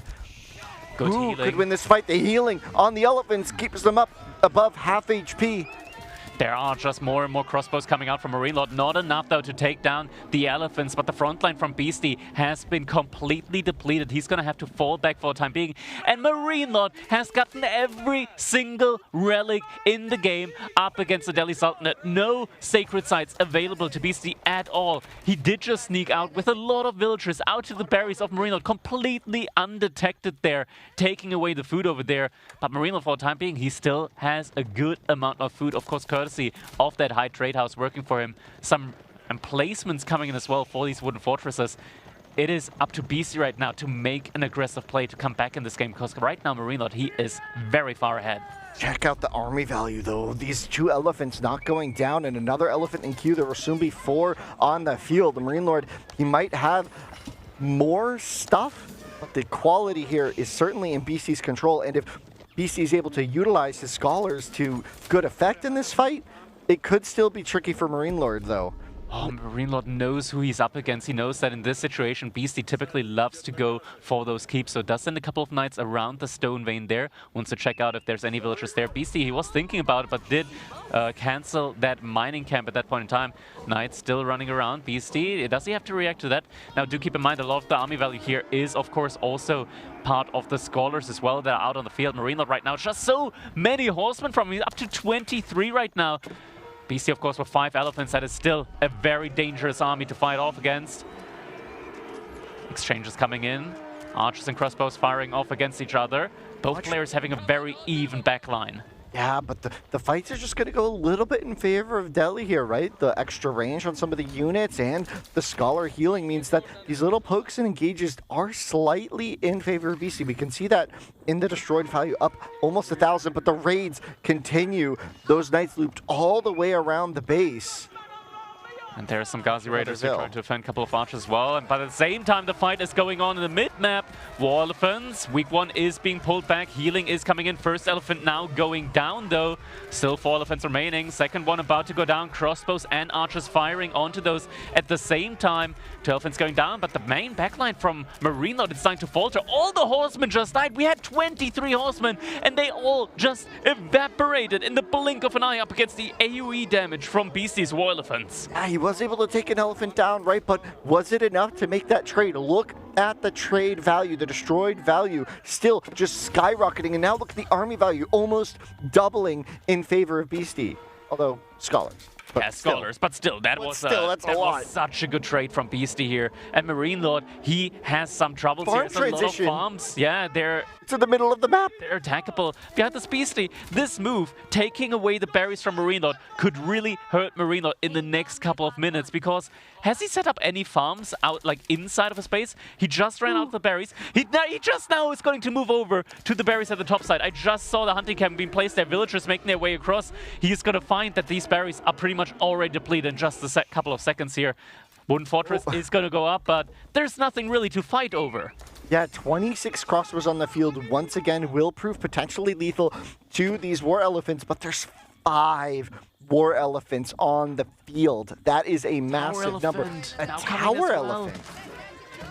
So he's going to have a very strong backline there as well. If those archers or crossbows accidentally focus the tower, there's no damage coming in. He's pulled all of the scholars. All of the healing is here now at the front line. MarineLord, does he have enough against us? The War Elephants, they're still so strong. Crossbows trying their best to take them down. Horsemen trying to run past the War Elephants first. That War Elephant going down yet again. But still, the War Elephants, they can attack while moving as well. And MarineLord, it just feels like the backline, it's just not strong enough to take these elephants down. Scholars, the elephants, the crossbows. Is it all too much? One elephant, another one has gone down. Not much siege potential here, though, Crackety. All the horsemen are gone. Still 3 War Elephants remaining, and that last one just not going down here at all. MarineLord, he's trying to hold on. No food in the bank. The horsemen just not able to do a good enough of a job here. Behind this, looks like there were still a couple more raids, as MarineLord killed a total of 11 villagers here so far in this game. Right now, he's actually pushing Beasty back at the moment. Yeah, the Wooden Fortress had a lot of value there. Something that MarineLord did, I think, was he targeted the Wooden Fortress onto one of the Scholars in the back. And I think Beasty expected the Scholars to A-move in and heal the elephants. But no, they all stopped to heal that one Scholar over and over and over. And I think the Scholars ended up being a little out of position, leading to 2 War Elephants just going down in that fight, which I don't think Beasty was expecting. Now, the addition of the Mangonels, I think, is going to be key here in this next fight. We've seen twice now, the Horsemen are not the answer to this mass from Beasty. Now, with the addition of Mangonels, Beasty will have an answer to the crossbow mass, right? Yes, and the forward villagers that Beasty had gathering the berries there earlier are now building that siege workshop. And with a single scholar inside, that siege workshop now counts as 2 immediately. 2 Mangonels now out on the field. MarineLord, what is his army composition realistically going to be? Some more walls coming in now as well. This means that it's going to be so tough for MarineLord to try and fight around this. We're actually getting Boya's Fortitude in just now. Have it though the whole time. That hurts so much. 23 horsemen died and then another 30 died. Already 3 Mangonels. Rams now coming as well. Tower Elephant at the front side there as well. Beasty's got every single upgrade in, but his food income basically non-existent. He's getting a lot of stone now in as well, and we know Beasty with that stone income, of course, getting in those keeps. Keep about to finish up now from MarineLord as well, and a ton of farms just went up behind this. Does he have enough of a time, though? Enough of a time window. 2 Rams. Horsemen again. He wants to batter down this keep. He's not going to wait. He's not going to wait for the slow trebuchets. He's going to just send in Rams, add them in with the elephants as a front line here, and maybe just go for a dive under this keep. Does that seem wise in this moment? It's not just the Rams. He didn't see the keep until now. Trebuchet is getting mixed in now as well. I think this does hurt him a little bit, of course, that he didn't anticipate the keep being there. How do you anticipate it, right? And the Trebuchet getting sniped immediately. Army just a little bit too far out of position. MarineLord getting a great and very important snipe there. These Trebuchets, of course, being very expensive. 550 resources down the drain here. Beasty expanding onto the next stone vein. It's just going to try Rams and get being more sent in without any support. The Horsemen just having a field day, a raid as well on the far right will dive deep into the reaches of Beasty's economy. MarineLord finding value everywhere with these raids. Already 12 Vil kills, more to come. And these raids are so important for him right now. He needs to distract Beasty, but Beasty does not want to be distracted any longer as he is moving in now with the entire military force. More Mangonels being committed to as well. The Mangonels, they're there. They're going to be the difference maker in this fight. We've seen the Horsemen, only 14 of them on the field, many of them raiding. There's no real way for MarineLord to deal with the ranged mass.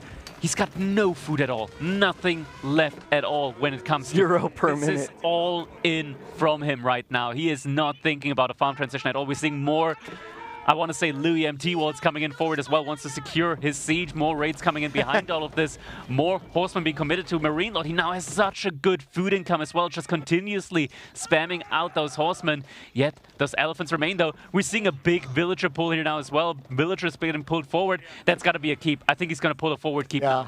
He's going to be building a forward keep, and he's going to maybe try and go for landmarks. I think that might be the way in, because a lot of the economy is actually way to the left of this. Yeah, this position here, like all this farm transition, if Marine Lord doesn't get this to pay off in time, it could be an issue, but I think it will. He's got 22 horsemen, and I think more could come in with his economy set up. Beasty, yeah, I mean, Beasty's like tapped though, right? He has no unit production whatsoever at this point. His army is simply stagnating. Marine Lord still adding crossbows into the mix. This has to be a landmark snipe. Are we even going to see a Vil pull potential? No, Marine Lord, he's just going to go Imperial Age now behind this Beastyqt tower. Beastyqt to save everything is so smart here. Beasty might be thinking that Marine Lord is also trapped in the Castle Age because of all those horseman kills. Exactly, but Marine Lord with such a great food income now able to easily find his way out of Castle Age. Does he have enough gold though? Most importantly, will need some upgrades here. Question is, which one are you opting for? There are a lot of mangonels, so maybe opting for the elite horseman rather than the elite crossbowman could be a choice here for him. Or maybe just try and get like immediately 1 to 2 bombards in. We are seeing the crossbow upgrade coming in for him. Imperial upgrade, Imperial Age now. Vil pull. Marine Lord has a mangonel now, so the villager pull isn't really going to be all that effective with the mangonel able to just threaten to wall up all of them all at once when they bombard. The bombards are going to be the game changer. If he's able to get 2 to 3 bombards, he's going to be able to start taking down all the siege here from Beasty as well as the elephants. Beasty might be forced to commit all of his forces into the base, which is exactly what Marine Lord wants, under the fire of the TC, these wooden fortresses, and notably, that's Beastyqt. Beasty also has no gold income at the moment at all. All the gold only stemming from a single sacred site that one of his keeps protects here. And that, like, he can't invest. He's actually capped on the gold in order to make more trebuchets behind this, just barely getting enough in. Oh, Beasty's looking to take a cheeky shot with the mangonel, but will he be met by the bombard? He's got Vils to repair against this. Marine Lord forced to retreat even further. Maybe Beasty could even go in and hit the villagers that are repairing, but no, for the time being, he's just going to play safe. The bombard in position. A trebuchet could be taken out with the speed of this. Beasty, he's constricting the wood line for Marine Lord right now. Marine Lord, he's got pretty much no access to wood at all at the moment. It means that he's also very much limited when it comes to being able to get these bombards out at all. He's only got a single one out at the moment. Doesn't even have enough wood for a horseman. He's buying with the Golden Gate, surely, right? Hasn't been yet. Might be an important structure to take out, too, alongside the TC, but this bombard getting so much value, forcing Beasty also into these repairs. He does not have the best of economies either. The repairs, honestly, are going to add up. The bombard moving forward under fire of the archers, potentially. Beasty looking for an angle here to take potentially a game-winning fight. The bombard now deciding to opt to fight fire on that keep.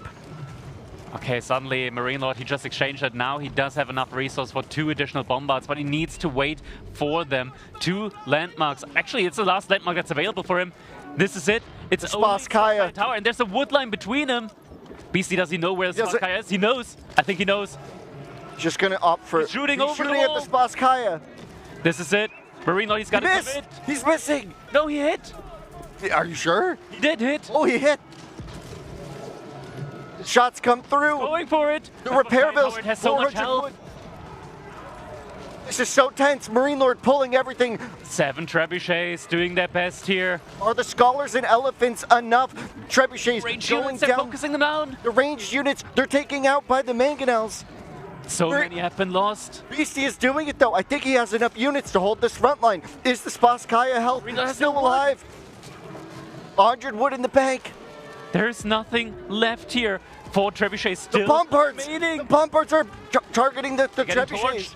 But only 13 villagers remaining. That's not enough to torch them down. It's Beastyqt tower. So many vills getting pulled. The elephants moving. What is this game number 2? Everything is happening now. Marine Lord only with villagers left. Only 25 units remain. The mangonels still remain uncontested on the field, taking everything out. There's no wood left. The trebuchets allowed to continue their supremacy here. A ton of wood being bought by the market, I suppose. And now villagers getting pulled. No Deal with the villagers the left at all traps. yet from Beasty, but there's still a Spasskaya tower hitting units here as well. The villagers running through, body blocking in the way though. Is this going to be enough? What a stressful game. The bombards are still alive, dealing so much damage to these elephants as well.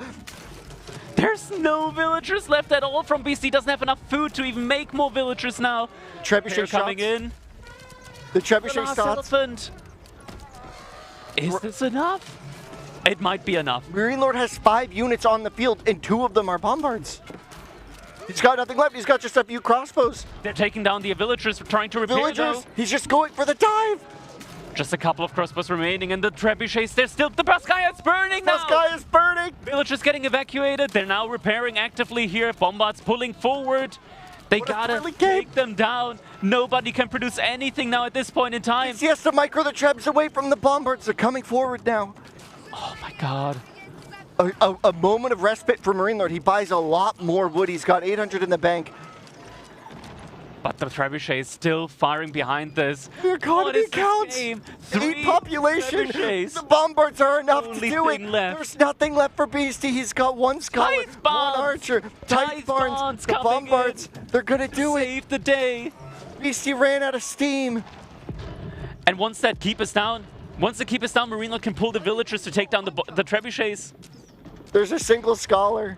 There's no villager for Beasty, no food to do anything. The scholar gonna be taking a dancing trip, and there it is. Going to have to resign in one of the most thrilling games of Age of Empires 4 ever witnessed. Oh my god, applause to these two players. What was that? Game number 2, Marine Lord able to even out the series. A shake of the head. Man, what the game? What was that game? It's so amazing to see. He did not expect it to be that close. That shake, you can see he's like, what was that? That was What did I just witness? That was crazy. Oh my god. My heart is racing a little bit. That was one of the most craziest games. Yeah, Marine Lord, he's gotta stretch the legs now a little bit after that one. That was thoroughly intense here. Do you think it was a decision, a conscious decision to not do any food transition? Or do you think the plan was to all in here at some point? I'm honestly unsure about that. Like, late game Delhi isn't bad after all, but Beasty consciously deciding not to go for it instead, like as you mentioned, the full-on, all-in commitment there for him. Maybe he thought he lost too many villagers in order to be really able to pay that off. Look at that military value lead there from Beasty with all of the scholars, with all of the siege that he invested into.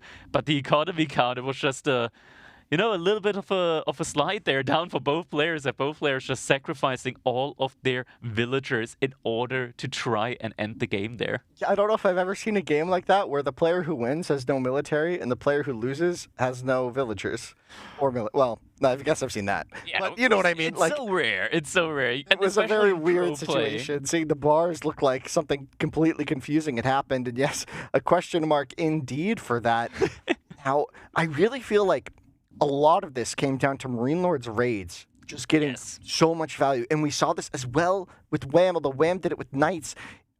It just feels like these elephants lack the mobility, and if you're not able to put on the pressure right away, Marine Lord just showed that having that ability to move around really can pick off the Delhi in this case, maybe showing that Rus isn't dead yet.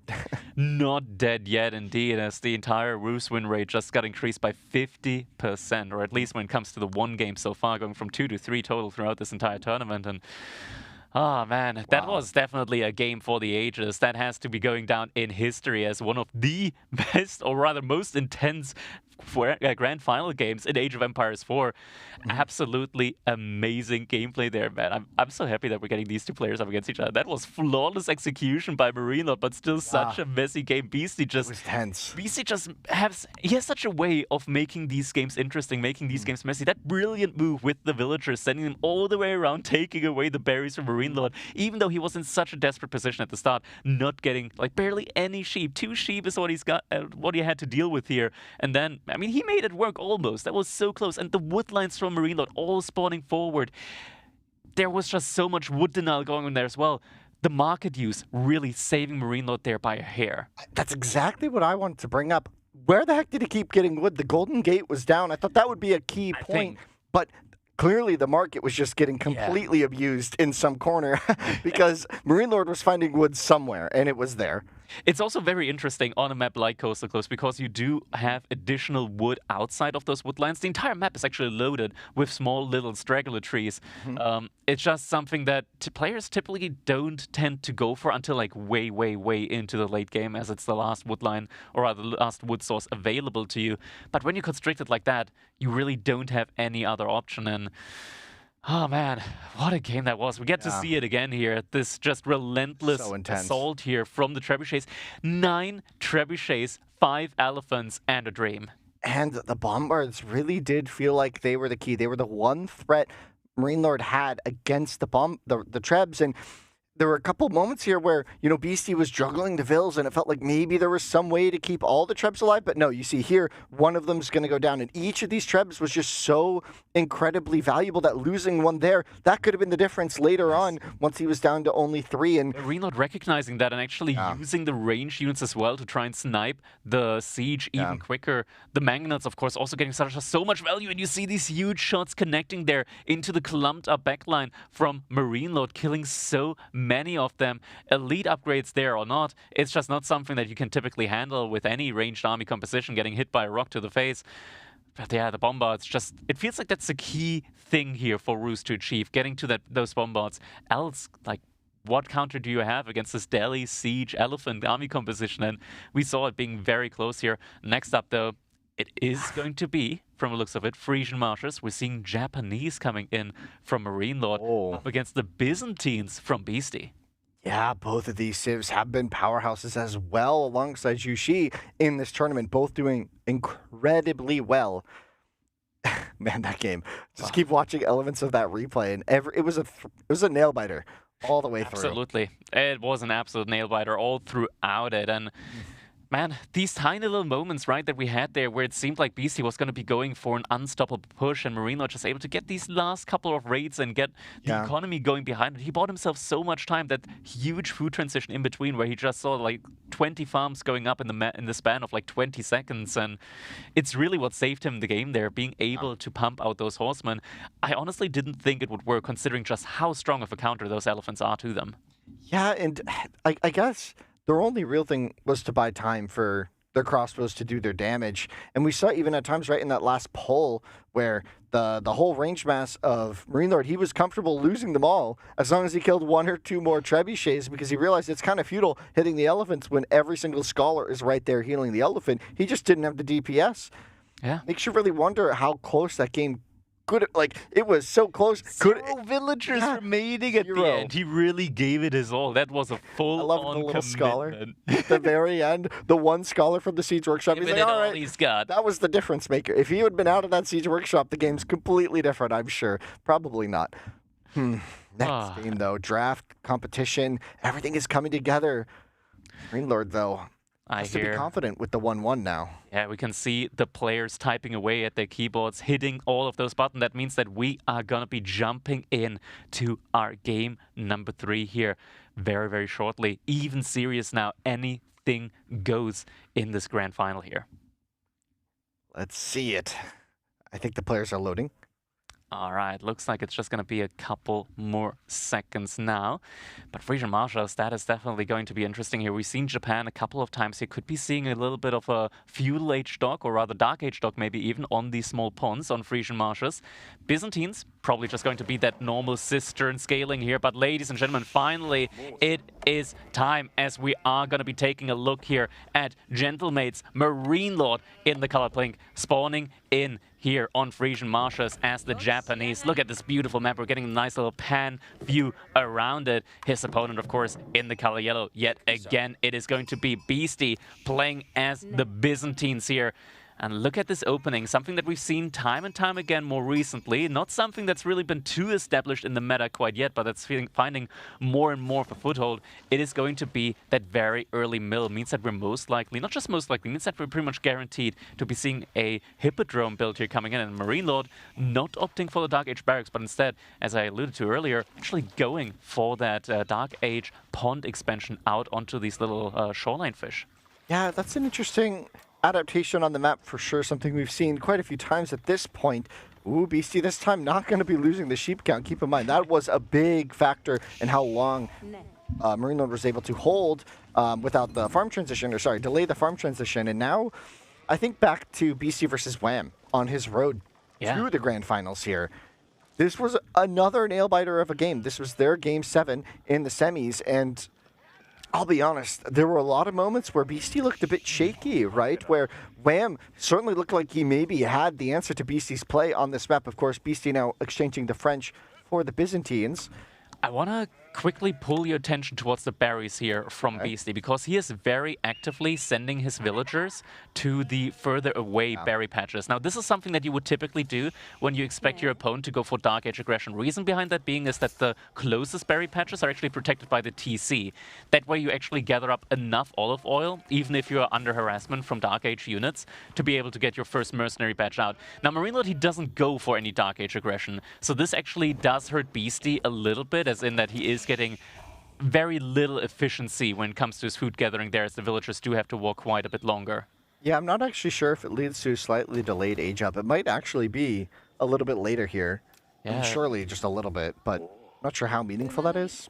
Berries aren't the greatest gather source. Now, sure, you do have the cistern bonus working there for you, but we do see how this all adds up, as Beasty does have a lot of gold, but not able to hit the age up quite yet. Will be coming in very shortly, though, as well. And there we go, now has enough resource. We will be seeing that Hippodrome now coming up there for villagers working on that. Marine Lord not too far behind, though, but he does have a nice little 3 economy advantage here, as he did, of course, invest into that pond, and that now gets spotted out by Beasty. So now he knows, okay, my opponent does have an economic lead. What can I do to, you know, contest that? Do I just go for more cisterns, or do I go for aggression immediately with that Hippodrome? Yeah, I would think at least one horseman to force the barracks, right? You at least want to force a little bit of a reaction. I don't know how heavy you would enter into that unless you really felt committed and wanted to add an archer behind that, and then a range behind that, and add some archers in on the Byzantine side. That could feel a little bit weird. Maybe just try and get a longbow pack out. That could be an answer to the spearmen as a response to the Hippodrome, which is certainly going to be the case, right? We're certainly going to see a barracks at some point from Marine Lord. Definitely have to. He's still got a lot of villagers on the gold, so not exactly sure if he... that's probably just going to be for... I'm not sure if he's going to just try and go for upgrades immediately, or whether he wants to make this a fast Castle Age gameplay now. Which would definitely make a lot of sense, right? Like, you do have access to those mounted samurai, which are just overall a great unit. And now that you know that your opponent is going for the Hippodrome, you don't have to be under that much threat when it comes to like mass mercenaries. But the first mercenary timing, notably, is actually going to be a lot quicker here for the Byzantines. So the first mercenaries are going to be coming out a lot quicker with this build, as BC already has enough olive oil to be able to queue up the first batch of mercenaries if he wanted to. Yeah, and I would assume that's going to be Longpowman in this context. Of course, there are other options, but there's not really, you know, a super strong ranged unit just right away that you want to counter. We do see that instant queue up of the horse. Of course, that's going to be the play. The question is, how many cisterns do we go to? Are we actually going to see all 5 being prioritized early on in the feudal age? It can be quite expensive, and it really will delay the aggression. Not quite sure what BC is going to be thinking here. When it comes to the decision-making, wait, that's a lot of villagers on stone. Is that going to be a second TC? Or maybe he's just trying... What Marine Lord could be doing right now is he could be trying to rush the Daimyo. That way he could get an Uma Bannerman out. And that way, with the Uma Bannerman together with the damage upgrades, he would actually have competitive horsemen in the feudal age, even up against the Triumph horsemen from BC with the Byzantines. And indeed, it looks like that is going to be exactly what is coming in here. So after next villagers, that will be the Daimyo coming in here. We're seeing Tatara coming in as well. So nice play here from Marine Lord. Means that he is actually going to have very competitive horsemen here in the feudal age up against the Triumph horsemen from Beasty. I want to quickly look 30 minutes ahead into the game. Can we quickly check out the neutral market out on the map there, see what kind of mercenaries are in there? Okay, we're seeing no camels here. This might actually be something where Beasty might want to go into javelin throwers, just because then you get access to camels, because the camels in the late game in Imperial Age provide you with the camel support, meaning that you do get the +2/+2 armor, which is very strong up against Japan. Basically means that Honor Bagasha are no option at all as soon as that comes in, but longbows are broken, so probably it's going to be longbows. There we go. I actually really like how Marine Lord played this. So he put a really heavy emphasis on mining, and he's just going to invest in some early upgrades, like you mentioned. I think that was all to just have the Horsemen really have no option here. They have no. He's not on any of his minerals right now. He's just hanging out under his TC. I think that was a really smart play to just invest heavily and then evacuate as soon as the Horsemen hit the field. And we do have that first Bannerman out, as is afforded to him by that single knight. And look at what Beasty did. He expanded out to the second berries there, and that's exactly where the Bannerman is going right now. Yeah, could find some good damage here. Scouted already by Marine Lord. Beasty's going to be forced to run. Wheelbarrow is in place, so he should be able to run away a little bit faster. We could even see Arcatoy defense being activated, but not before. Oh, interesting play. Arcatoy cannot up against the Uma Bannerman. The Uma Bannerman's too tanky. He gets trapped. Almost. Marine Lord able to sneak out just around the edge. Will pick off one Vil. Uma Bannerman at half HP will retreat. Could maybe commit for another Vil, yeah. 100% he is going to go for it yet again, even with Akratoy defense. The Uma Bannerman, of course, having more health even than a Feudal Age Knight, 230 compared to a normal Knight, which will only have 190. Does have a little bit less damage, but it's still a fully armored unit, even with deflective armor. So an incredible powerhouse to have here in the Feudal Age. And now Beasty fighting himself a little bit on the back foot. Pierced their armor, already researched from Marine Lord behind all of this. So his units are also going to be very resistant up against the longbow archer fire here that has just come out from Beasty. Yeah, some really early upgrades here from Marine Lord will give him quite the edge in these fights, forcing Beasty maybe to use Triumph earlier than maybe he wants to. We'll see if he needs to. Currently, Horseman being the only unit on the field, I mean, you can really commit or not commit at will. We're seeing even more stone being mined. From Marine Lord, what do you think that could be for? I mean, this is also a great way for Marine Lord to scale his own economy, of course, right? Like, you do have the ability as the Japanese to get some very early scaling bonuses there on your farms, and you do get very early farms thanks to the Kura Storehouse there as well. And also, of course, the opportunity with the second Daimyo to get even more Bannermen in. Like, right now it's only one Uma Bannerman, but imagine if there's 3 out there, just having even more Feudal Age Knights available to you. That's a very strong army that Beasty will need Limitani against, so a tech switch, or rather an army switch up, will definitely be needed here for him. Can we check Beasty's base house? Does he have any barracks being prepped up here now behind us? No barracks yet. We do see the 4th cistern coming in for him here, so it's going to be a 22% bonus economy there.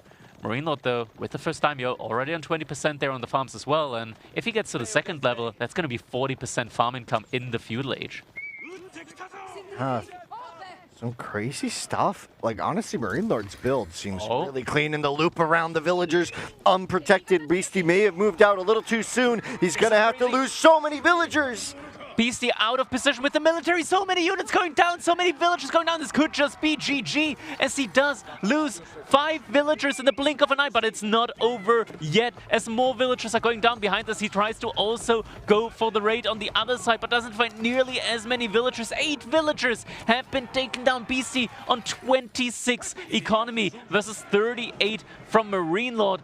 And now Beasty, he feels like he needs to commit, but he has less horsemen than Marine Lord and many more in queue as well. The food income is simply missing behind us now. Marine Lord is moving back to take the fight inside of his base. Yeah, and Triumph's good, but it's not enough for Beasty to be triumphant in this match. We'll have to see, though. Maybe it will. He's going to take the engagement. The archers, the longbows, they're in the back. Marine Lord with the surround. Gets activated, he just runs away. Just runs away, so smart. Why engage under it? I have the Uma forever. You have a limited duration Triumph. And Limitani, gonna be too little too late. Might not even make it across the map before Triumph, his duration is over. And just like that, Beasty now, this is not even, I want to say, like, caught on the back foot. This is like the end of the line here for him in this game. Marine Lord, look at the amount of food that he's got in the bank. Many more horsemen going to be coming out. It's trapped! It's a trap! His army is trapped in the corner. This is going to be one last stand for Beasty. The horseman from Marine Lord getting a full surround. Nowhere to escape. No Triumph to save you this time. And they're just getting slaughtered now. The Uma Bannerman with the aura here. So much damage on these horsemen. Second melee damage upgrade has been researched as well. So right now these horsemen doing +4 damage. It's like they got Triumph on all the time. And the entire army from Beasty has just been wiped. Well, there are still 17 horsemen alive from Marine Lord behind this. Only 5 Limitani inside the base of Beasty here. Not something that you can easily hold with. Now he is on Cistern level 5, but behind this Marine Lord getting a market up as well. Will want to very quickly even out his economy to get to that castle age, as he does have so many resources there available to him behind this. Yeah, and Beasty's trying to hold forward this position with just a few Limitani. I don't see a world in which Marine Lord can't just avoid them and take a devastating raid approach. It looks like we do see that loop around with the majority of the forces of Marine Lord probably going to find a way into the woodline or the gold or something else. No villagers on the deer or anything like that, so no exposed economy. We do, of course, have the outpost there also working for Marine Lord. Beasty is immediately trying to burn that one down. Only horsemen here at the moment. First couple Yumi archers are in queue. Marine Lord, he's going to have to run away from the outpost, at least for a little bit. Has to evacuate the villagers there. First Yumi archer is getting sniped down now by the couple of horsemen from Beasty. We'll be able to take that one down, and the outpost has been taken down now as well. Marine Lord not able to find that transition into Castle Age anytime soon. Cistern right now getting burned down by Beasty, but the age up is coming in. Enough trade out happened from the market. Will mean that Marine Lord... Wait, did he build a second market? He built... Look at the... You know, why build one market when 2 market do job? Sometimes you forget you built it in the heat of the moment, and the Limitani take an ill-advised trade against just so many of the horsemen, and Beasty resigns out of that one. Marine Lord looked like he had the strategy. Oh man, what a game, what a game. This one unfortunate raid catching Beasty off guard there. He did not see those horsemen running right past his army, courtesy of that stealth forest, of course, and that means that Marine Lord just able to get so many villagers kills in at a crucial moment in time as well, right when both players want to really ramp up their economy, want to get as many military forces out on the map. Beasty, without that food income that he needed to produce them, just wasn't able to keep up. Army forward as well, the catch around, and then without the triumph available there to him, meaning that Marine Lord now able to take the lead in the series here in game number 3. Yeah, still plenty of games to come, but let's take a look at this post game. I mean, it kind of shows the whole story right there. Beasty had a few units out early, but Marine Lord able to kind of invest in the right things, the formula. He invested in all the things that would ensure he was able to win long-term in this feudal age, and we saw that heavy investment into the horsemen once all those minerals were mined out or retreated from, and that just really gave him a really solid position. That was, I think, a very well-executed build order for Marine Lord. That looked 100%, like yeah. super crisp. Exactly, man. That early Uma Bannerman as well, just getting that first villager kill, really setting the pace here in this game. Then the second dive, killing so many villagers there. It was a great disparity there in the economy towards the end, and it just all compiled on top of each other.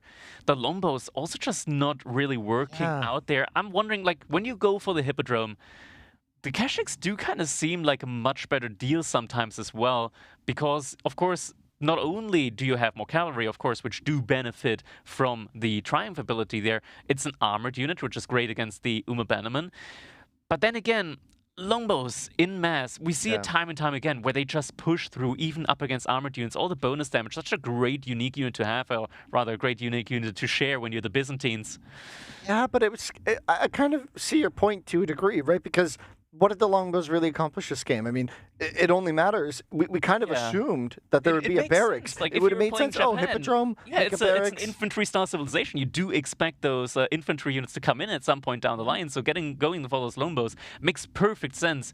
Obviously, we saw everything from the top down. So as a caster, we can make these kind of calls while like being here at the caster and being like, oh yeah, he should have done this easily. It is very tough to judge in the middle of the game as well when you do have your own game plan. You don't exactly know yet what your opponent is going for. Of course, Marine Lord, he did a great job of keeping the stables in the back as well. He made it very difficult for Beasty to anticipate the army composition that he was going for. Yeah, and it really is logical, I think, like that you'd expect some of those spearmen out. But now, looking into Game 4, we do see an interesting matchup here. Mongols versus French on 4 lakes of all maps. Mongols makes sense. French on 4 lakes. That's oh, I know what he wanted to do. Maybe he wanted to throw away French against KT. Maybe he thought that KT would be coming in next year. But Actually, no. KT is Holy Island. Yeah, KT is definitely the Holy Island pick there. I wouldn't be surprised if there is some very precise strategy here. Yeah, for Beasty rates French highly in general, and even on water, I believe he said that they're actually quite decent nowadays. So could be something to do with that. Mongols, of course, they are. I always call Mongol like sort of a disruption style civilization because when you have a game plan, Mongols like to come in there and just disrupt that game plan. They go for a little bit of a chaotic style. They do have that passive stone gathering as well. So, for example, dropping a dock on your pond and just getting an emplacement there, very, very strong early on as you do disrupt your opponent's food economy. But I do believe that we are now going to be going into our game number 4 shortly, as we do see our players really hitting those keys once again. It is time, ladies and gentlemen, for us to move into 4 lakes here shortly now. Mongols up against French. That was typically, I want to say, like a little bit of a back and forth between these two civilizations, especially on land maps. On water maps, though, not something that's too explored. I mean, French hasn't really been played on water maps since the spin to win, realistically. Right, in tournaments, seriously, though, right? Like, it hasn't been the favorite for a while. Yeah, it changed a lot whenever the change was made, so that the dock also provides you with a little bit of bonus population space there as well. But it is, of course, like not the main civilizations that you pick here. But ladies and gentlemen, here we are now in game number 4, as we do have in the color pink Gentlemate's Marine Lord spawning in here now as the Mongols. Uwu already placed on the stone mine there. Beasty on his side as the French, he is not opting for an early dock instead. No, never mind, he did opt for a dock, but on top of that also invested into a mill and also getting an early wheelbarrow behind all of this as well. This is a very interesting build. Wait, how did he invest into... That is a very interesting build. He sent a couple of villagers out in order to have just enough gold. Actually, maybe just this one villager here to have just enough gold to be able to afford wheelbarrow as well. That's what I was thinking. I was saying, BC's got to have cooked something up. This is a macro build. This is a reveal in the Grand Finals. He made it to the Grand Finals without showing this yet. So there's a good chance Marine Lord has honestly no idea what BC is about to do. And honestly, I don't know if we really know exactly what the plan is outside of maybe just getting a really nice start here with this Dark Age. The Khan laughing at the villager as he's shooting him in the back. At the same time, though, villager now laughing as he's just going to be killing a sheep in return.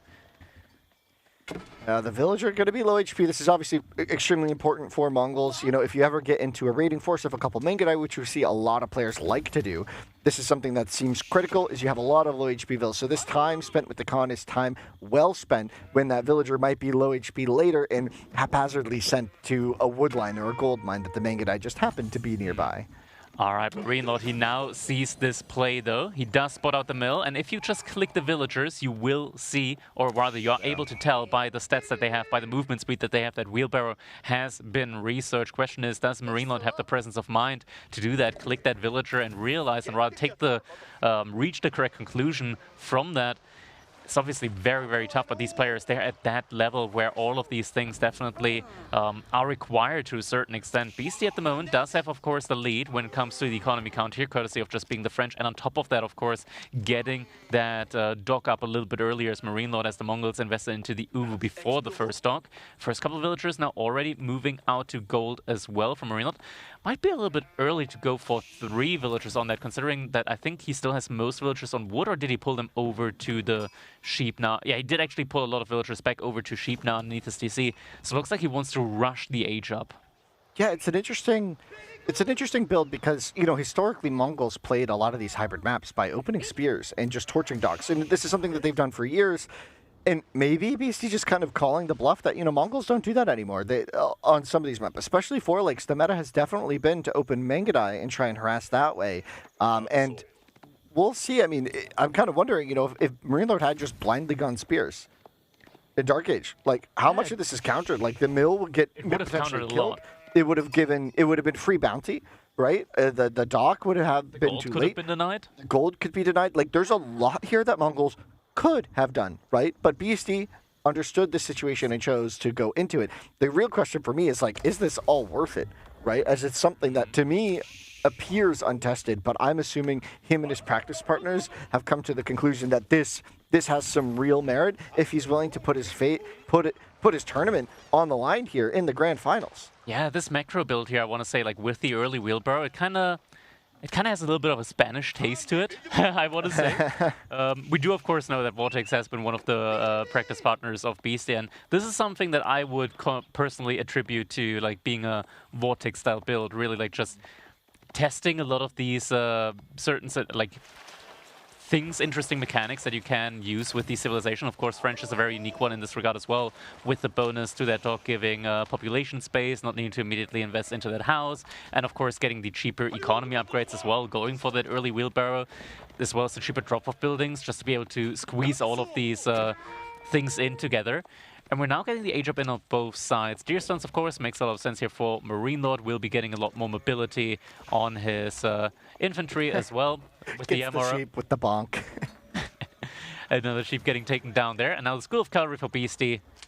Definitely something that you also want to have, like especially when your opponent, as you mentioned earlier, has the ability to make those Mangudai. Getting a couple of horsemen out early and especially quickly can really help you avoid any early villager losses. Yeah, I'm curious. Do you think it's... How important do you think it would be for Beastyqt to kind of wall the south right side of his base? Like, basically now.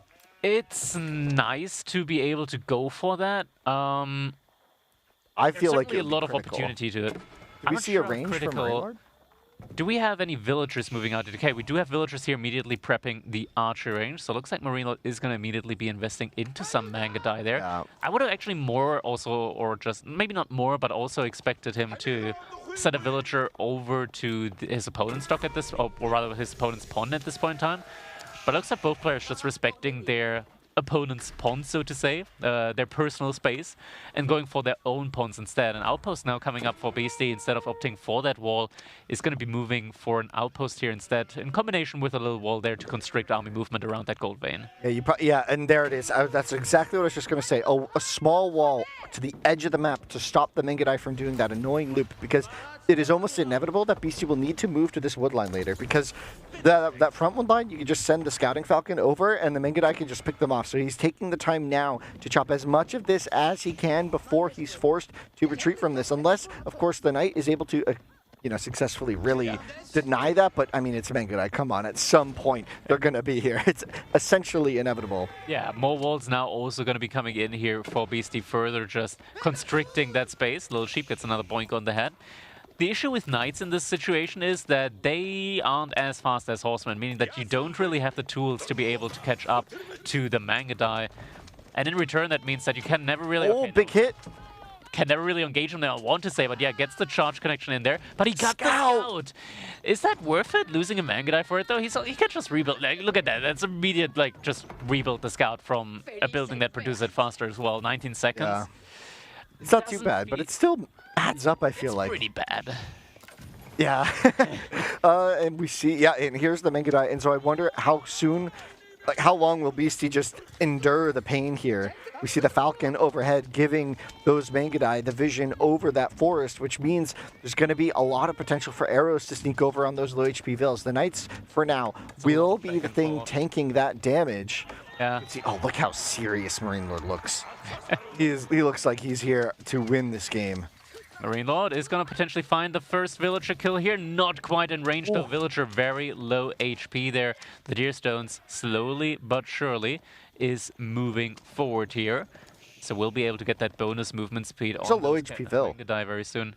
There's a low HP Vill right on the edge here. Marine Lord's going to right-click it, potentially get a first blood. Not quite. Barely able.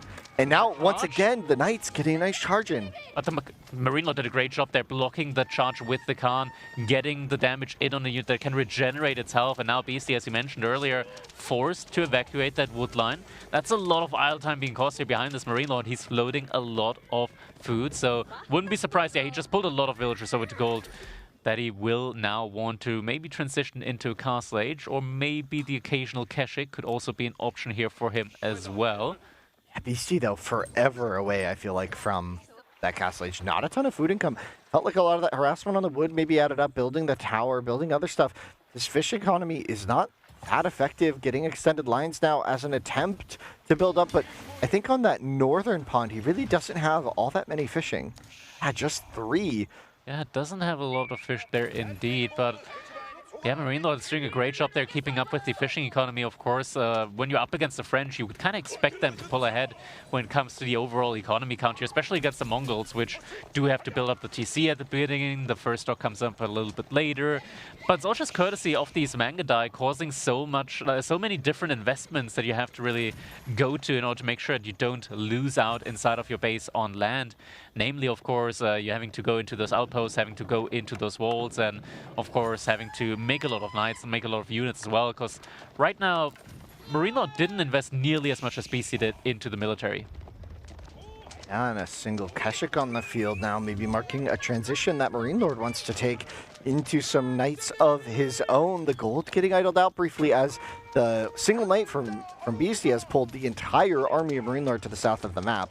Oh, this is... gold idling out right now is actually a big issue. Pretty brutal. Yeah, Marine Lord, he doesn't have any blacksmith upgrades, so these Mangudai against the +1 armor here upgrade from Beasty, they can't really do a lot. The Deerstones has been pulled back, so it hasn't been found yet by Beasty. Doesn't mean that he's not going to be taking that down anytime soon, at least for the moment. And, you know, we were just talking about how Marine Lord looked like he was going to be faster to castle, but that investment in Keshiks and that delay on the gold, now it looks like Beasty is going to be the one with the faster castle age potentially. His food income is good. He's got plenty of gold, even investing in some quote-unquote luxury techs like Chivalry before castle age. Usually that would be too slow, but here, Deerstones, oh, sorry, getting placed out, I was like, how did he afford a landmark? That was just the landmark moving, though. My gosh. Oh, BC just noticed a hole in a wall from his own units. That's funny. Yeah, it looks like the edge there, the column hasn't been placed, or rather he deleted it, and sometimes things work, sometimes they don't. Typically they're meant to connect to the wood line there. Looks like it didn't in this case. But now Marine Lord pulling even more villagers over to gold. He knows, okay, I need that age up now as soon as possible. He's floating a lot of food behind this. And the Mangudai, we're seeing the first villager kill of the game now coming in.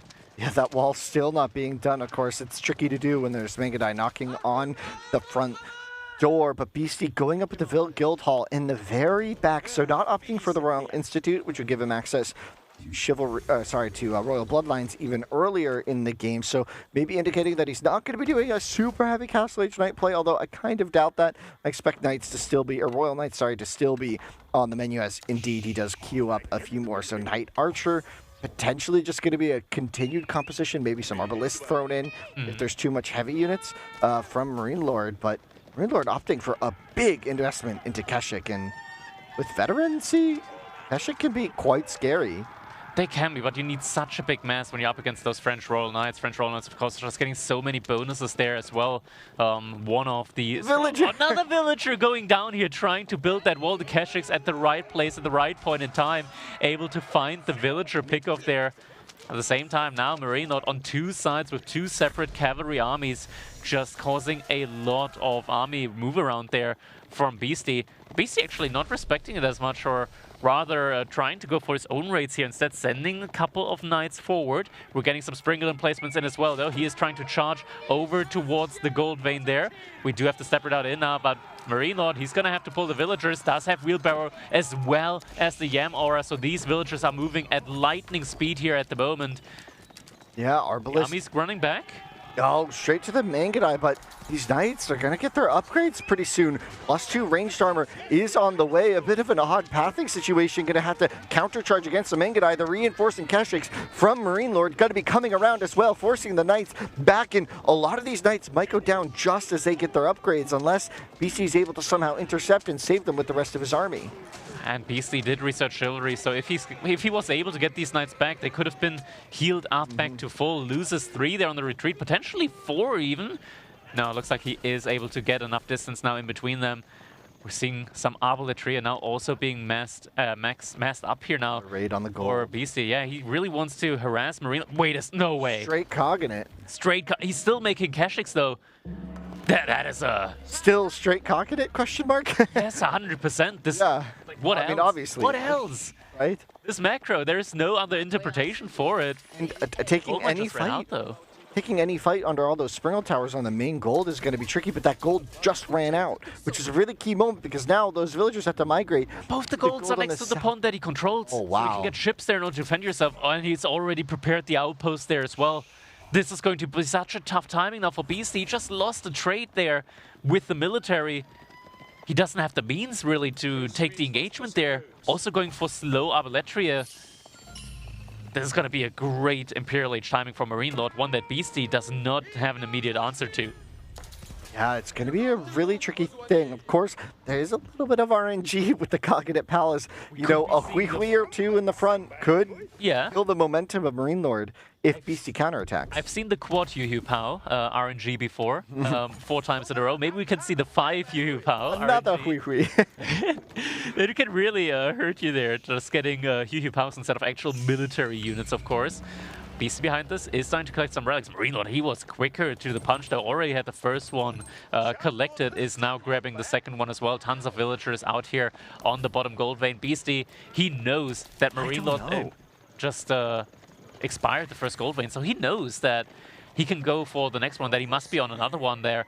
He's going for Mass Horseman now as well. He knows that he needs Mass. He knows what's coming. Are you sure he knows? I feel like he would go a lot faster. He could just win a fight at that gold vein right now if he went, but instead he is dallying in the center of the field, waiting for Marine Lord's next engagement. Now the Egypt comes in, and we'll see if Beasty commits to this fight.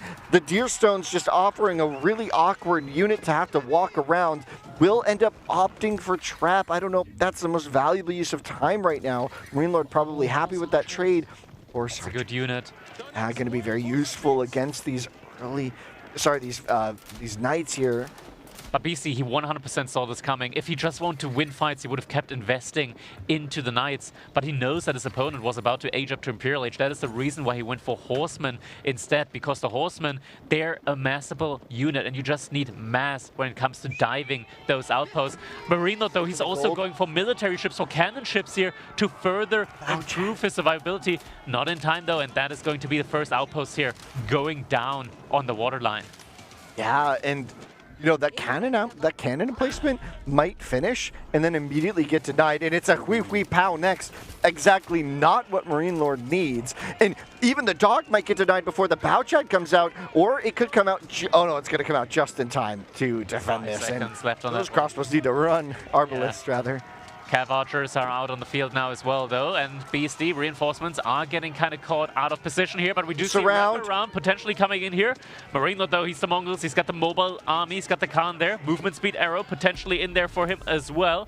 Could maneuver away with those units. Couple Wallows coming in, trying to redirect their army here from Marine Lord. He's trying to make his way out there. Beasty, some outposts there, securing the large gold vein in front of his base. Yeah, but you're just running these units straight after Mangudai. Now, the Mangudai do not have that many upgrades, so they're kind of tickling the Horsemen and the Knights here. Beasty's macro behind this, not looking too shabby himself, up to 158 population. It's really going to take the Cognate to pump out a lot of valuable units for this to work. Now, another pack of Horse Archers means that a little bit awkward to micro alongside Mangudai because they have different goals in a fight, so it's going to put a little bit of a micro burden on Marine Lord in these fights. Look at this, Marine Lord, the idle time cost on the gold here really hurting him hard. He has so much gold in the bank, but just so much food in the bank, just no gold to really spend it on. 2,000 food in the bank. The Yu Pao just came out. We aren't getting Cav Archers once again for him, so we'll be able to keep massing those units up. Impressive shot there from the Yu Pao, just barely missing some of those. Get out of here. The Wee sends a little warning shot. He's like, next time I might hit. Beasty behind this is actually going for his own age up now as well, and this could be a forward Red Palace to try and put more aggression on Marine Lord. No, instead, it's still forward, but is going to be early. We do have Yu Pao. It's a Hui. Oh, but we do also have a little bit of a potential army trade out here now, as Marine Lord does spot this age up here. Watch the flank. Watch the flank. The Horsemen from the south coming in past the Sacred Site might catch the Horse Archers off guard, forcing Marine Lord to retreat. Yeah, Horsemen do get spotted. Marine Lord trying to retreat in time here. Looks like he is going to get the retreat as well. Elite Keshiks, of course, not something that Beastyqt can immediately deal with, but He will soon have the answer as the Red Palace is going to finish up here. We do have some Palace Guards, and next up, the first patch of, or rather the first batch of Elite Mangadai will be hitting from Marine Lord space as well. And we are actually getting Biology in rather early.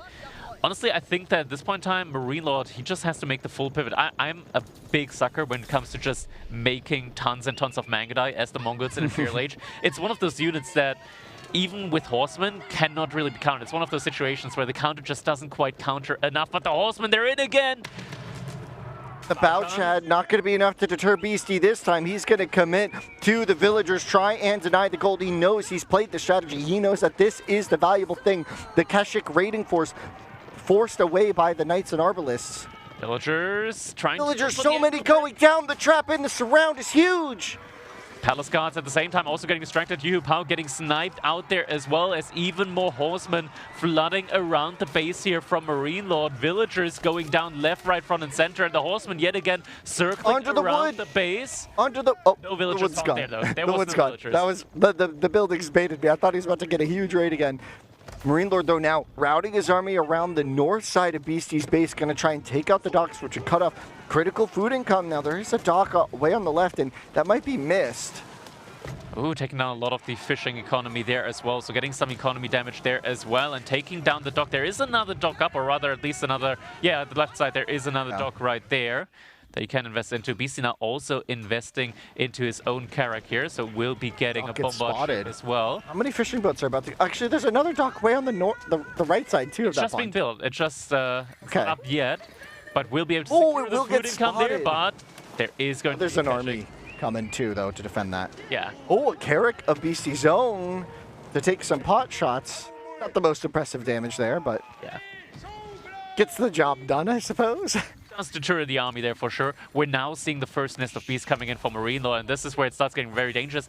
Look at this Palace Guard army that he's got here. Is this Mongols or is this Chinese now? I mean, look at Beasty's population as well. Both players are getting very Palace is churning out units left and right, but Marine Lord really struggling to create and produce villagers and units of his own, it seems. Just a Horseman, 21 Keshik on the field. Having a rough time catching up to the technology, right? Like, he got the Imperial Age very early on, but just doesn't have the gold to get all of these upgrades. And Beasty at 1,600 gold per minute, Marine Lord only at roughly 800. Then that is with the step redoubt. Oh, leading him into the Arbaletria, which are going to have a devastating impact on this Keshik fight. Yeah.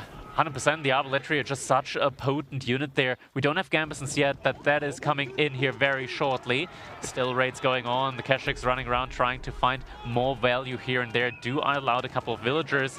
But yeah, Marine Lord, he just doesn't have any economy upgrades at all behind this. Potential for a big pincer in the north, as well as there's 3 armies surrounding this raiding force. Well, raiding force, large army of Marine Lord. You can see this small group of horsemen could be enough to deter the pathing here, at least force a really awkward engagement. The Keshik peel off to try and countercharge the horsemen in the back, though, and the Mangadai Great forced micro to by Marine retreat. Lord. Just inching past there between the stone outcropping, able to get the Cav Archers out alive, and the Keshiks will be able to buy enough space there for them to get out. Behind this now, more and more horsemen also being messed into by Marine Lord, and now another Yu Pao. That is something that he could actually use. Yeah, and Royal Bloodline's coming in. He didn't have it this whole time because he has the Guild Hall instead of the Royal Institute. Could we actually check the Guild Hall? Is there like some sort of bank here that we're missing? Okay, it's being used relatively actively. But you have to say, though, I think Beasty has survived that initial Cognate onslaught very well, right? I think we haven't gotten to the main strengths yet of Mongols, which I really consider just hand being cannon? that, not really the hand cannons, but just being that continuous mass that you have all the time. But the nice raid here, but there's so many cannons here. Villagers are going to survive here for the most part, but mostly just getting those mass of upgrades there on the Cavalry Archers. The Cavalry Archers in general, just such a great unit to get upgrades in on. And the Mangadai, once you get all the upgrades in on them, they absolutely destroy Arbaletria, they destroy Horsemen. They can never really catch up to them underneath the Yam or a movement speed as well. Ooh, a lot more Horsemen did just get pulled, but are going to find Bombard and Placement Outposts. Take them down quickly, though. That's a big investment. Yeah, good pickup with just a couple horsemen, something that Beastyqt can make quite a lot of at this stage of the game. The Keshiks and hand cannons, though, hot in pursuit, forcing this little raiding force away. However, this counterattack looking good for Marine Lord. It's a large army. Royal Bloodlines not in yet, something that Beastyqt will absolutely need for this next fight. A large gold vein in the middle of the map might not be lasting forever, of course, so something to definitely keep an eye out for. Marine Lord, he's got the military lead when it comes to numbers. Army value, though, looking up for Beasty at the moment. Engagement in the center looks to be just like a small skirmish of the cavalry. And now Marine Lord's forces slightly bogged down with the palace guards and the hand cannons kind of taking to the center of the field. It means that now we're maybe building up towards just a big, straight-up engagement here as a Hui Pao potentially going to force the issue on Beasty, force him out of this defensive hold that he's had, and push him into this devastating Mongol army at this point. Some stone walls now also coming in here from Beasty. Will be able to further secure up that red palace. It's going to make it very difficult for Marine Lord to get any raids in from the bottom side. The Horseman mass does get spotted out here, the Uwu. It's not really active right now. The Stone Vein has been finished off behind this.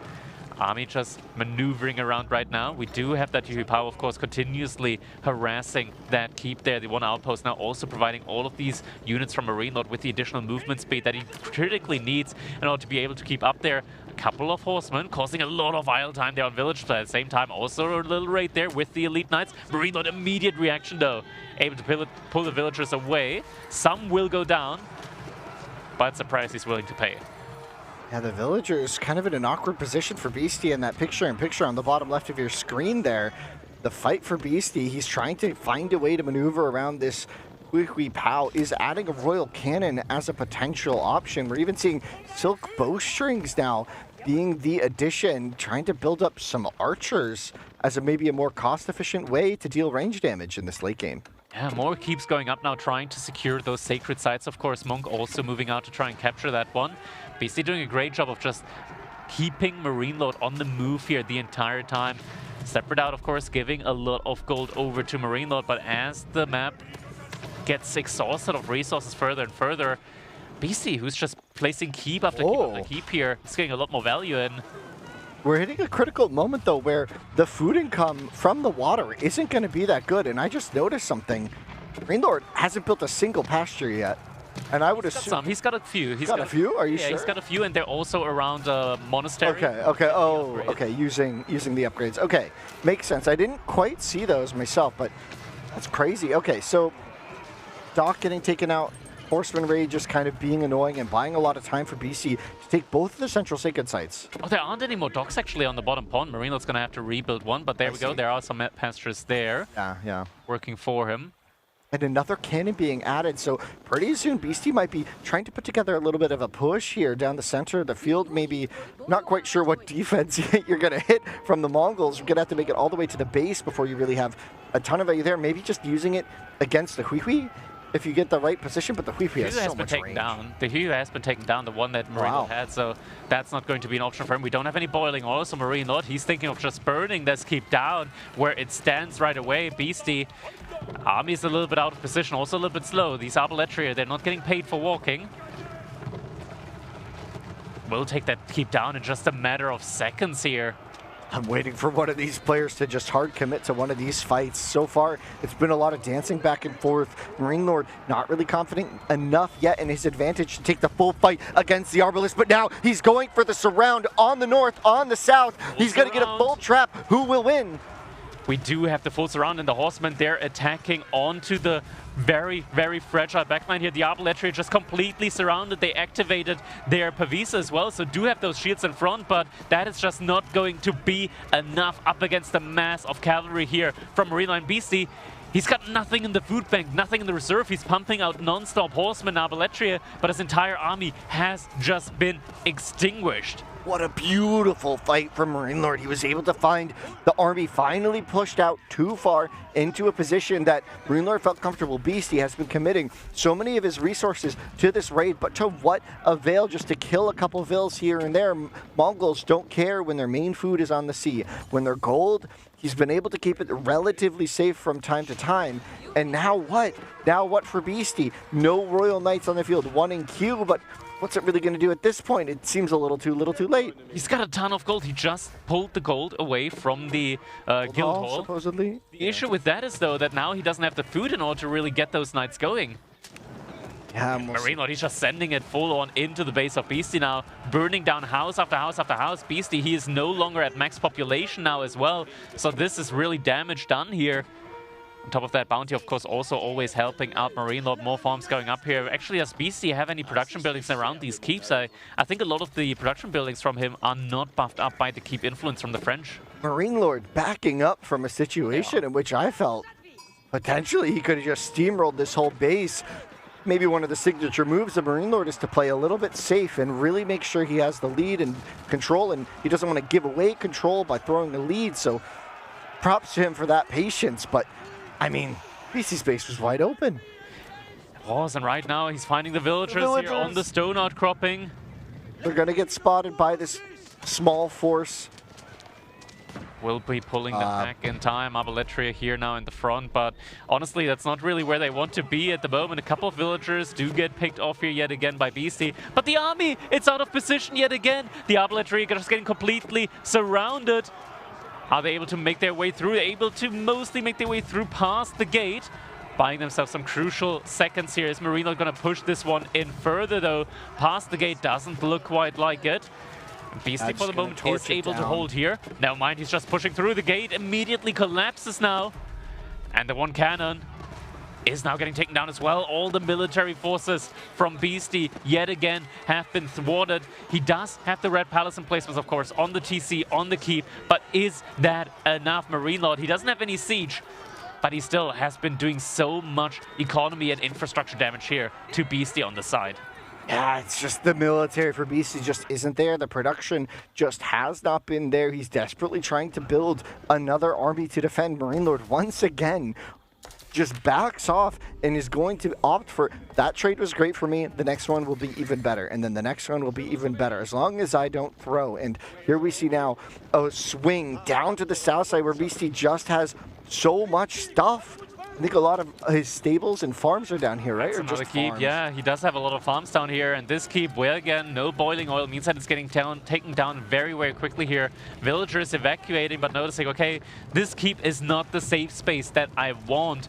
Has to pull them over to the other direction. That's a ton of farms not being idled up, but not just a ton of farms being idled up, but that's also a ton of resources going over to Marine Lord as he starts torching every single one of these farms. He's got the stone upgrade, plus 75 stone. Look at the stone count from Marine Lord, 600, 750 stone. He's getting infinite stone here out of Beasty's destroyed farms.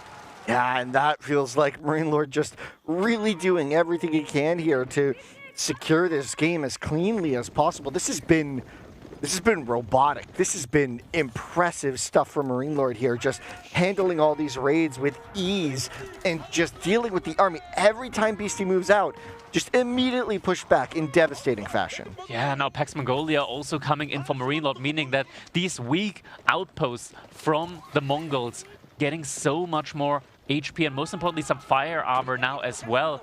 I mean, they'll resist the damage from Beasty's mass cavalry here, mass torches, a lot easier. Military count, Beasty has been able to get some more units out onto the field now. Look at these beautiful outposts now. They're looking very pretty. Indeed, and cannon emplacements on them, and now mangonels. Oh, an interesting change up from Beasty is adding those mangonels, adding a bit of siege to help deal with the forces of Marine Lord. But it feels like, honestly, 53 horsemen on the field. It feels like the horsemen have been just doing wonders for Marine Lord, and Beasty now has 12 knights to try and deal with this and a horseman army of his own. But I feel like Marine Lord's army is just so strong in all of these fights. They definitely are, and this is an issue. Marine Lord now also investing into his own trebuchets here as well. Not even going for bombards, granted they are quite expensive, and gold is running kind of low for both of these players at this point in time, at least gold accesses. I think Marine Lord just now securing finally the gold vein here at the top side. We'll be getting some more in here soon now. Beasty still defending around all of these keeps that he's been rebuilding time and time and time again. Looks like Marine Lord now opting for a little bit more of a static push, glued to that 200 population though. There we go, these outposts now a lot tougher to take down. These couple knights here will be getting absolutely butchered now by these cannon placements, courtesy of all the farms burned earlier by Marine Lord. Yeah, and there's going to need to be some sort of push there with Siege to actually deal with that, which is really annoying because Beasty had, well, annoying for Beasty because he had been intending to you know, just keep raiding that position with the cavalry, but Marine Lord wisely adapting to these raids. Oh. And Marine Lord diving the Red Palace here, just going straight for it. There's no one villagers nearby. Inside. And that's the Red Palace getting taken down very, very quickly. Beasty villagers nearby.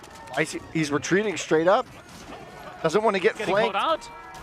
The units are still in range of the Red Palace here. A lot of damage coming in. This is the best fight that Beasty can theoretically take. Mangonel's not in position yet though. Horsemen diving onto the back. They're going onto the hand cannoneers. The Knights are holding the line against the Horsemen for Beasty. The military numbers for Marine Lord are dropping in this engagement, but the Knight line just barely falling apart here. The Red Palace able to hold on that southern side, and now Beasty gets himself a bit of a respite. Look at the villager count. Crackety, look at the villager count. There's a chance here that Marine Lord runs out of steam. Yeah, these raids every now and then underneath the TC there where the food economy from Marine Lord is just doing so much damage. Now Marine Lord does of course still have that keg and a ton of production. They're coming in time and time again. But Beasty, he has bought himself a critical amount of time, and now there it is, Winston. We're getting adjustable crossbars in as well as the greased axles upgrade. So now these mangonels, once those upgrades come in, they're gonna be extra fierce when it comes to damage they can put out. First couple of trebuchets now also coming in here from Marine Lord. Big raid. Well, that's a big raid on the gold vein. But Marine Lord is going to see that and take his opportunity to dive in. He doesn't see it though. He's gonna lose a whole bunch of villagers here. Villagers that he can't really afford to lose. He's already very far behind on the economy count. Army is maneuvering now over to this direction as well, but that's a lot of economy lost now. Marine Lord on 63 eco units. In turn though, he is building up more and more of a military force, 126 military units, plus change with the siege. Yeah, but how much of that is horsemen? And that is now matching up against French horsemen as well, which BC has better upgrades across the board here. Marine Lord still hasn't even finished. The blacksmith from the Imperial Age, the horsemen from the north have swept in and are now once again onto the economy of Marine Lord. A little engagement in the center. The outpost taken out entirely now on that northern gold. It's very expensive outpost with the bombard emplacements. Economy now on the food, completely idled out here. That's some interesting pathing going on there. That one horseman has nowhere to go. The sheep are blocking him. Yeah, it looks like there might have been a little bit of a movement command there going on, and that means that in turn, yeah, Marine Lord, he's sending them away. He does realize now, does send them back over there. But it means a lot more idle time there still going on underneath his food economy. Down to 60 villagers for Marine Lord. How many of that are fishing boats, which at this point, the sea is largely fished out, right? At least the fishing ships, like the deep sea fish always regenerates, but we're getting to the point, of course, where the overfishing just hurts you so much, and where the fishing ships just don't really work as effectively anymore. But this is a very, very large military mass here that is still working for Marine Lord, and of course never underestimate the free units coming out from the Kaganet Palace. It's a big mass, but look at the army value. Yes. BC still has more technically. We'll have to see how that plays in. We're getting Rebaldicans as well, and that Rebaldicans is such a strong unit up against hand cannoneers as well, because hand cannons, they don't have the range. They have very low range, so the Rebaldicans actually destroy the front line before hand cannons can even get there. The raid has nothing to hit. There's no villagers to find here. Marine Lord has migrated his economy to the north. The horsemen taking a fight straight into the siege. There's not many knights to defend, but the horsemen have to retreat upon seeing just the sheer quantity of ranged units from Beasty in that defensive position. Marine Lord now up to 2 Nest of Bees, and these are Imperial Age upgrade Nest of Bees as well. They're not all at the front line yet, but definitely a strong siege force to have there for sure. Yeah, nonetheless, like Beasty with all of these raids with the Horseman time and time again, just putting so much pressure on Marine Lord, and he's still got so much gold in the guild hall. Let's see if he remembers that. It can be hard to remember the guild hall. I mean, he'll remember of course that. pros will. I mean, I'm just saying, it's possible to Sometimes you forget, sometimes you forget, but yeah, something we are still building towards is this big central fight when the siege actually gets a chance to connect onto all that ranged mess of Marine Lord. Marine Lord still sort of just dancing in this middle ground, trying to avoid that confrontation altogether. Does find some vills on the raid in the south, could potentially go all the way to the farms there, but honestly, Marine Lord hasn't really seemed to have an answer for these raids. Yeah, the issue is, of course, as the Mongols, you don't get those walls. You are completely and utterly reliant on just outposts there and reacting to these raids with your own units. The issue with that is that only really works when you're actively trading with Mongols, because that's a way that you can get an infinite amount of stone in. And with that stone, you need those emplacements, and just not having that, not having the ability to get like infinite stone emplacements in there, it hurts so much. Yeah, and we're seeing some raids here, but now it looks like Marine Lord looking to maybe take another bit of a fight on the north. Not quite sure. His trebuchets have been sent south. The food, once again, the target for Beasty here. I wonder how long until he just starts burning down the pastures when there's no defenses here. Non-stop aggression. I mean, look at the amount of sheep just waiting there to be slaughtered. So even when the pastures run out, there's still a lot of food remaining there, of course. Gold! Time again! Gold is gonna get found again by Beasty. Can't keep getting away with this, but he will, as all the villagers once again need to be pulled off. Marine Lord, though, has the military force nearby to be able to stop this aggression from Beasty. Oh, nice trap on a lot of these horsemen, but at this point, Beasty's economy, I don't think he really minds so much losing these horsemen. It's buying him a lot of time against the forces of Marine Lord. Well, it lets him build up that intense siege mass, and of course, he did remember the guild hall. It was clicked a few minutes ago, but I mean, Marine Lord's resources also aren't looking so bad here. Yeah, but now with all of this gold, he's got even more siege in the queue, more Rebolkans, more Mangonels here as well, and that means that all of the... No way. What happened? No way. What happened? Did the game crash? Look at the reaction from the players here. Hands in the air, heads shaking. What happened? Man, Age of Empires 4, cruel mistress indeed. What is going to be the call here in this one? This is a tough situation to call, right? Like sometimes these kind of situations happen where the game just unfortunately crashes, and now what will happen? What's the call to be made here? Is this going to be a rematch 40 minutes into the game, of course? I mean, I'm no tournament admin, but I'd say that's a hard one to say that anyone had a lead here. It is. Now, in theory, of course, you got to take a look at it this way. Beasty, he managed to stabilize. He's got 3 relics. He did a ton of economy damage time and time again to Marine Lord.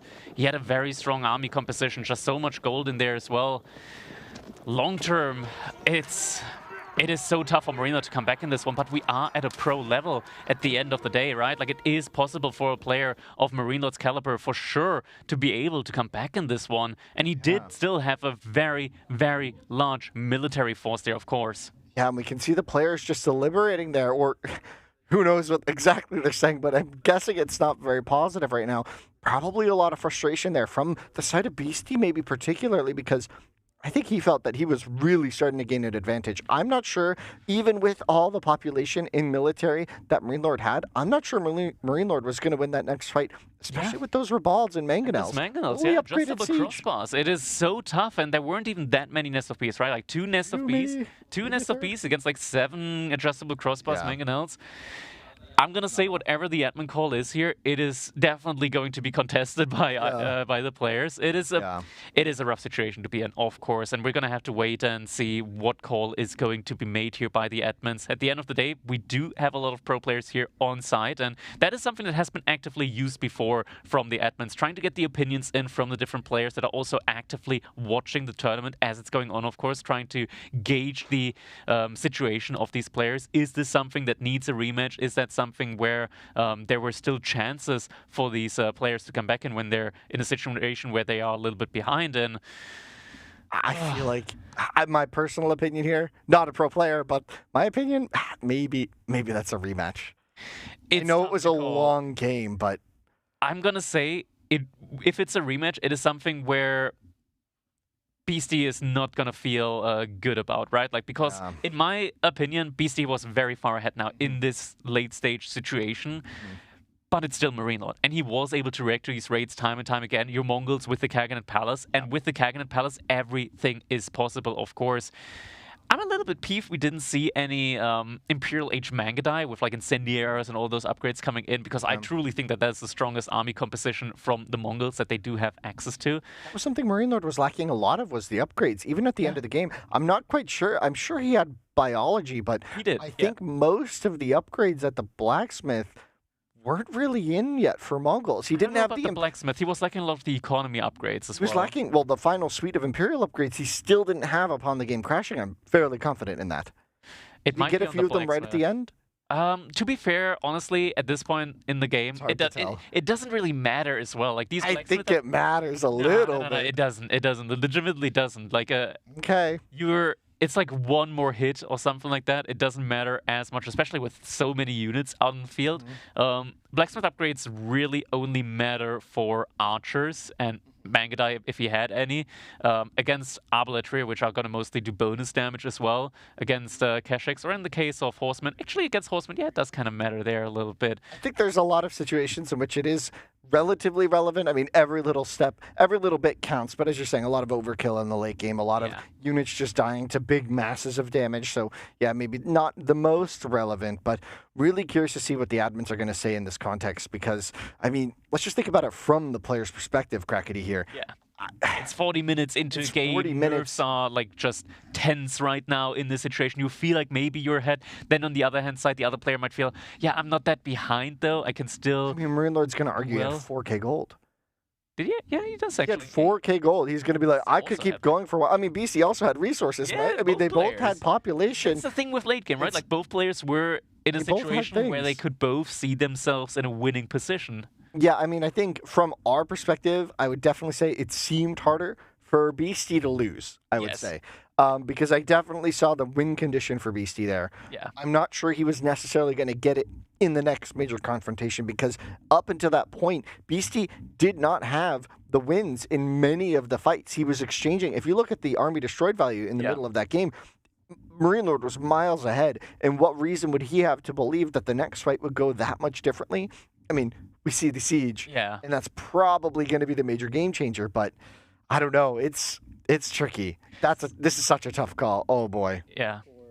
Something to keep in mind as well during all of this, right? Like a civilization like the Mongols, similar to the French, they also have these means of infinite resource when it comes to the bounty there as well. A lot of the farms, definitely in the late game, something that can be burned down. We saw just how much stone Marine Lord gained in between as well. And I think while we're on this pause here, we should take a look at some replays. Yeah, let's take a look at some replays. Let's take a look at just so far how this is going. Just give some more time here to our admins, as they are going to be making a decision on how we're going to proceed from this unfortunate game crash. Yeah, I mean, here in...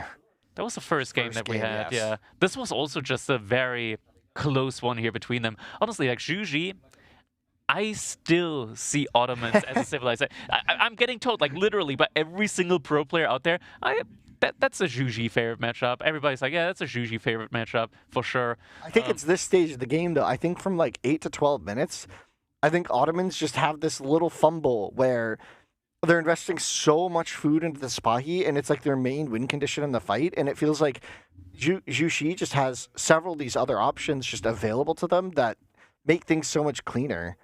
I really like the mechanic that you've got there with the Sipahi, just getting all the bonus armor. And suddenly they have the same armor, ranged armor, as a knight against the Jigunu, really giving them the ability to tank ahead there, even when you're an age behind. I mean, maybe you're completely right about that. And Marine Lord, we saw 3 times, I think, lose the Metter. At least twice, I remember clearly, where the Metter just died at the start of a fight, basically. It was so close. Like, looking at this fight here, it was so close to him being able to hold. And once those upgrades come in, he would have been in a pretty decent situation to take the fight, in a pretty decent position to take the fight.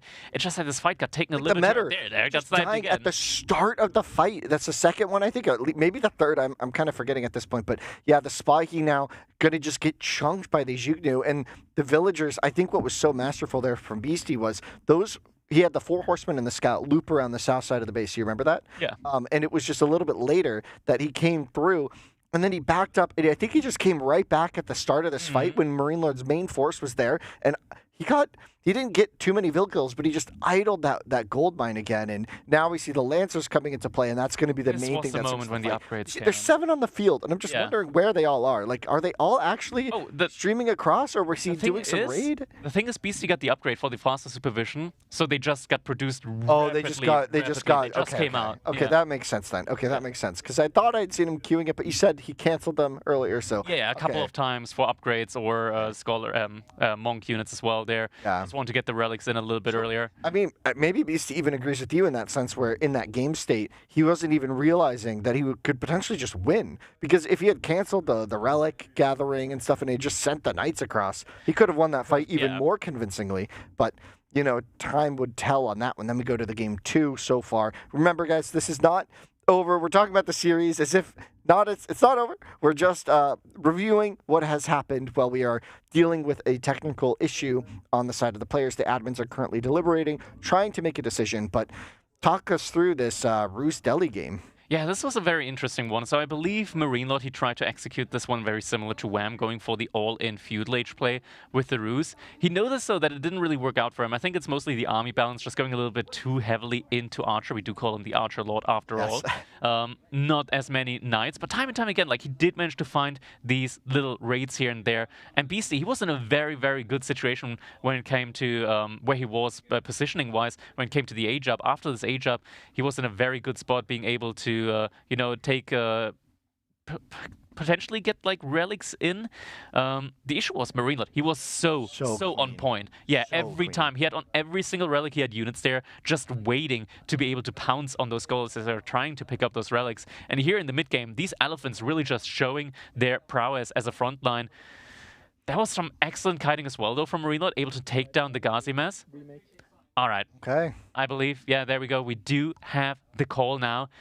And after 40 minutes in game number 4, a back and forth between both players time and time again, it is going to be a remake after all. We are going to be going back over to Four Lakes with Mongols up against the French for a second time now. Yeah, there's some devastating information packed into this remake. Not only because we were in the late game, so when the game ended, we talked about the late game, but a lot of the reason for the French here from Beasty was a very surprising early game, clearly pre-prepared build order, and that will now be known by Marine Lord. I wonder if there's much that he can do against it, but we talked about potential for spears. That's not really in favor anymore as much. Strategies being revealed on both sides, I want to say. So it's not like an immediate back and forth. Sure, like there was a little bit of a... Marine Lord just did the standard meta thing. I feel like the French, he made Mengadai as the opener. That's what everyone's been doing on Four Lakes with Mongols. Yeah, that's been the opening. That's been the opening, but like that's not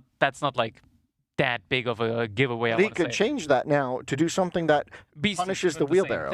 I guess Beasty could change, but now if he does change, is the French pick is valuable though, because it's the only reason it may have seemed good here was because of the way he played it. If he's forced to change it.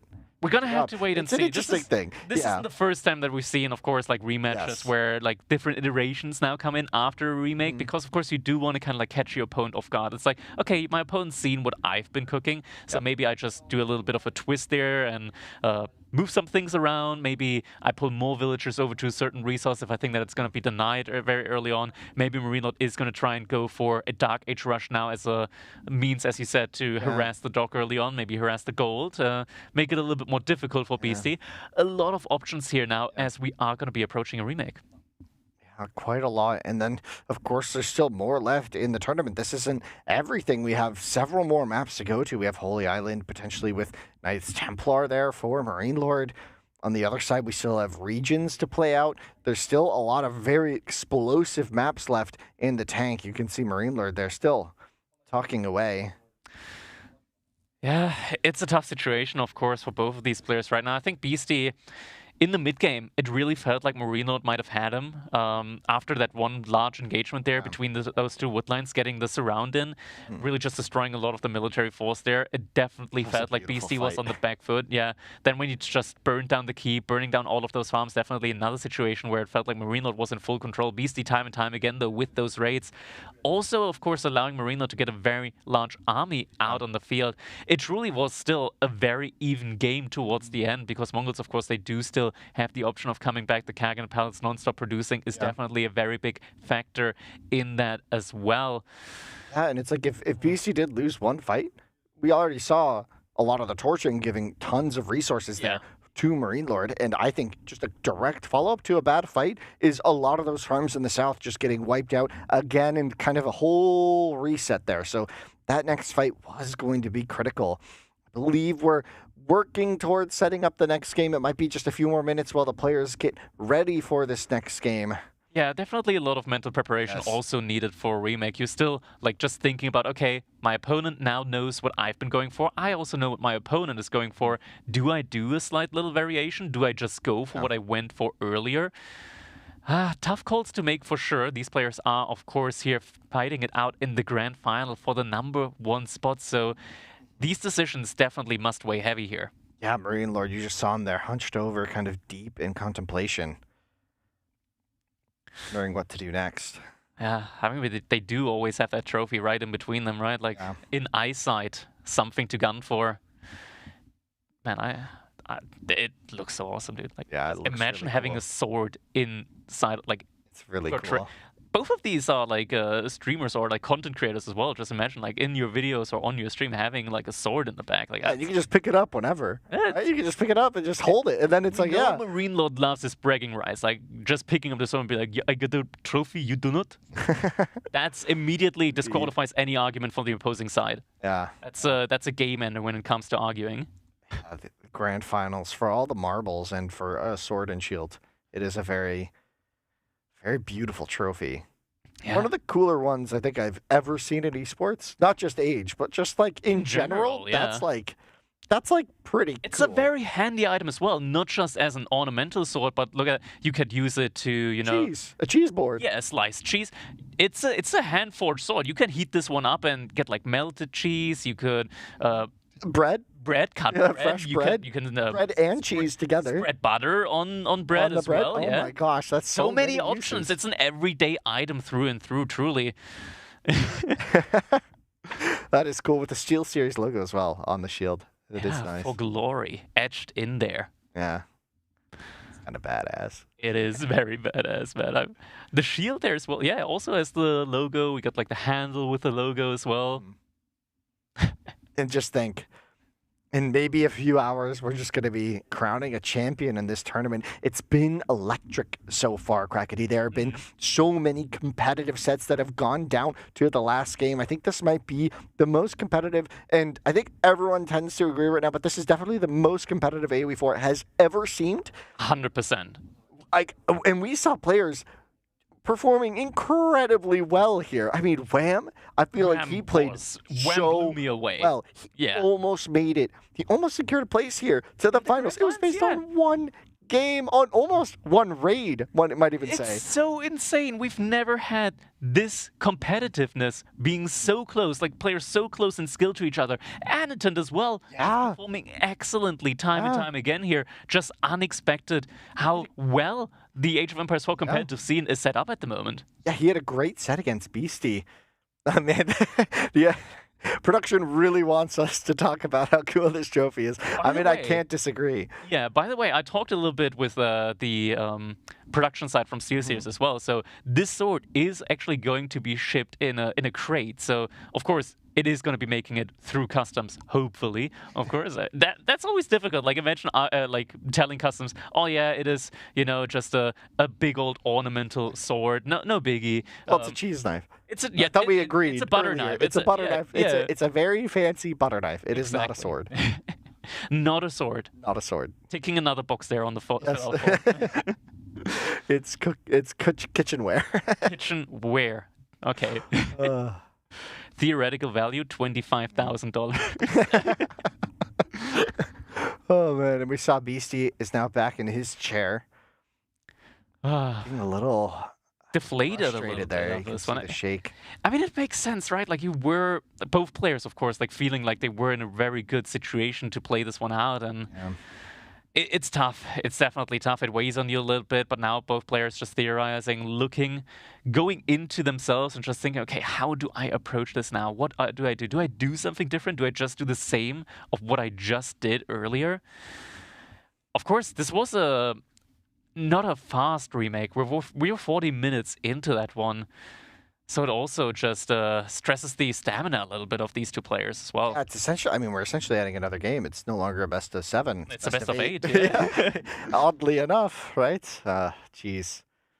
Wow, yeah, that is a frustrated look, if I had to guess. It's also a concentrated look, just thinking, okay, I got the maps in front of me. It's kind of tough to tell sometimes when, like, the monitor, of course, they are a little bit difficult to see from the angles, but also just very focused. I believe I saw the glimmer of the maps just being open. Okay. Probably also just looking ahead a little bit, looking ahead of the draft, thinking, okay, what am I going to do next up here? What are my options? And yeah, it looks like he's just looking at the draft here behind all of this, just thinking, okay, what's my strategy going to be like? And yeah, there we go. Game phase now on. We see the game bots being prepared here, headset about to be put on, and then both players are going to be jumping into the remake here of game number 4, Mongols up against French on 4 legs. That is going to be coming up here in just a little bit. And oh man, we're getting a repeater of a very even game here once again.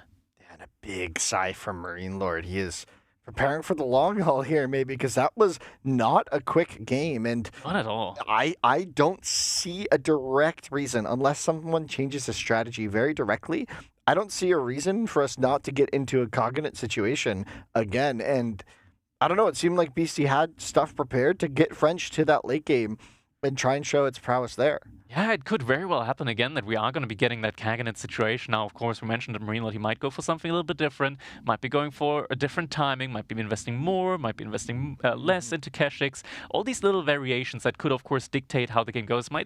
That's why it is going to be an entirely new game here ahead of us, and everything's still on the table now for us. And yeah, we're just going to have to wait and see how this new iteration of this game number 4 is going to be playing out. This is for it, man. Masters of Steel. Crazy event so far. It has been. It has been. It's all culminated in this one now. And man, I'm just so happy to be here because honestly, this has been non-stop fun action here the entire time. And yeah, it's great. Like the production value, it is through the roof. Look at that amazing display here behind these players, displaying the banners, the flags of these civilizations. It is just such a lively set that we've got here. And Winston, I do believe that I hear a lot of these tactile buttons being clicked right now on the keyboards of these players. So I believe, ladies and gentlemen, it might just be time here now for us to jump into that game number 4 in just a little bit. And heavy emotions for these players now. But ladies and gentlemen, there it is once again, taking the cinematic view here to 4 legs as we are jumping into the remake of game number 4 between Marine Lord versus Beasty. It is going to be, of course, here on 4 legs. We do have Beasty in the color yellow playing as the French. His opponent is going to be Gentle Mates Marine Lord playing as the Mongols in the color pink. We do have the opening here this time around. Wait, is that? We do see a little bit of a difference here. We do have a dog before the Uvu. Yeah. Beasty sticking to his gun, sticking to his previous game plan. The build order is nearly identical here for Beasty, at least at this stage. We'll see if there's any early adaptations. We did see him use the deer, but only for a little bit. Basically, as soon as Feudal Age kicked in, I think he had evacuated the deer already anyways. Some differences in map could also be a pretty big, noticeable thing. There is no longer a forward woodline, and instead, that is replaced by the gold and stone of Beasty, both being on the front side of his base. This could prove a bit challenging for him, as he'll have to find a way to defend that. We did see the early investment in an outpost in the previous iteration of this game. As you all know, we are now in a restarted version due to a game issue. Oh man, tensions must be so high here because you just know that it's actually just like a huge reset button on your mental. And in LAN events, let me tell you, in LAN events, the mental just it becomes a monster of its own that you have to contend with. And when little hiccups like these happen, and you have to think for Beasty as well, in game, was it 2, where you just got no sheep, and then for this to happen, I could potentially see a case for a little bit of a mental spiral. Yeah, of course, that is something that can always affect you, right? Like not finding a lot of sheep. He still made it a very competitive game. Probably one of, if not the most entertaining and competitive games that we've seen in that matchup in Age of Empires 4 history.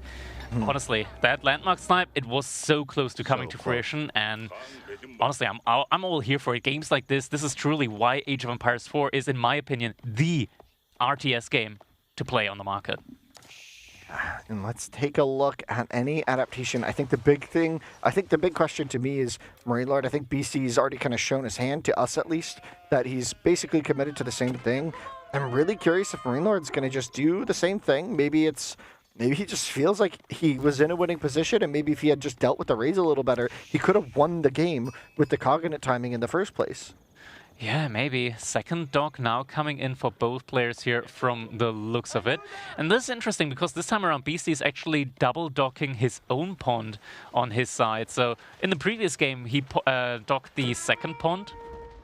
This time, not going to be opting for that, but will need to probably pull another villager, or does pull his scout in order to harass that Khan away as he is hitting his villager. And that's not something that you'd like to have happen there, because that villager, it can be going down rather quickly, you see, from those Khan arrow fire. Yeah, something I want to ask you about, Crackety, is that early on in Castle Age, we saw Marine Lord really skip out on units and go for a really fast imp. Like, we've seen cognate several times in this tournament from several players playing Mongols on this map, but it hadn't been quite as fast as what Marine Lord did.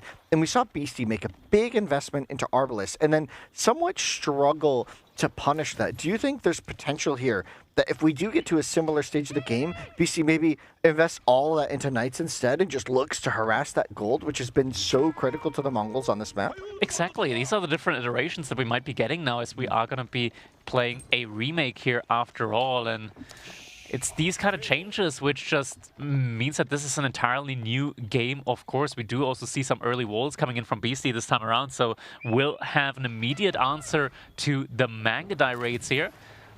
Yeah, and I think this early wall, I mentioned this in the first game. Yes, I said he should probably really wall that to deal with the Mangadai, and we're seeing that choice being made this game even earlier.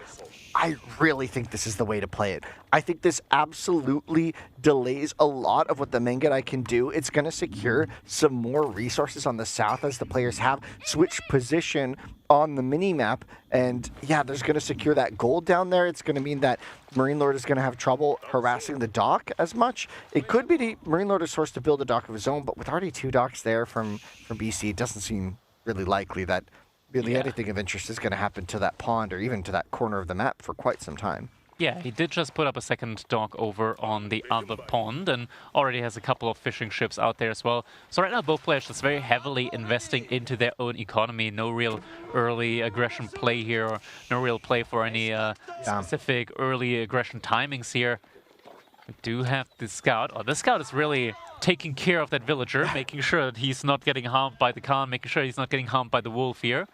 I mean, that shows a lot of confidence in now he's briefing BC, him. that he thinks that Marine Lord is just doing the exact same thing, because BC's not scouting. A barracks. An iteration. We do have a little bit of a difference going on here. We do see the Dark Age barracks coming in. Spearman double produced being queued up now as well. 6 villagers working on that school of cavalry, of course. Deerstones just being finished up. Means, though, that Marine Lord is going to start falling behind in the economy count as he's not producing as many fishing ships anymore.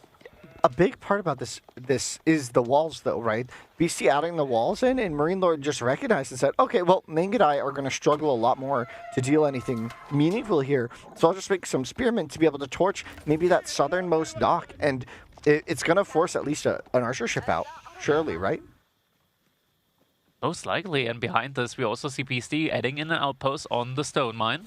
That is rather forward, also gathering enough... Oh, the outpost isn't being built very quickly. Marine Lord gonna get in there with a couple villagers now. They do have wheelbarrow, so they could be peeled, pulling everybody to build it. The spearmen do split up their damage, meaning they're gonna be far less likely to get a villager kill here. if they had both been focusing something similar, it could have forced the situation to be slightly uglier for Beasty, but Beasty going to be certainly happy with this. The scout, though, does get sniped, and that's huge.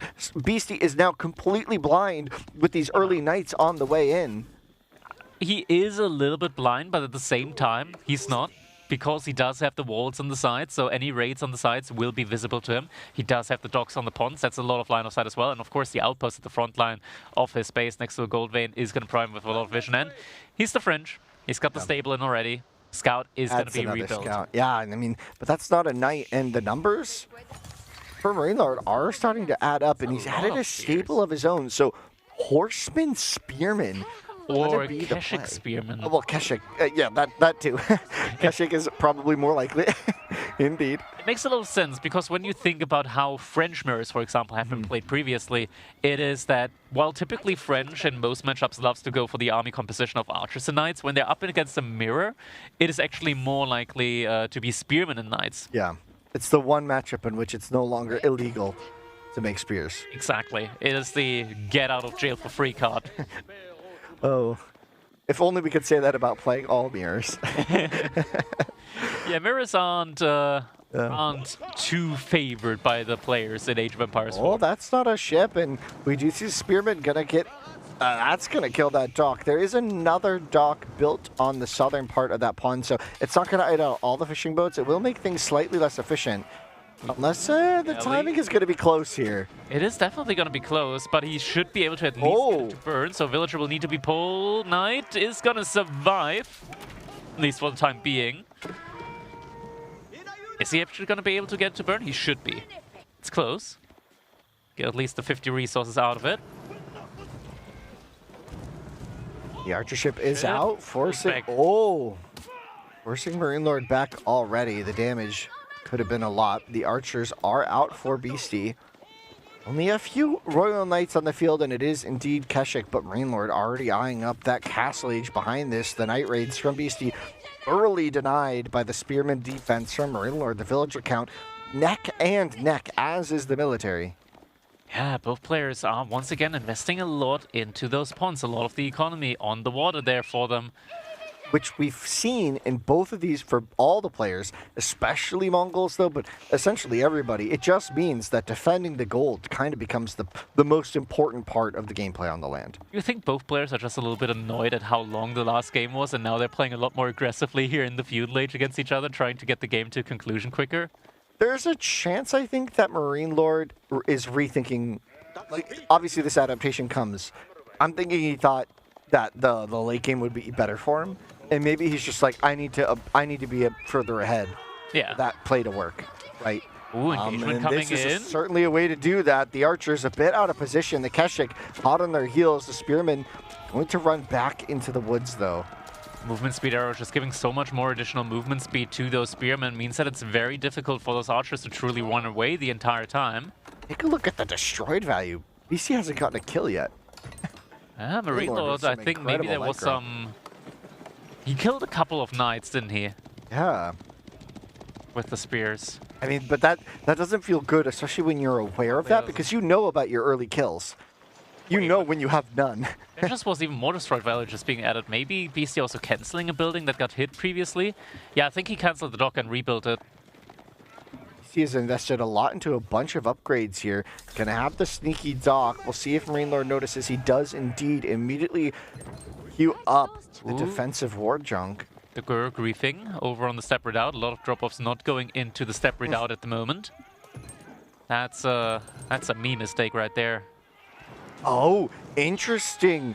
Taking out the dock here could be really problematic. Okay, not going to do that. That could be a huge problem. Yeah, that could be a huge problem for Marine Lord to defend this pond. He has so many fish here. Double dock drop here now as well. The army from Marine Lord is in position. The war junk going to get taken out relatively quickly with all the archer fire. Going to be forced to retreat. Beasty, though, built the dock, but didn't build any ships right away. And going for a galley, which is just going to get countered here.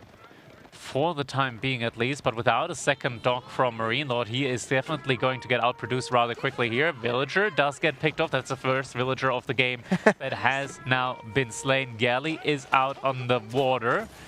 As you mentioned though, war junk already being there, but the age up follow-up from Beasty now as well. And Demo's queued up double Demo, which means that Warjunk has no chance. So as long as the Galley can stay alive, BC has a chance of really doing some critical damage to the water here.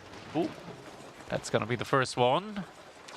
Do have an Archer ship there as well, though. The Archer ship is in position, could potentially protect the repairs coming in on from the fishing boats, but those fishing boats might go down when that next Demo comes out. There it is. Marine Lord, is he paying attention? He's not paying attention. Boom! It does connect, taking down the Springle ship as well as 2 fishing ships with it as well. Now the Warhawk out and about on the water. Marine Lord, no Demo in queue. Now we'll queue one up, has his Keshik over here and Spearman to fight this. The army from Beasty has fully retreated, I believe. Yeah, it is fully retreated in order to protect itself while aging up.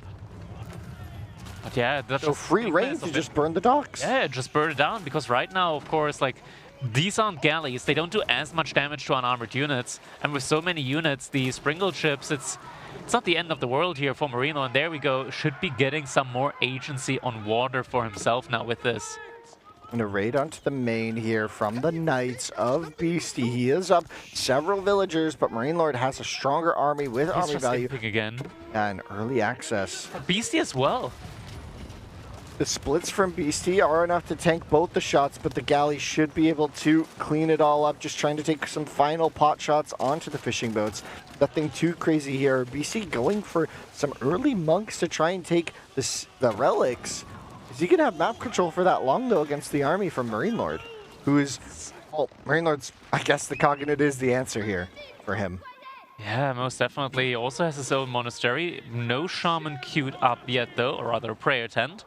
Beasty going for more upgrades. Okay, looks like he isn't going for the fast Imperial Age after all. Similar army composition to what we saw last time around, and I mean, he now knows Marine Lord's plan, sort of. The only distinction really is that the military composition from him at the moment in this Castle Age is very different. A lot of crossbows. He is pushing further forward in now.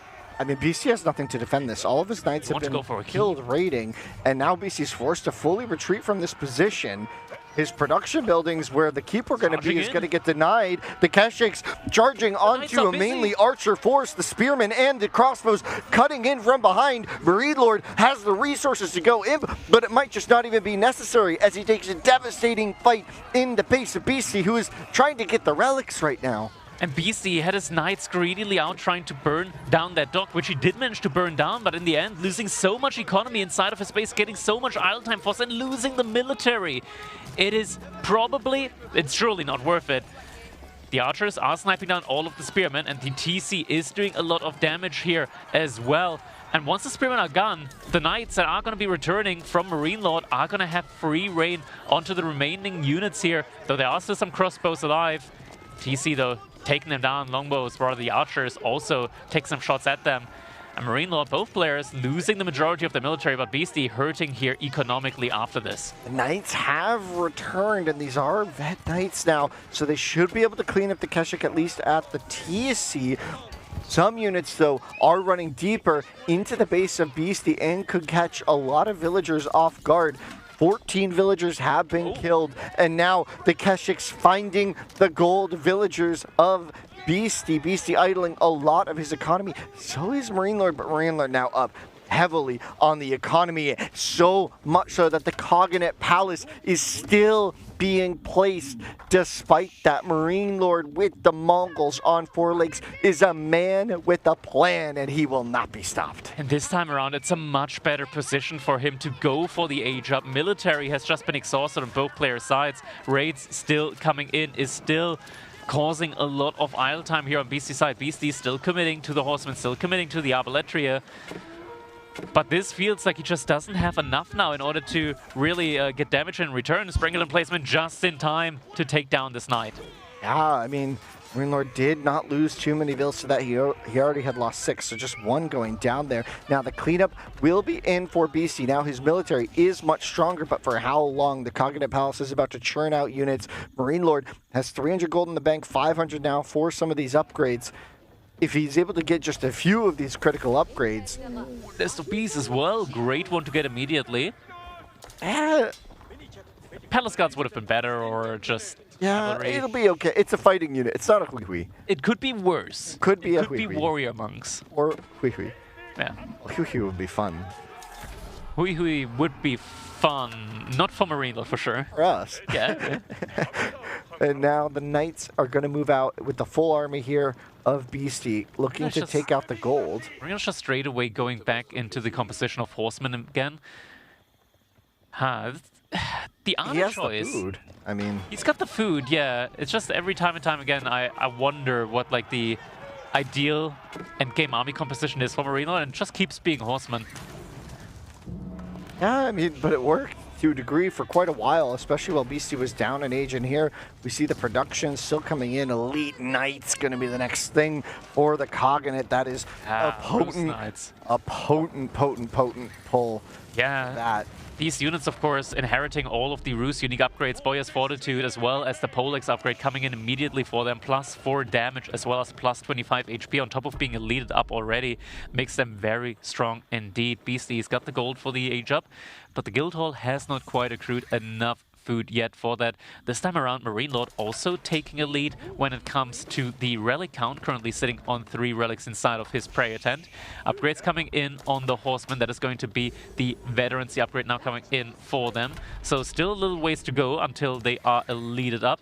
Until then, does have a source where he can spend his food in. And look at that, getting another nest of bees. I mean, Beasty's eyeing up, I suppose, for another red palace, maybe on an 8K in the middle of the map like he did last game, but... Did he redeem it? He redeemed it! Yeah, and switched it to gold now for the long term, but where would this red palace go, and will it actually even go up? Marine Lord's army has really had a lot of time. Oh, never mind, right in the middle. Right in the middle, Marine Lord's army is super close by. Maybe there's going to be an opportunity here for Marine Lord to spot this out and deny it fully, which could just immediately end the game. But BC's army is in position to defend. BC has collected both the sacred sites, which didn't last long, as it was immediately neutralized. We've seen it last game as well with Marine Lord just diving keeps relentlessly. That could be happening again. BC though is getting another of these docks destroyed. And once again, Marine Lord, he only had that single dock there in that pond. Yeah, Marine Lord has a lot of his army down in the south side. The one benefit here could be he could burn the Guildhall, burn some other buildings, but it's going to mean a lot of time for Beasty to position for this next fight and potentially trap the army of Marine Lord. Burn the Guildhall is huge though, absolutely huge. It takes so many resources to rebuild that one. And yeah, this is a game now where Marine Lord, he is looking to be in firm control, looking much stronger than in the last iteration here. Yeah, and it's a very well-rounded army composition this time around from him. Yeah, the addition of the Spearman, I think, has been critical from minute 1. It's let him have the map control and the presence. It helped him deny the Knights way harder. Beasty was not really prepared. Biology on the way, of course, for Marine Lord with this cav-heavy army. Denying this dock once again will keep a lot of the fishing idled out for Marine Lord. They're not really doing anything just now, so that economy lead, not so strong, but we'll see how this next fight goes, because I think BC might just get a little surrounded here, right? Like, yeah, biology is also now coming in for Marine Lord. He's already got a lead up on those horsemen, so very strong units here from him. Also going to be burning down one of the docks here from BC, and the Nest of Bees taking some good shots up against the galley. I would have expected to almost kill it immediately in one volley. It's going to be a lot of idle fishing now for Beasty as the players decide just to base trade for a minute and not take that direct engagement. We saw this a lot last game. In the first time Marine Lord took that fight in Imp, he just absolutely walloped this army from Beasty. Heavy on the crossbows, heavy on the hand cannons and ranged units. But notably, Beasty didn't have enough frontline to actually protect his ranged mass. I wonder, is he going to once again commit heavily to these raids?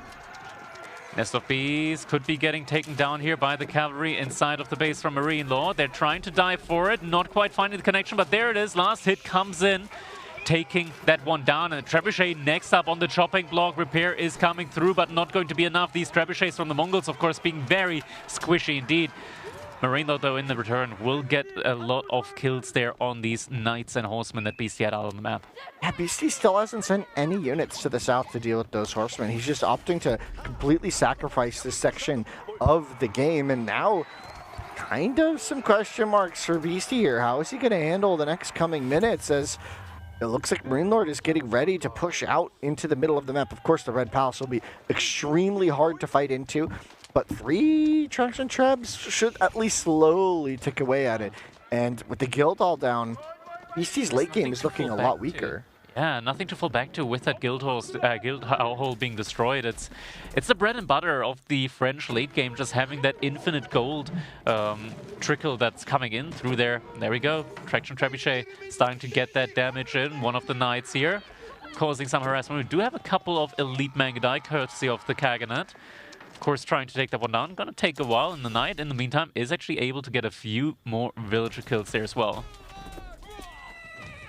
Yeah, not too much occurring on the map right now. There's still some patrolling Horsemen from Marine Lord on that south side of the map, but the rest of this is just waiting. Beasty trying to find a moment here, but we're gonna see it. The Horsemen firmly rejected by the Spearmen there. Yeah, and this is now a very tough situation for Beastyqt, and more raids coming in on the wood line again.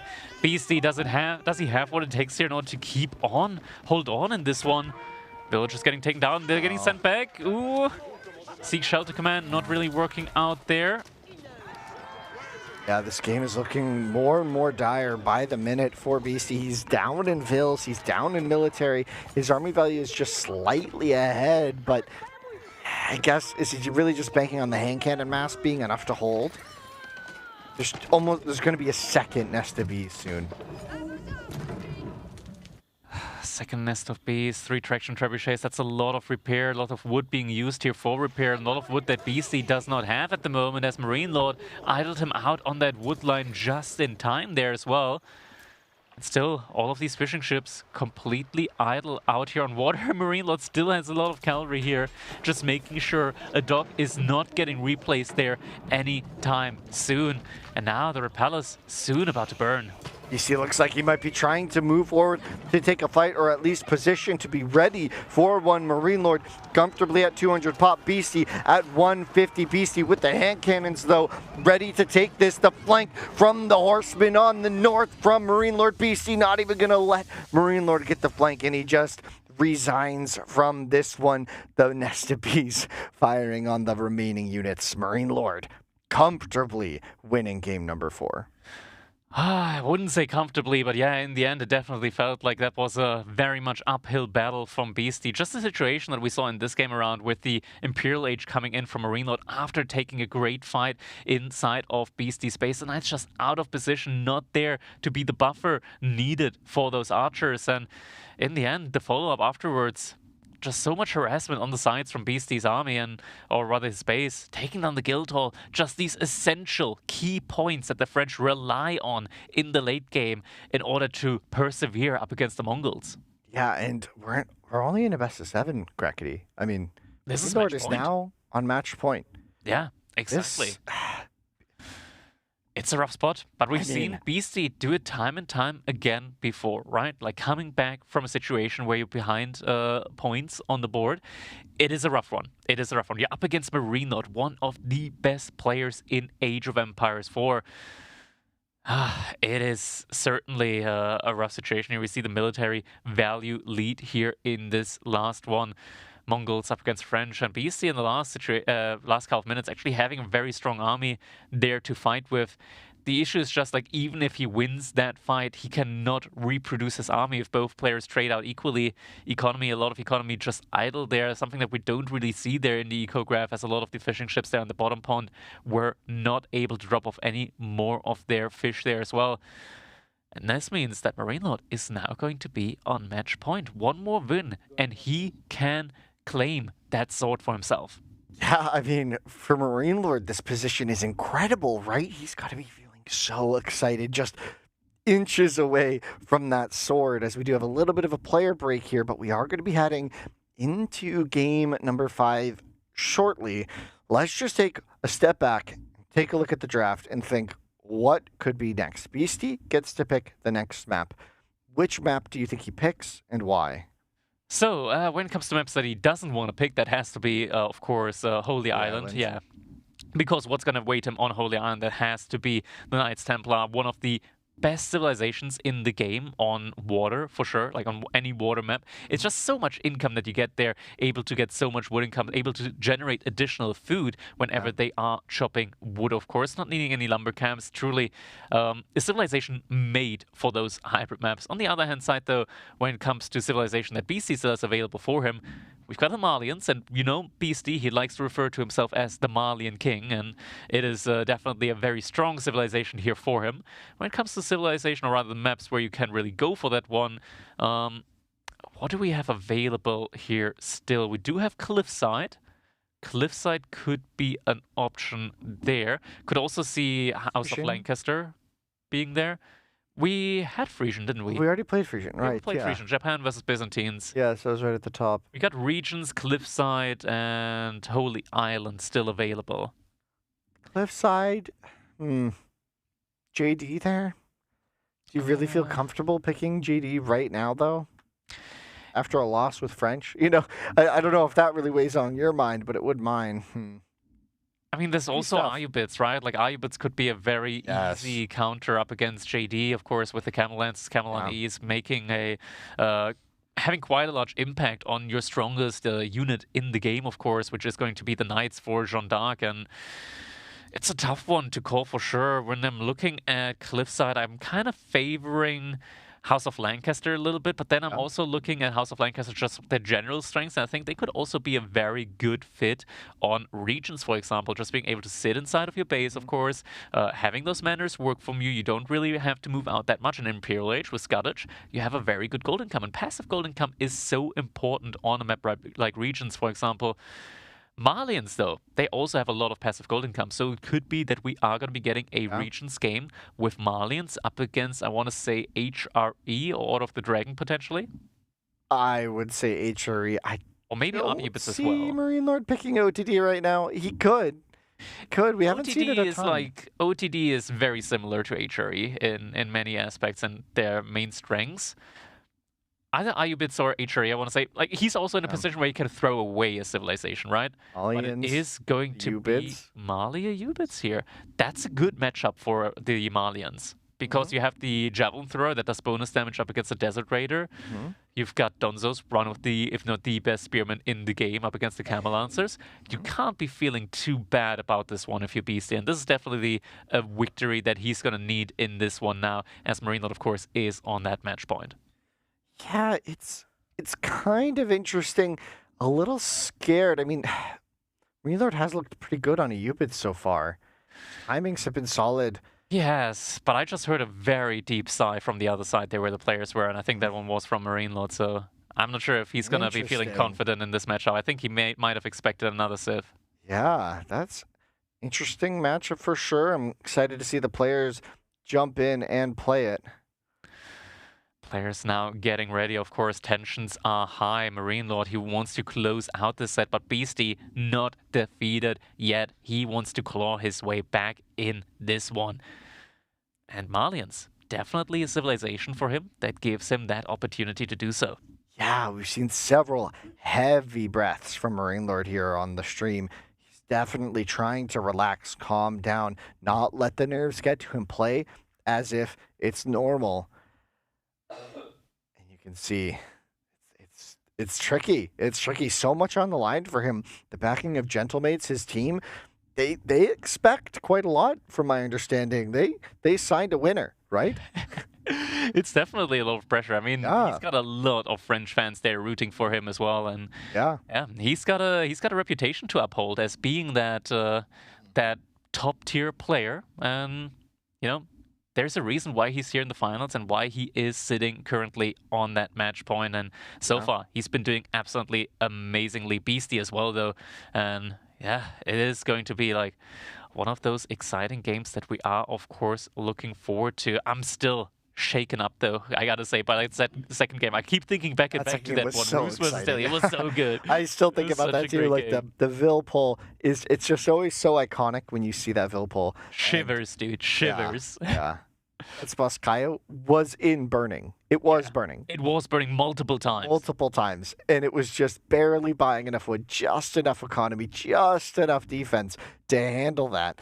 Yeah. Oh man. So if that, you just think about tuned how in, different the series would be if that had just died. Yeah, If this Beastyqt had gone down. it would have been completely different. So if you just tuned in, keep watching, but afterwards, you definitely do want to look back and check out that second game in the series because it was absolutely incredible. Yeah. Players are now loading, so it's not going to be much longer until we'll be jumping into our game number 5. Potential match point here for Marine Lord, but Beasty on a comfort pick with the Malians here. Can he come back in this one, Winston? I don't know. I mean, he looks focused and determined, but that has to the mental. I'm concerned for his mental in this moment. Marine Lord just looks like he's so centered and focused, and I can just imagine Beasty being a bit frustrated here. But that is in the past. He'll have to look to the future. There we go, jumping in here on the map. We're on regions, of course, and we're watching Gentlemates Marine Lord here in the color pink, playing as the Ayubids. His opponent in the color yellow, it is going to be Beasty playing as the Malians. And this is Masters of Steel, top tier Age of Empires 4, being brought to you live here from Denmark, Copenhagen. Man, I am so looking forward to this one now. We've had top-tier games all throughout here the entire time.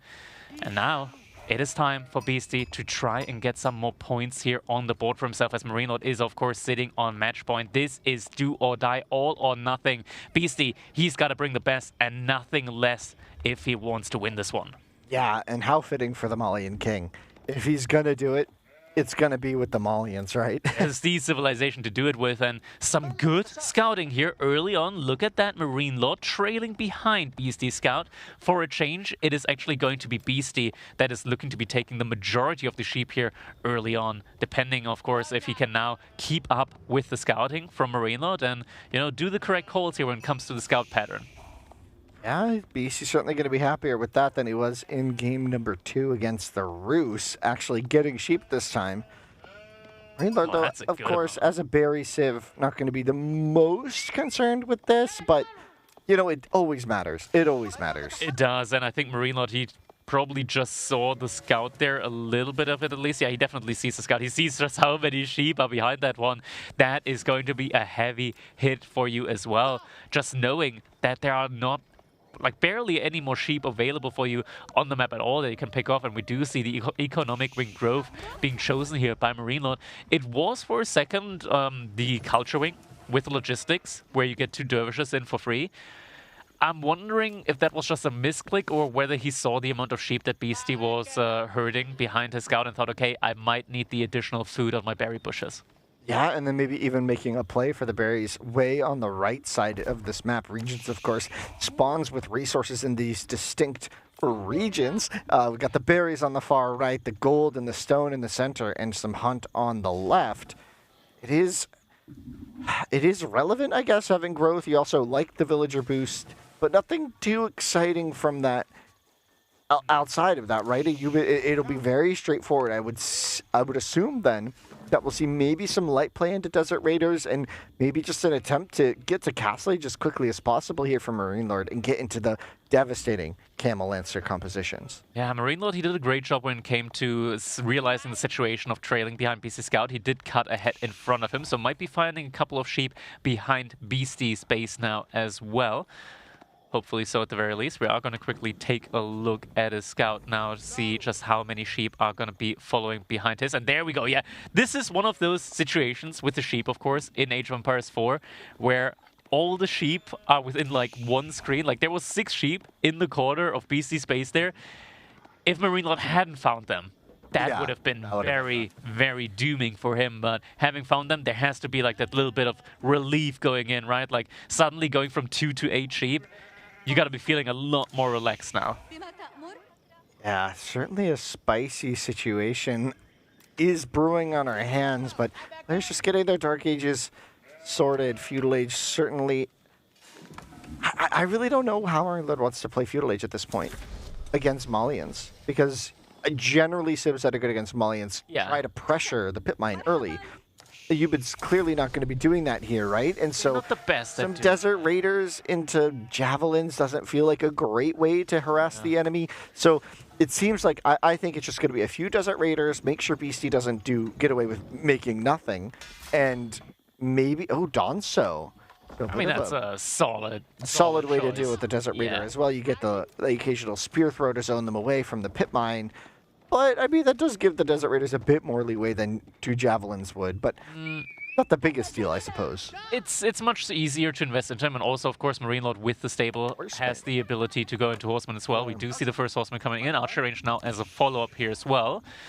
So the Donso play definitely making a lot of sense here for Beasty. Second gold is further forward for him, though actually even in front of his wood line. So definitely something that's going to be a little bit more difficult to protect here, but that's where Donso is going to be working excellently. Marine Lord, though, already pumping in the archers. Looks like, as you mentioned, Winston, it is up to the Ayubids here, or rather to the opposing force up against the Malians to make something happen in this game. And BC's going forward onto this really forward gold, and he doesn't have the defenses to really hold this. I mean, we talked about how it might be difficult for Marine Lord to find damage, but it seems like BC's offering it up on a silver platter here with just a few units to defend. The Donso will repel the Horseman for a moment, but with 2 archers on the field, it's going to have to be a hasty retreat, I think, from this position, and that should all get burned down with a bit of time. Beasty does spot out the archers, though, so will have that intel going for himself. And we're building a range. Yeah, needs that one up as soon as possible here. I like the play onto the cattle ranch here as well, as he saw the agent from his opponent. He knows, okay, my opponent has 3 more villagers than I do, so getting 2-3 cattle into a cattle ranch is going to help him keep up economically there as well. Donzo's now posing out there a little bit, might be able to throw the occasional javelin there, even at the archers, as they do have an additional range on them. And look at that, that's actually pretty decent damage here every now and then, going out from those Donzos. And Beasty also active with the scouting, sees that Marine Lord did move out onto the berries there. Second archer range now being added in by Marine Lord. The Archer Lord truly being manifested yet again. Yeah, he's heavily committing to this, but behind this Beasty just going to be, doing what Malians do best. Donso Jab is a very comfortable composition for them to make with his other pit mine firmly in the north corner of the map. It's not likely to be harassed anytime soon unless the Horsemen really make a swing over to there.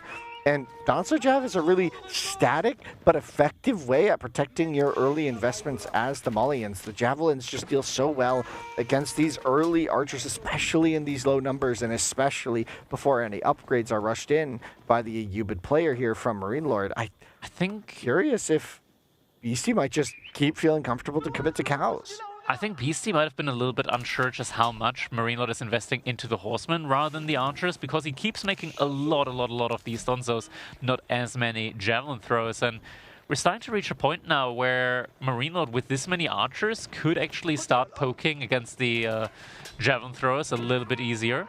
Here's a math question. Ooh, the scout getting down. How many Donzos does it take to one-shot an Archer? How many Donzos does it take to one-shot an Archer? I believe... The throw. With the throw, I believe the answer... Okay, I'm not looking at the stats. Get those stats. Yeah, get away, Vodka.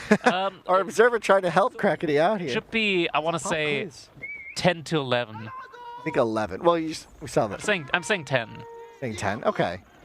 How much health do I have? They got 70 health. How much was the damage? I didn't actually look. It's such a long list. It's 7, I think. It is 7. Okay, so it is 10. Okay. 10. So with 10 on the field, it's not that bad, as long as you're not losing a Donso for it. And he's making more to make up for that, for the occasional loss. Yeah, and Marine Lord has been committing more into the Horseman. Yeah, it's an interesting little facet there with the additional half a tile of range. Getting that little opportunity here and there. It's kind of cute. Little detail of Age of Empires 4 for you there. Villager migration here now onto the outer food sources from Marine Lord. Big migration, but I guess right now the static composition of Beasty very unlikely to make its way across the map. So Marine Lord feeling safe to build these big walls and just hold off that whole right side of the base. And he has no real pressure to wall that quickly. He probably has several minutes before Beasty makes his way across the map. And Beasty on 6 cattle behind all of this is going to have some good additional food income. Definitely going to be enough here for him to be able to keep up with these 3 additional villagers that Marine Lord has going for himself behind all of this. 17 archers, though, and we do know something about this. Once you start getting into... Okay. Yeah, that's a massive wall. He really wants those berries. He went growth wing for It's a so ring. worth it. You know that meme with like the dogs? Let's first look at it and see if it's worth it. Okay, it's worth it. Yeah, it's worth it.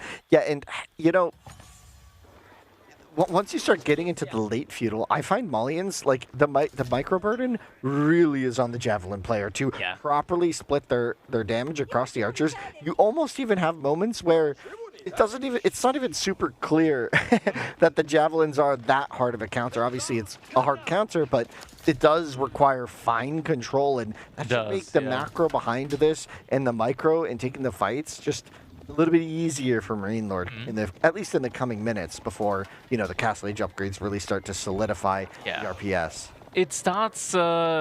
we're getting to this point now where Marine Lord will really want to start thinking about Castle Age before he takes any straight-up engagements, because archers, of course, in Castle Age, they start doing a lot better up against javelin throwers. With all upgrades, research in each separate age, in Castle Age, the archers do 50% more DPS against the javelin throwers than they do in Feudal Age. So the way this works out is that the best timing to start taking these fights is the early Castle Age when your upgrades come in, and that's also where Marine Lord with the IU bits can get a really great timing in. Of course, Malians, they get bonuses when it comes to the research speed and the cost on their veterancy upgrades. Similarly, though, Marine Lord, about to be hitting that Golden Age level 2, will also have the faster research speed going for him, meaning his upgrades are also going to be coming in faster. Beasty, it looks like he's also set for Castle Age, as he's now fully investing into his cattle boom. Not quite eyeing up the Castle Age, so Marine Lord with the Ayubid's going to have a much faster time. I mean, Beasty's still always out from that Castle Age, even though the cattle will propel him there quickly and be really good for him once he gets there. It's going to be a little bit of time. The Javelin finally getting an opportunity to kill an archer. The Horseman, I mean, with all this positioning, it seems like Marine Lord has somehow found a window to burn down some of the houses and force back the villagers that could have been on this mine earlier. Yeah, but Beasty, I think he thoroughly misunderstood the assignment here when it comes to the army composition from Marine Lord. We see Beasty having 22 Dunzos up against just 9 horsemen. Meanwhile, only 10 javelin throwers against over 30 archers. And with Castle Age on the way, the relationship going to change a little bit, and even then, are we going to have to see an early switch into Sofa in Feudal Age just to hold? Potentially. Because, I mean, Marine Lord's going to have upgrades really quick here. Yeah. And BC's not even close to clicking up. There it is. Logistics coming in, so Marine Lord also going to be getting those 3 dervishes, able to immediately take the relics. Now, Beasty did draw a wall at the top side of his base, but that wall does not include the relic. Yeah, Marine Lord now probably soon going to be moving out to the far east corner of this map with the Ayubid villagers, trying to grab those berries boosted by the growth wing. And as he does so, it's going to mean his food economy, it won't quite match the full income of the Malians, but it's certainly going to be potent.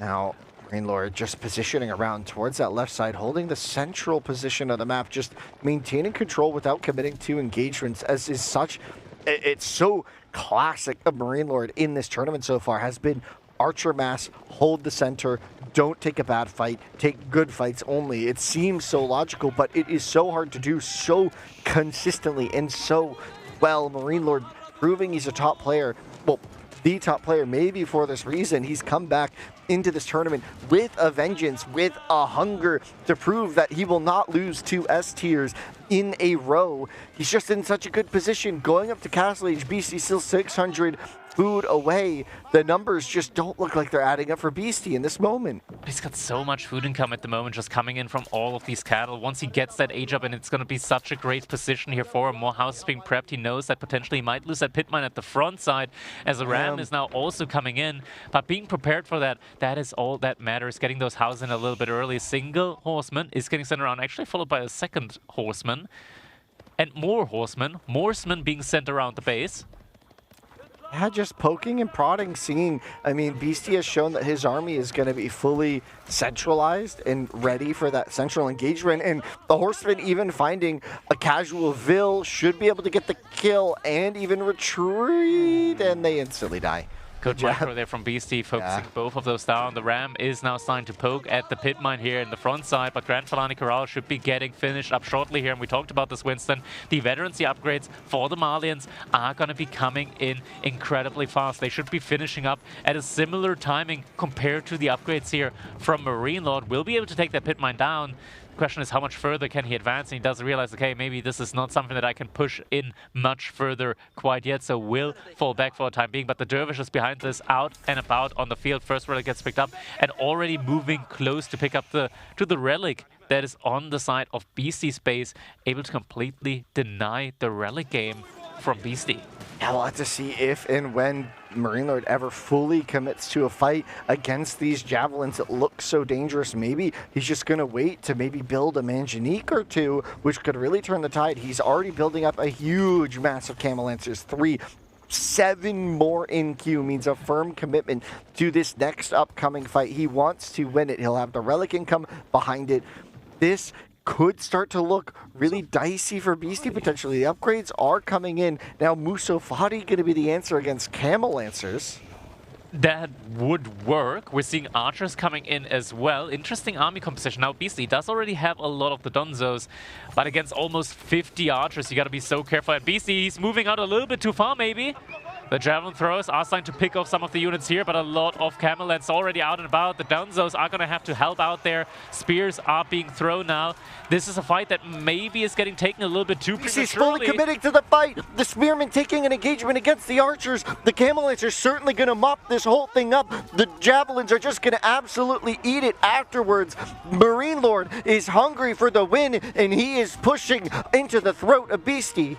Yeah, the Javelin throw is just getting picked apart now time and time again. These archers now doing much more damage. Camel Lance is still out and about, just picking them up time and time again here. They're sticking to the Javelin throws. More reinforcements coming in though. Beastyqt, food income still looking strong behind us. We're seeing more archers coming in. Veterancy in on them as well. Still, the Camel Lances at the front side, they're just not going down. 7 more in queue for Marine Lord. He continues reinforcing the numbers here. Archer count starting to get a little bit lower. We're finally below that 30 count, but still so high up. Only 15 military units alive from Beastyqt at the moment. TCMT not adding a lot of DPS in yet. Camel Lancers, some going down now at the front line. Yeah, the woodline back. The economy has been fully evacuated, and now Marine Lord forcing himself into the back of the base. The villagers on the gold forced back to garrison in the TC, add some additional firepower to the forces of Marine Lord. Beastyqt's economy is in shambles. Marine Lord flooding units across the map. That line of pink continues to be more and more Camel Lancers. Now the woodline going to be completely exposed to the oncoming archers. Here's Armor level 2 already researched, though these Camel Lancers not taking a lot of damage at all, and 2 more Camel Lancers just come in where 2 just fell. And this barracks, they're all on the left-hand side, so Beastyqt not able to bring those Donzos to the right-hand side of his base. Finally able to maybe buy himself, or rather get to that point where he's able to get a little bit more breathing room. Marine Lord reinforcements not quite quick enough here, and Beastyqt lost a lot of units here, but the Camel Lancers once again, reinforcements more coming in. And Marine Lord once again on the offensive here inside of the base of Beastyqt. So many units, he's just plowing in for a second wind. The Ram kind of behind this has been slowly dealing with that whole front side of the base. Just a single Ram being all the siege he needs. A GG gets called. Beastyqt surrenders and Marine Lord is victorious. And that means that we have our victor, ladies and gentlemen. Gentle mates, Marine Lord winning the grand finals of the Masters of Steel tournament here in Denmark, Copenhagen. Congratulations to the winner. The handshake between the two. Marine Lord is soon to lift the trophy, and here it is, the shield in hand. There we go, our victor, your victor, gentlemates, Marine Lord. Look at the pose. Look at the stature. Oh, swinging it around a little bit haphazardly, but don't poke an eye out with that one. There we go. Steps into the light, and the winner, I don't want to say is crowned, but is knighted by the Masters of Steel Sword, sponsored by Steel Series. What an incredible event. Marine Lord, though, just putting on a show game after game, proving why he is considered the best of the best. Oh man, what a series, dude. There were some amazing games here that will surely be going into Age of Empires history. I'm not sure if our audience can hear it right now, but Marine Lord being applauded there in the back as he's being sent over to the rest of the audience, or rather the other players awaiting him. Yeah, I mean, and certainly an impressive performance, able to very, like, by the thinnest of margins, winning game 2 against Beasties. It seemed like unstoppable Delhi push. Has to be the game of the tournament. Yeah, and then very confidently, it seemed so clinical in game number 4, winning again with the Mongols. That seemed like it was a very dicey before the restart, and Marine Lord came out showing he would adapt to the rematch and play that extremely well. Look at the power of the Anatan dwarfing Marine Lord behind him. Looks a little scary from this angle. But yeah, Marine Lord looking stoic as ever. Big grin from the winner. Yeah, and here we have our production team as well and all the other people involved in this tournament. Ladies and gentlemen, these are your Masters of Steel. Well, this is the Master of Steel. That is the Master of Steel, Marine Lord. Oh, look at the smile. He's so happy. He's got every right to be, right? Like, this was an amazing performance from him all throughout. We've got Wham next to him, Vortex as well, and of course Anatant being in there as well. And man, what an amazing tournament. What an amazing series all throughout. The sword being held high. Yeah. Congratulations, Marine Lord. Winner of this S-tier tournament, LAN. Incredible stuff. Man, Marine Lord really, he looked pretty unstoppable. I mean, there were some series where he was taken to the final game, but even in a lot of those matches, like, there were games where they were close, and then there were just Marine Lord stomps. Yeah. And so many of them being Marine Lord stomps just proved to me, I mean, proved to everyone, proved to the tournament at least, he's still got it. You know, that loss against Louis in the last S-tier from EGC Summer, he's recovered. It's not enough, and, or sorry, it's not really enough for him to falter or even be any bit shaken by that. He is back on his, I know, it might seem like an eternal pedestal, Crackety. Yeah, Marine Lord, he's definitely one of those players that just seems unstoppable time and time again, proving that he is one of the most consistent S-tier tournament winners in Age of Empires 4, and really goes to show that just how high the bar is set when you want to take him on in Age of Empires 4 esports. But still, has to be said, Age of Empires 4 has never been as competitive as it has been in this tournament. Yeah, and honestly, and there's even more to that. Like, I wonder, like, how many S-tiers does he win before it really becomes, you know, a lasting legacy, right, Crackety? Like, we've been at it for several years now, and Marine Lord has been at the top for a while, and I'm not seeing too many signs of slowing. Of course, there was the Louis game, the Louis series a couple weeks ago, but I think you got to win like 5 in a row to really cement the legacy. Has he not done that yet? No, he's not. Yeah, he's not won 5 in a row. Oh, okay, well, we'll just have to see in the next tournaments, and it looks like the analysts are ready. Wham and Myriad ready with Marine Lord for our Winter's interview. But don't trust me with electronics. Well, thank you for sending them from all the way over there, and we are here with our winner, our Master of Steel, Marine Lord. Big congratulations, Marine Lord. Hard-fought victory here for you. Tough tournament indeed. There were some very, very close matches, but in the end, you have triumphed over all odds here. How do you feel? I feel great. Obviously, the remake was pretty sad, but it is what it is. Other than that, I think the first 3 games I played pretty bad, I think. And then I got my groove going. I beat Malians. It may sound weird, but yeah, I practiced a lot with Anatan. And he showed me this Malian style. So I guess this is because of Anatan. And obviously my spawn was great, and I could roll, and it was amazing. But yeah, with this spawn I was like, okay, he's gonna play Malian Koboom, and I'm gonna kill him. So no, obviously, like, yeah. I didn't play the best at the start, but eventually I played pretty well, I think. I was wondering initially about that. We can go through the games one by one, right? There's quite a lot to unpack here, and it's always fantastic to pick the brain of someone like you, right, who really understands the game inside and out. So, I mean, it'll be learning experience for everyone, but especially for me, right? I'm going to get some free coaching here, of course. Finally, eh? Game number 1, right? Ottomans against Jushi on Arabia. I find this matchup quite interesting. It's somewhat unique. We don't see it too often, right? Jushi, one of those civs that has been dominant for a long time now. The power of pro scouts, thanks to the supervision and everything, it's something that's difficult to overcome. Is that were you quite worried about your odds going into the game straight away, knowing the strength and Ottoman, they have a slow setup time compared to the explosiveness of Jushi?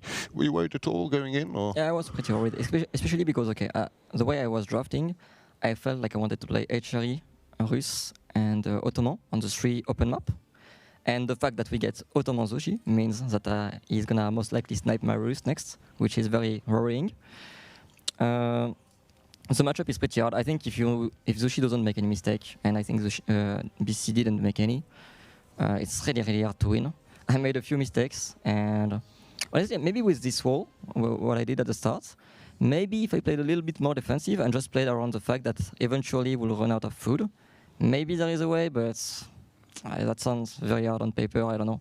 The matchup is pretty hard, I think.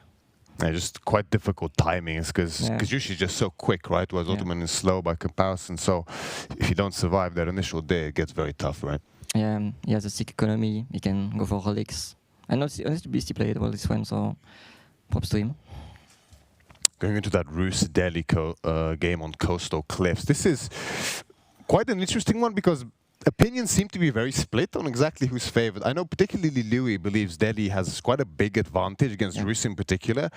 I think they're one of the more decent picks up against them, but I always was of the opinion that if Rus is played correctly, which I think you did very well, which is committing to that feudal and really contesting the sides, then they should have the slight edge with that earlier pro scouts. How did you feel going into this one? I was feeling pretty bad. I think the matchup is Delhi favorite, just like Louis. I actually played this matchup against him, I think, in practice and against a few other people. Honestly, it's just really hard for Rus. You can win, and like there is a way. It's not like 100% to 0. I would say it's even like maybe slightly close. But the fact is, Rus is like your first pick pretty much, and Delhi is one of your last pick. So if you win this, it's amazing. I don't know. Like at the start, when he went away with his scouts to the other side of the map, I knew it was going to be very rough for him because, I mean, against Rus, you have to accept that Rus has more scouts than you. 3 scouts? No, 2 scouts this time. We checked. Yeah, 2 scouts this time. And that you're going to get destroyed on chip. But he wanted to get his half of the map, I guess. So he went south, and I saw him, and I just could take 3/4 of the map, maybe even more. So I don't think he got many chip. But I think it was a slight mistake on his part. I think he could have gotten this quarter. Even if it's frustrating, right? You're going to lose the ship war, but it's Rus, so that's why Rus is so good too. Do you think Rus is still as good as it used to be, or are people starting to figure it out now? I mean, I disagree with some of them because, like, Vortex was telling me Japanese beats Rus. I disagree fully. Zushi, I disagree too. I think Rus beats them, but it's pretty close. Rus beats HRE. China? No.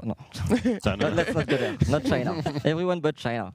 But yeah, obviously they have some weird matchup like Delhi and Ayubit. Ayubit was not used too much in this tournament, but in practice it was I only lost once, and it was a throw in practice for like the last 2 weeks. And I was very happy about getting Ayubit every time, like 4th or 5th pick, because it was my highest Civ win rate, even ahead of Templar or Zushi or whatever.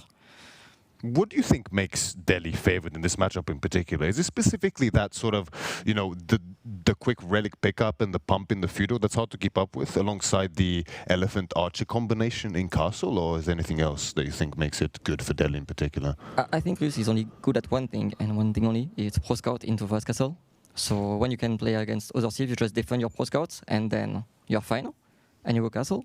But in this matchup, you're forced to attack. If you go castle, you're just gonna die. So you play into the strength of Delhi, I think, even though Delhi is not very good right now. And you play in your weakness. So Rus is not the best at that. I played so bad this game, man. I was so pissed at myself. I was really mad. Like so many fights I took where, like, it's not... It makes no sense, you know? Like, I can't explain why I took those fights. Yeah. I was ahead in economy. I just had to wait, make a bigger army, and force him into me. And I was just trying to take fights to kill elephants, but I'm just stupid. There is this saying, right, that outside of games, when we're watching games back, we're all better players as spectators than we are playing them, right? It's hard to always know the best things to do during the game. But this game in particular, right, I think if there was a Game of the Year awards, this would definitely take the cake because, you know, you can say yourself, I'm sure, despite whatever grievances you might have with the way you played, it was a fantastic game to watch. Yeah, it was very close. At the end, I wasn't sure if you had like 15 villagers left or like something. So I was like, maybe it's gonna be macro game. So the last moment I did like a tight barn, right? Because he had 5 relic. I was like, okay, that's gonna save me. But he left the game because he had no villagers left, I guess. Actually 0 by it was pretty amazing. Yeah, it was I one never of those mind things. Pascaya, man. I'm so stupid. Why do I put it there? I was like, I'm gonna protect my farm, but just put it behind, stupid fuck. I thought you put it there to at least secure some of the wood line for yourself, right? Yeah, like it makes sense, right? But at the same time, it's like his win condition is to kill me, and I have some, like I can just make it behind, and I'm gonna win. So I don't know. It makes no sense. This game was terrible for me, honestly. I don't feel like I really deserve to win. Well, this was great for the viewers, right? At the end of the day, so that was good. Moving on to game number 3, Japanese versus Byzantines on Frisian Marshes. The Byzantines pick from Beastyqt in particular took me by surprise. I mean, Byzantines, I'm sure you'd agree, is a very potent civilization, right? Very good against Galorosias, but not one we see too often on Frisian. I mean, of course, you can get some olive oil from the fish, but normally Byzantine struggles with that early map control in particular. What I found interesting was the mind games that develop around Byzantines, around that possibility of Dark Age pressure, right? As we saw that, interestingly, you went for the dock opening here, and he went in anticipation of a Dark Age rush straight to the mill with the berries, and then went for Hippodrome, of course.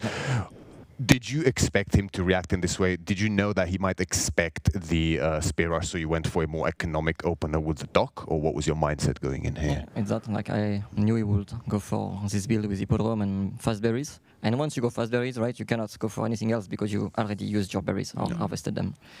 But honestly, like it was more like on the fly because I think this matchup is pretty broken for Byzantine. So I was just trying to find some way to win and to have an advantage.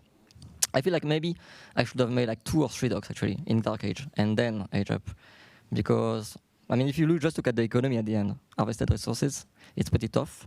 But I have map control and I have a better army because my army is pretty much always on Triumph, basically, because I get +3 attack. And Ease can only use it once. So I was like, okay, I'm just going to mass horseman. He's not going to expect it. If he doesn't make spears, he's going to die. If he makes spears, I'm going to make archer. And just because of the quality of my army, I should eventually win. And then he really made a big mistake, obviously, on the berry. Especially tough because he went for those longbows, right? Do you think in this kind of a situation in particular, if you went for example, Keshiks, which we've seen Louis do before, right, with great effect up against Japan, I believe it was against Puppy Boy, if I'm not mistaken. If he did go for those Keshiks, for instance, who obviously benefit from the Triumph as well, right, then it becomes a bit more complicated, I would assume, right? The problem with Keshik is always the same. Like you want archer, obviously, because you're going to get spears against you. And if you start getting archer, you're less on berries or on like olive oil, and then you have no more Keshik. So it's very weird, like the dynamic. So Keshik makes sense, right? But when you really think about it and try to play it, it's actually like you are slowing down yourself so much that it's maybe bad, I think. Yeah, it's also the contract that, you know, it doesn't scale that well to leg game outside of the elephants later on, of course. What is soon to going to become an infamous game, I'm pretty sure, the Mongols against French on 4 legs, is just very unfortunate, right? It's just one of those things that happens. It's a possibility in Age of Empires 4, and you know, none of the players are at fault, none of the admins are at fault, of course. It's just an unfortunate reality of the game. But the matchup in itself I find quite interesting, because in my mind, I think probably the reason Beastyqt picked this map, because he lost the previous one, right, is out of all civilizations that can probably kill Mongols and really punish them on 4 legs for that classic fast in by now, French is probably one of the best choices, right? Yeah, French is decent. I think IUBD is the best against Mongols, and then Templar, but they lost so much with Templar this tournament. They don't know how to play it. Templar is just so good. It should beat Mongol, but I agree. It's kind of close. So maybe, like for example, IUBD I think has a better matchup against Mongols than Templar, and Templar is obviously way better. So French is decent.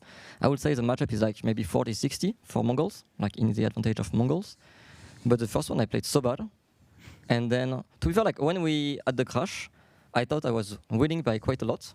And Beastyqt was thinking the same about, I mean, he believed he was winning. Then I talked to the player, they were like not really sure. And then I checked the replay and honestly, I mean, basically I have a win condition. He doesn't have any resources left on the map. And his win condition is that he has a massive army and he's going to do 1 push. But I'm sitting on like 50 villagers and I'm Mongols with like so much gold left and I can do so much stuff, right? So I think you have to remake, I guess. And then in the remake I actually focus and play better because this matchup is Mongol favored and I don't lose favored matchup. Otherwise, that's not good. I was going to ask if Mongol's one of your comfort picks in this scenario, or if you just picked it to take it away from Beasty. Yeah, okay. So I was not sure what he wanted to play, but yeah, I wanted to take it away from him. And the fact, but basically the draft was weird. He believed his draft was so much better, and I believed mine was so much better. I still think it, but he got the good matchups with Rusdeli and everything, so it made it closer. But even the last two, I think House of Lancaster Archery, it's a matchup I worked pretty hard on, and I know how to play it, and I'm very confident I will win. And Templar game, obviously. Templar is pretty unfair on water, so I think I will get it too. Yeah, and what I wanted to ask here as well is, in particular when it comes to getting to that Imperial stage with the Mongols, right? Yeah. In some cases, they can be susceptible to dying, right? Against something like really powerful knights from the French, right? The French themselves, in the late game, are very potent with the guild hall and the discount from the influence, right? If they do manage to survive the initial threat of that Cargonet, there's a good chance that they can potentially win out in that post-imp, right? For sure. Like full imp, I think if you secure your trade, French is 100% better. I mean, Mongols can trade too, but it's harder to defend. But if you don't have trade, I think Mongol, it's pretty hard to beat, right? Like they have so much money, you have so many towers. It's just hard to beat, I think. But yeah, it's pretty close in the late game, I would say. Yeah, I'd say so as well. And finally, the game that decided it all here at Masters of Steel, IOBIDS against Malians, also not the most common of matchups, at least most typically, right? It's unique in that timing. Historically, I think IOBIDS, obviously Malians takes a while to set up with the cows and everything, and that's normally the way you have to go against IOBIDS. But IOBIDS have always been this very tempo, timing-orientated civ. They have some really oppressive timings that are boosted by the Rico, the fact they don't have to age up with villages, right? And the Golden Age is always a nice boost. From what I understand, and you mentioned so far, you're quite comfortable with IOBIDS in this matchup in particular. Would you say they're actually favored, or is it more even? I think on almost any map it's favored for Malians, but on this one it's not favored for Malians. You just have to take the berry side. If you can wall, you wall. If you can tower, you tower. But basically you're just gonna make too many knights at Castle Age, and you cannot do anything. I think I was super confident about it. I worked on this matchup, and yeah, I knew exactly what to do. So does it come down more so to the amount of units you can push out on this map, or is it also more of a siege potential? Because the Manjanique can be especially annoying against something like the cows and the pit mines. Were you more reliant then on the units, or were you also planning to go into siege quite soon after this, outside of just rams, but also Manjaniques potentially? Only units.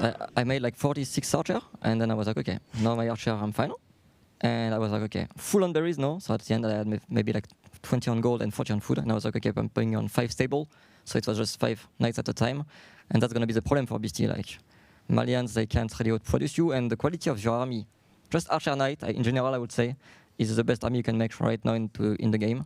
It's just so easy to kill your opponent if he makes one mistake, and even if it doesn't make mistake, it's just so broken, because if you connect your archer close to the Donzo, and he cannot move back, then you can just charge in, and the Donzo are gonna hit the archer. So then they just die. I think it's very, very strong. Definitely looked commanding there, and I think at some point Beasty also prepared for a little bit of a different composition from you. He over-invested in quite a lot of Donzos, not having a scout. I think running into that archer ball of yours must have surprised them. Yeah, for sure. Yeah, and Mass Knight. I maybe never saw that, because I saw it only once. It was, another, as I said, in practice, and it killed me. And I was like, what the fuck? I had a full co-boom, and my economy was worse than his. So I was like, oh, surprising, but IOBID is super strong, I think. Absolutely, and you know, it was a joy to watch the entire finals and be here at the event. It was obviously it's amazing to witness everyone in person and be here with everyone.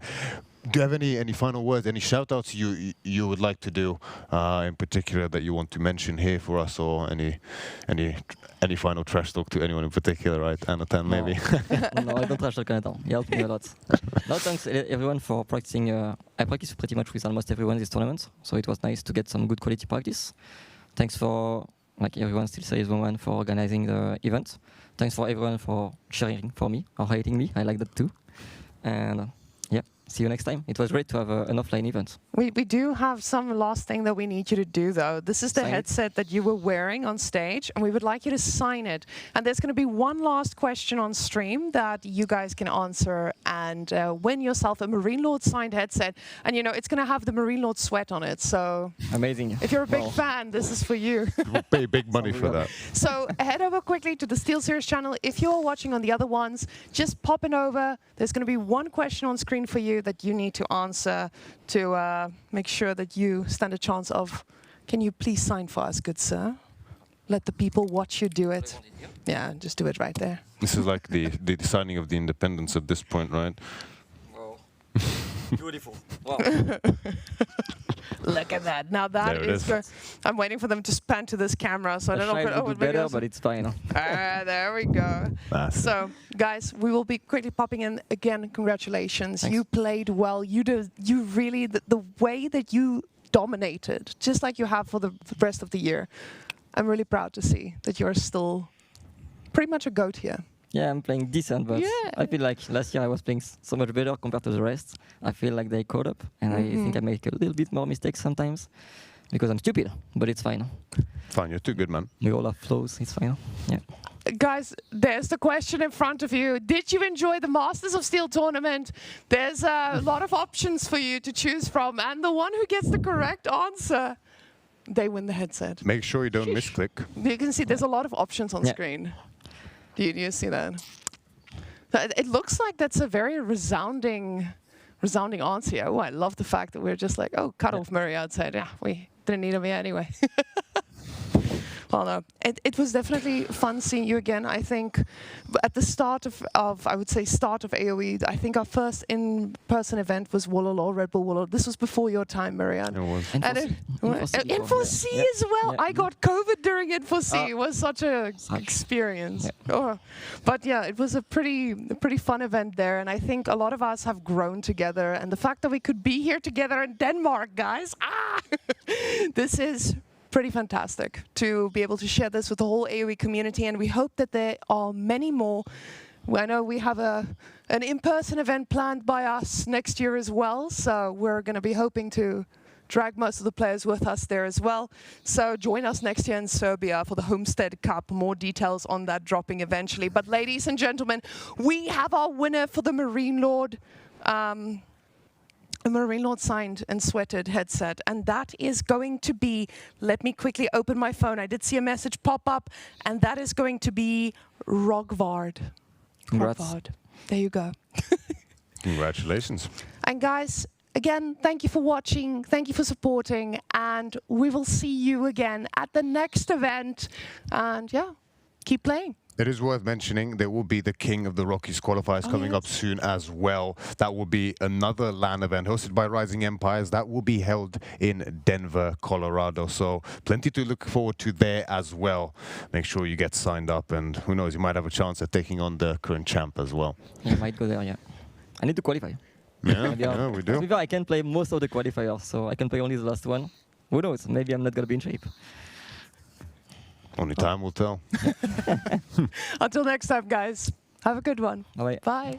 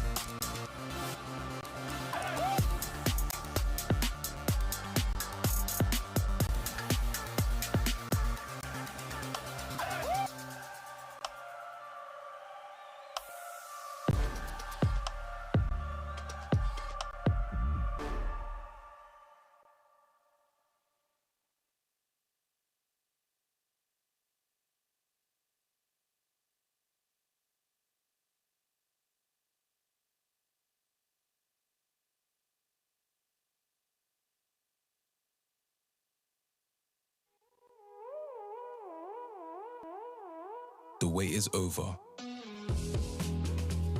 For the first time ever, you get next-gen power in gaming earbuds, giving you flawless wireless. That's plug and play. And spatial audio with active noise cancellation. They just keep on playing. And with great power comes great possibilities. Now you've got 100+ audio presets at your fingertips. So you can hear bad guys better, hear whatever you want better.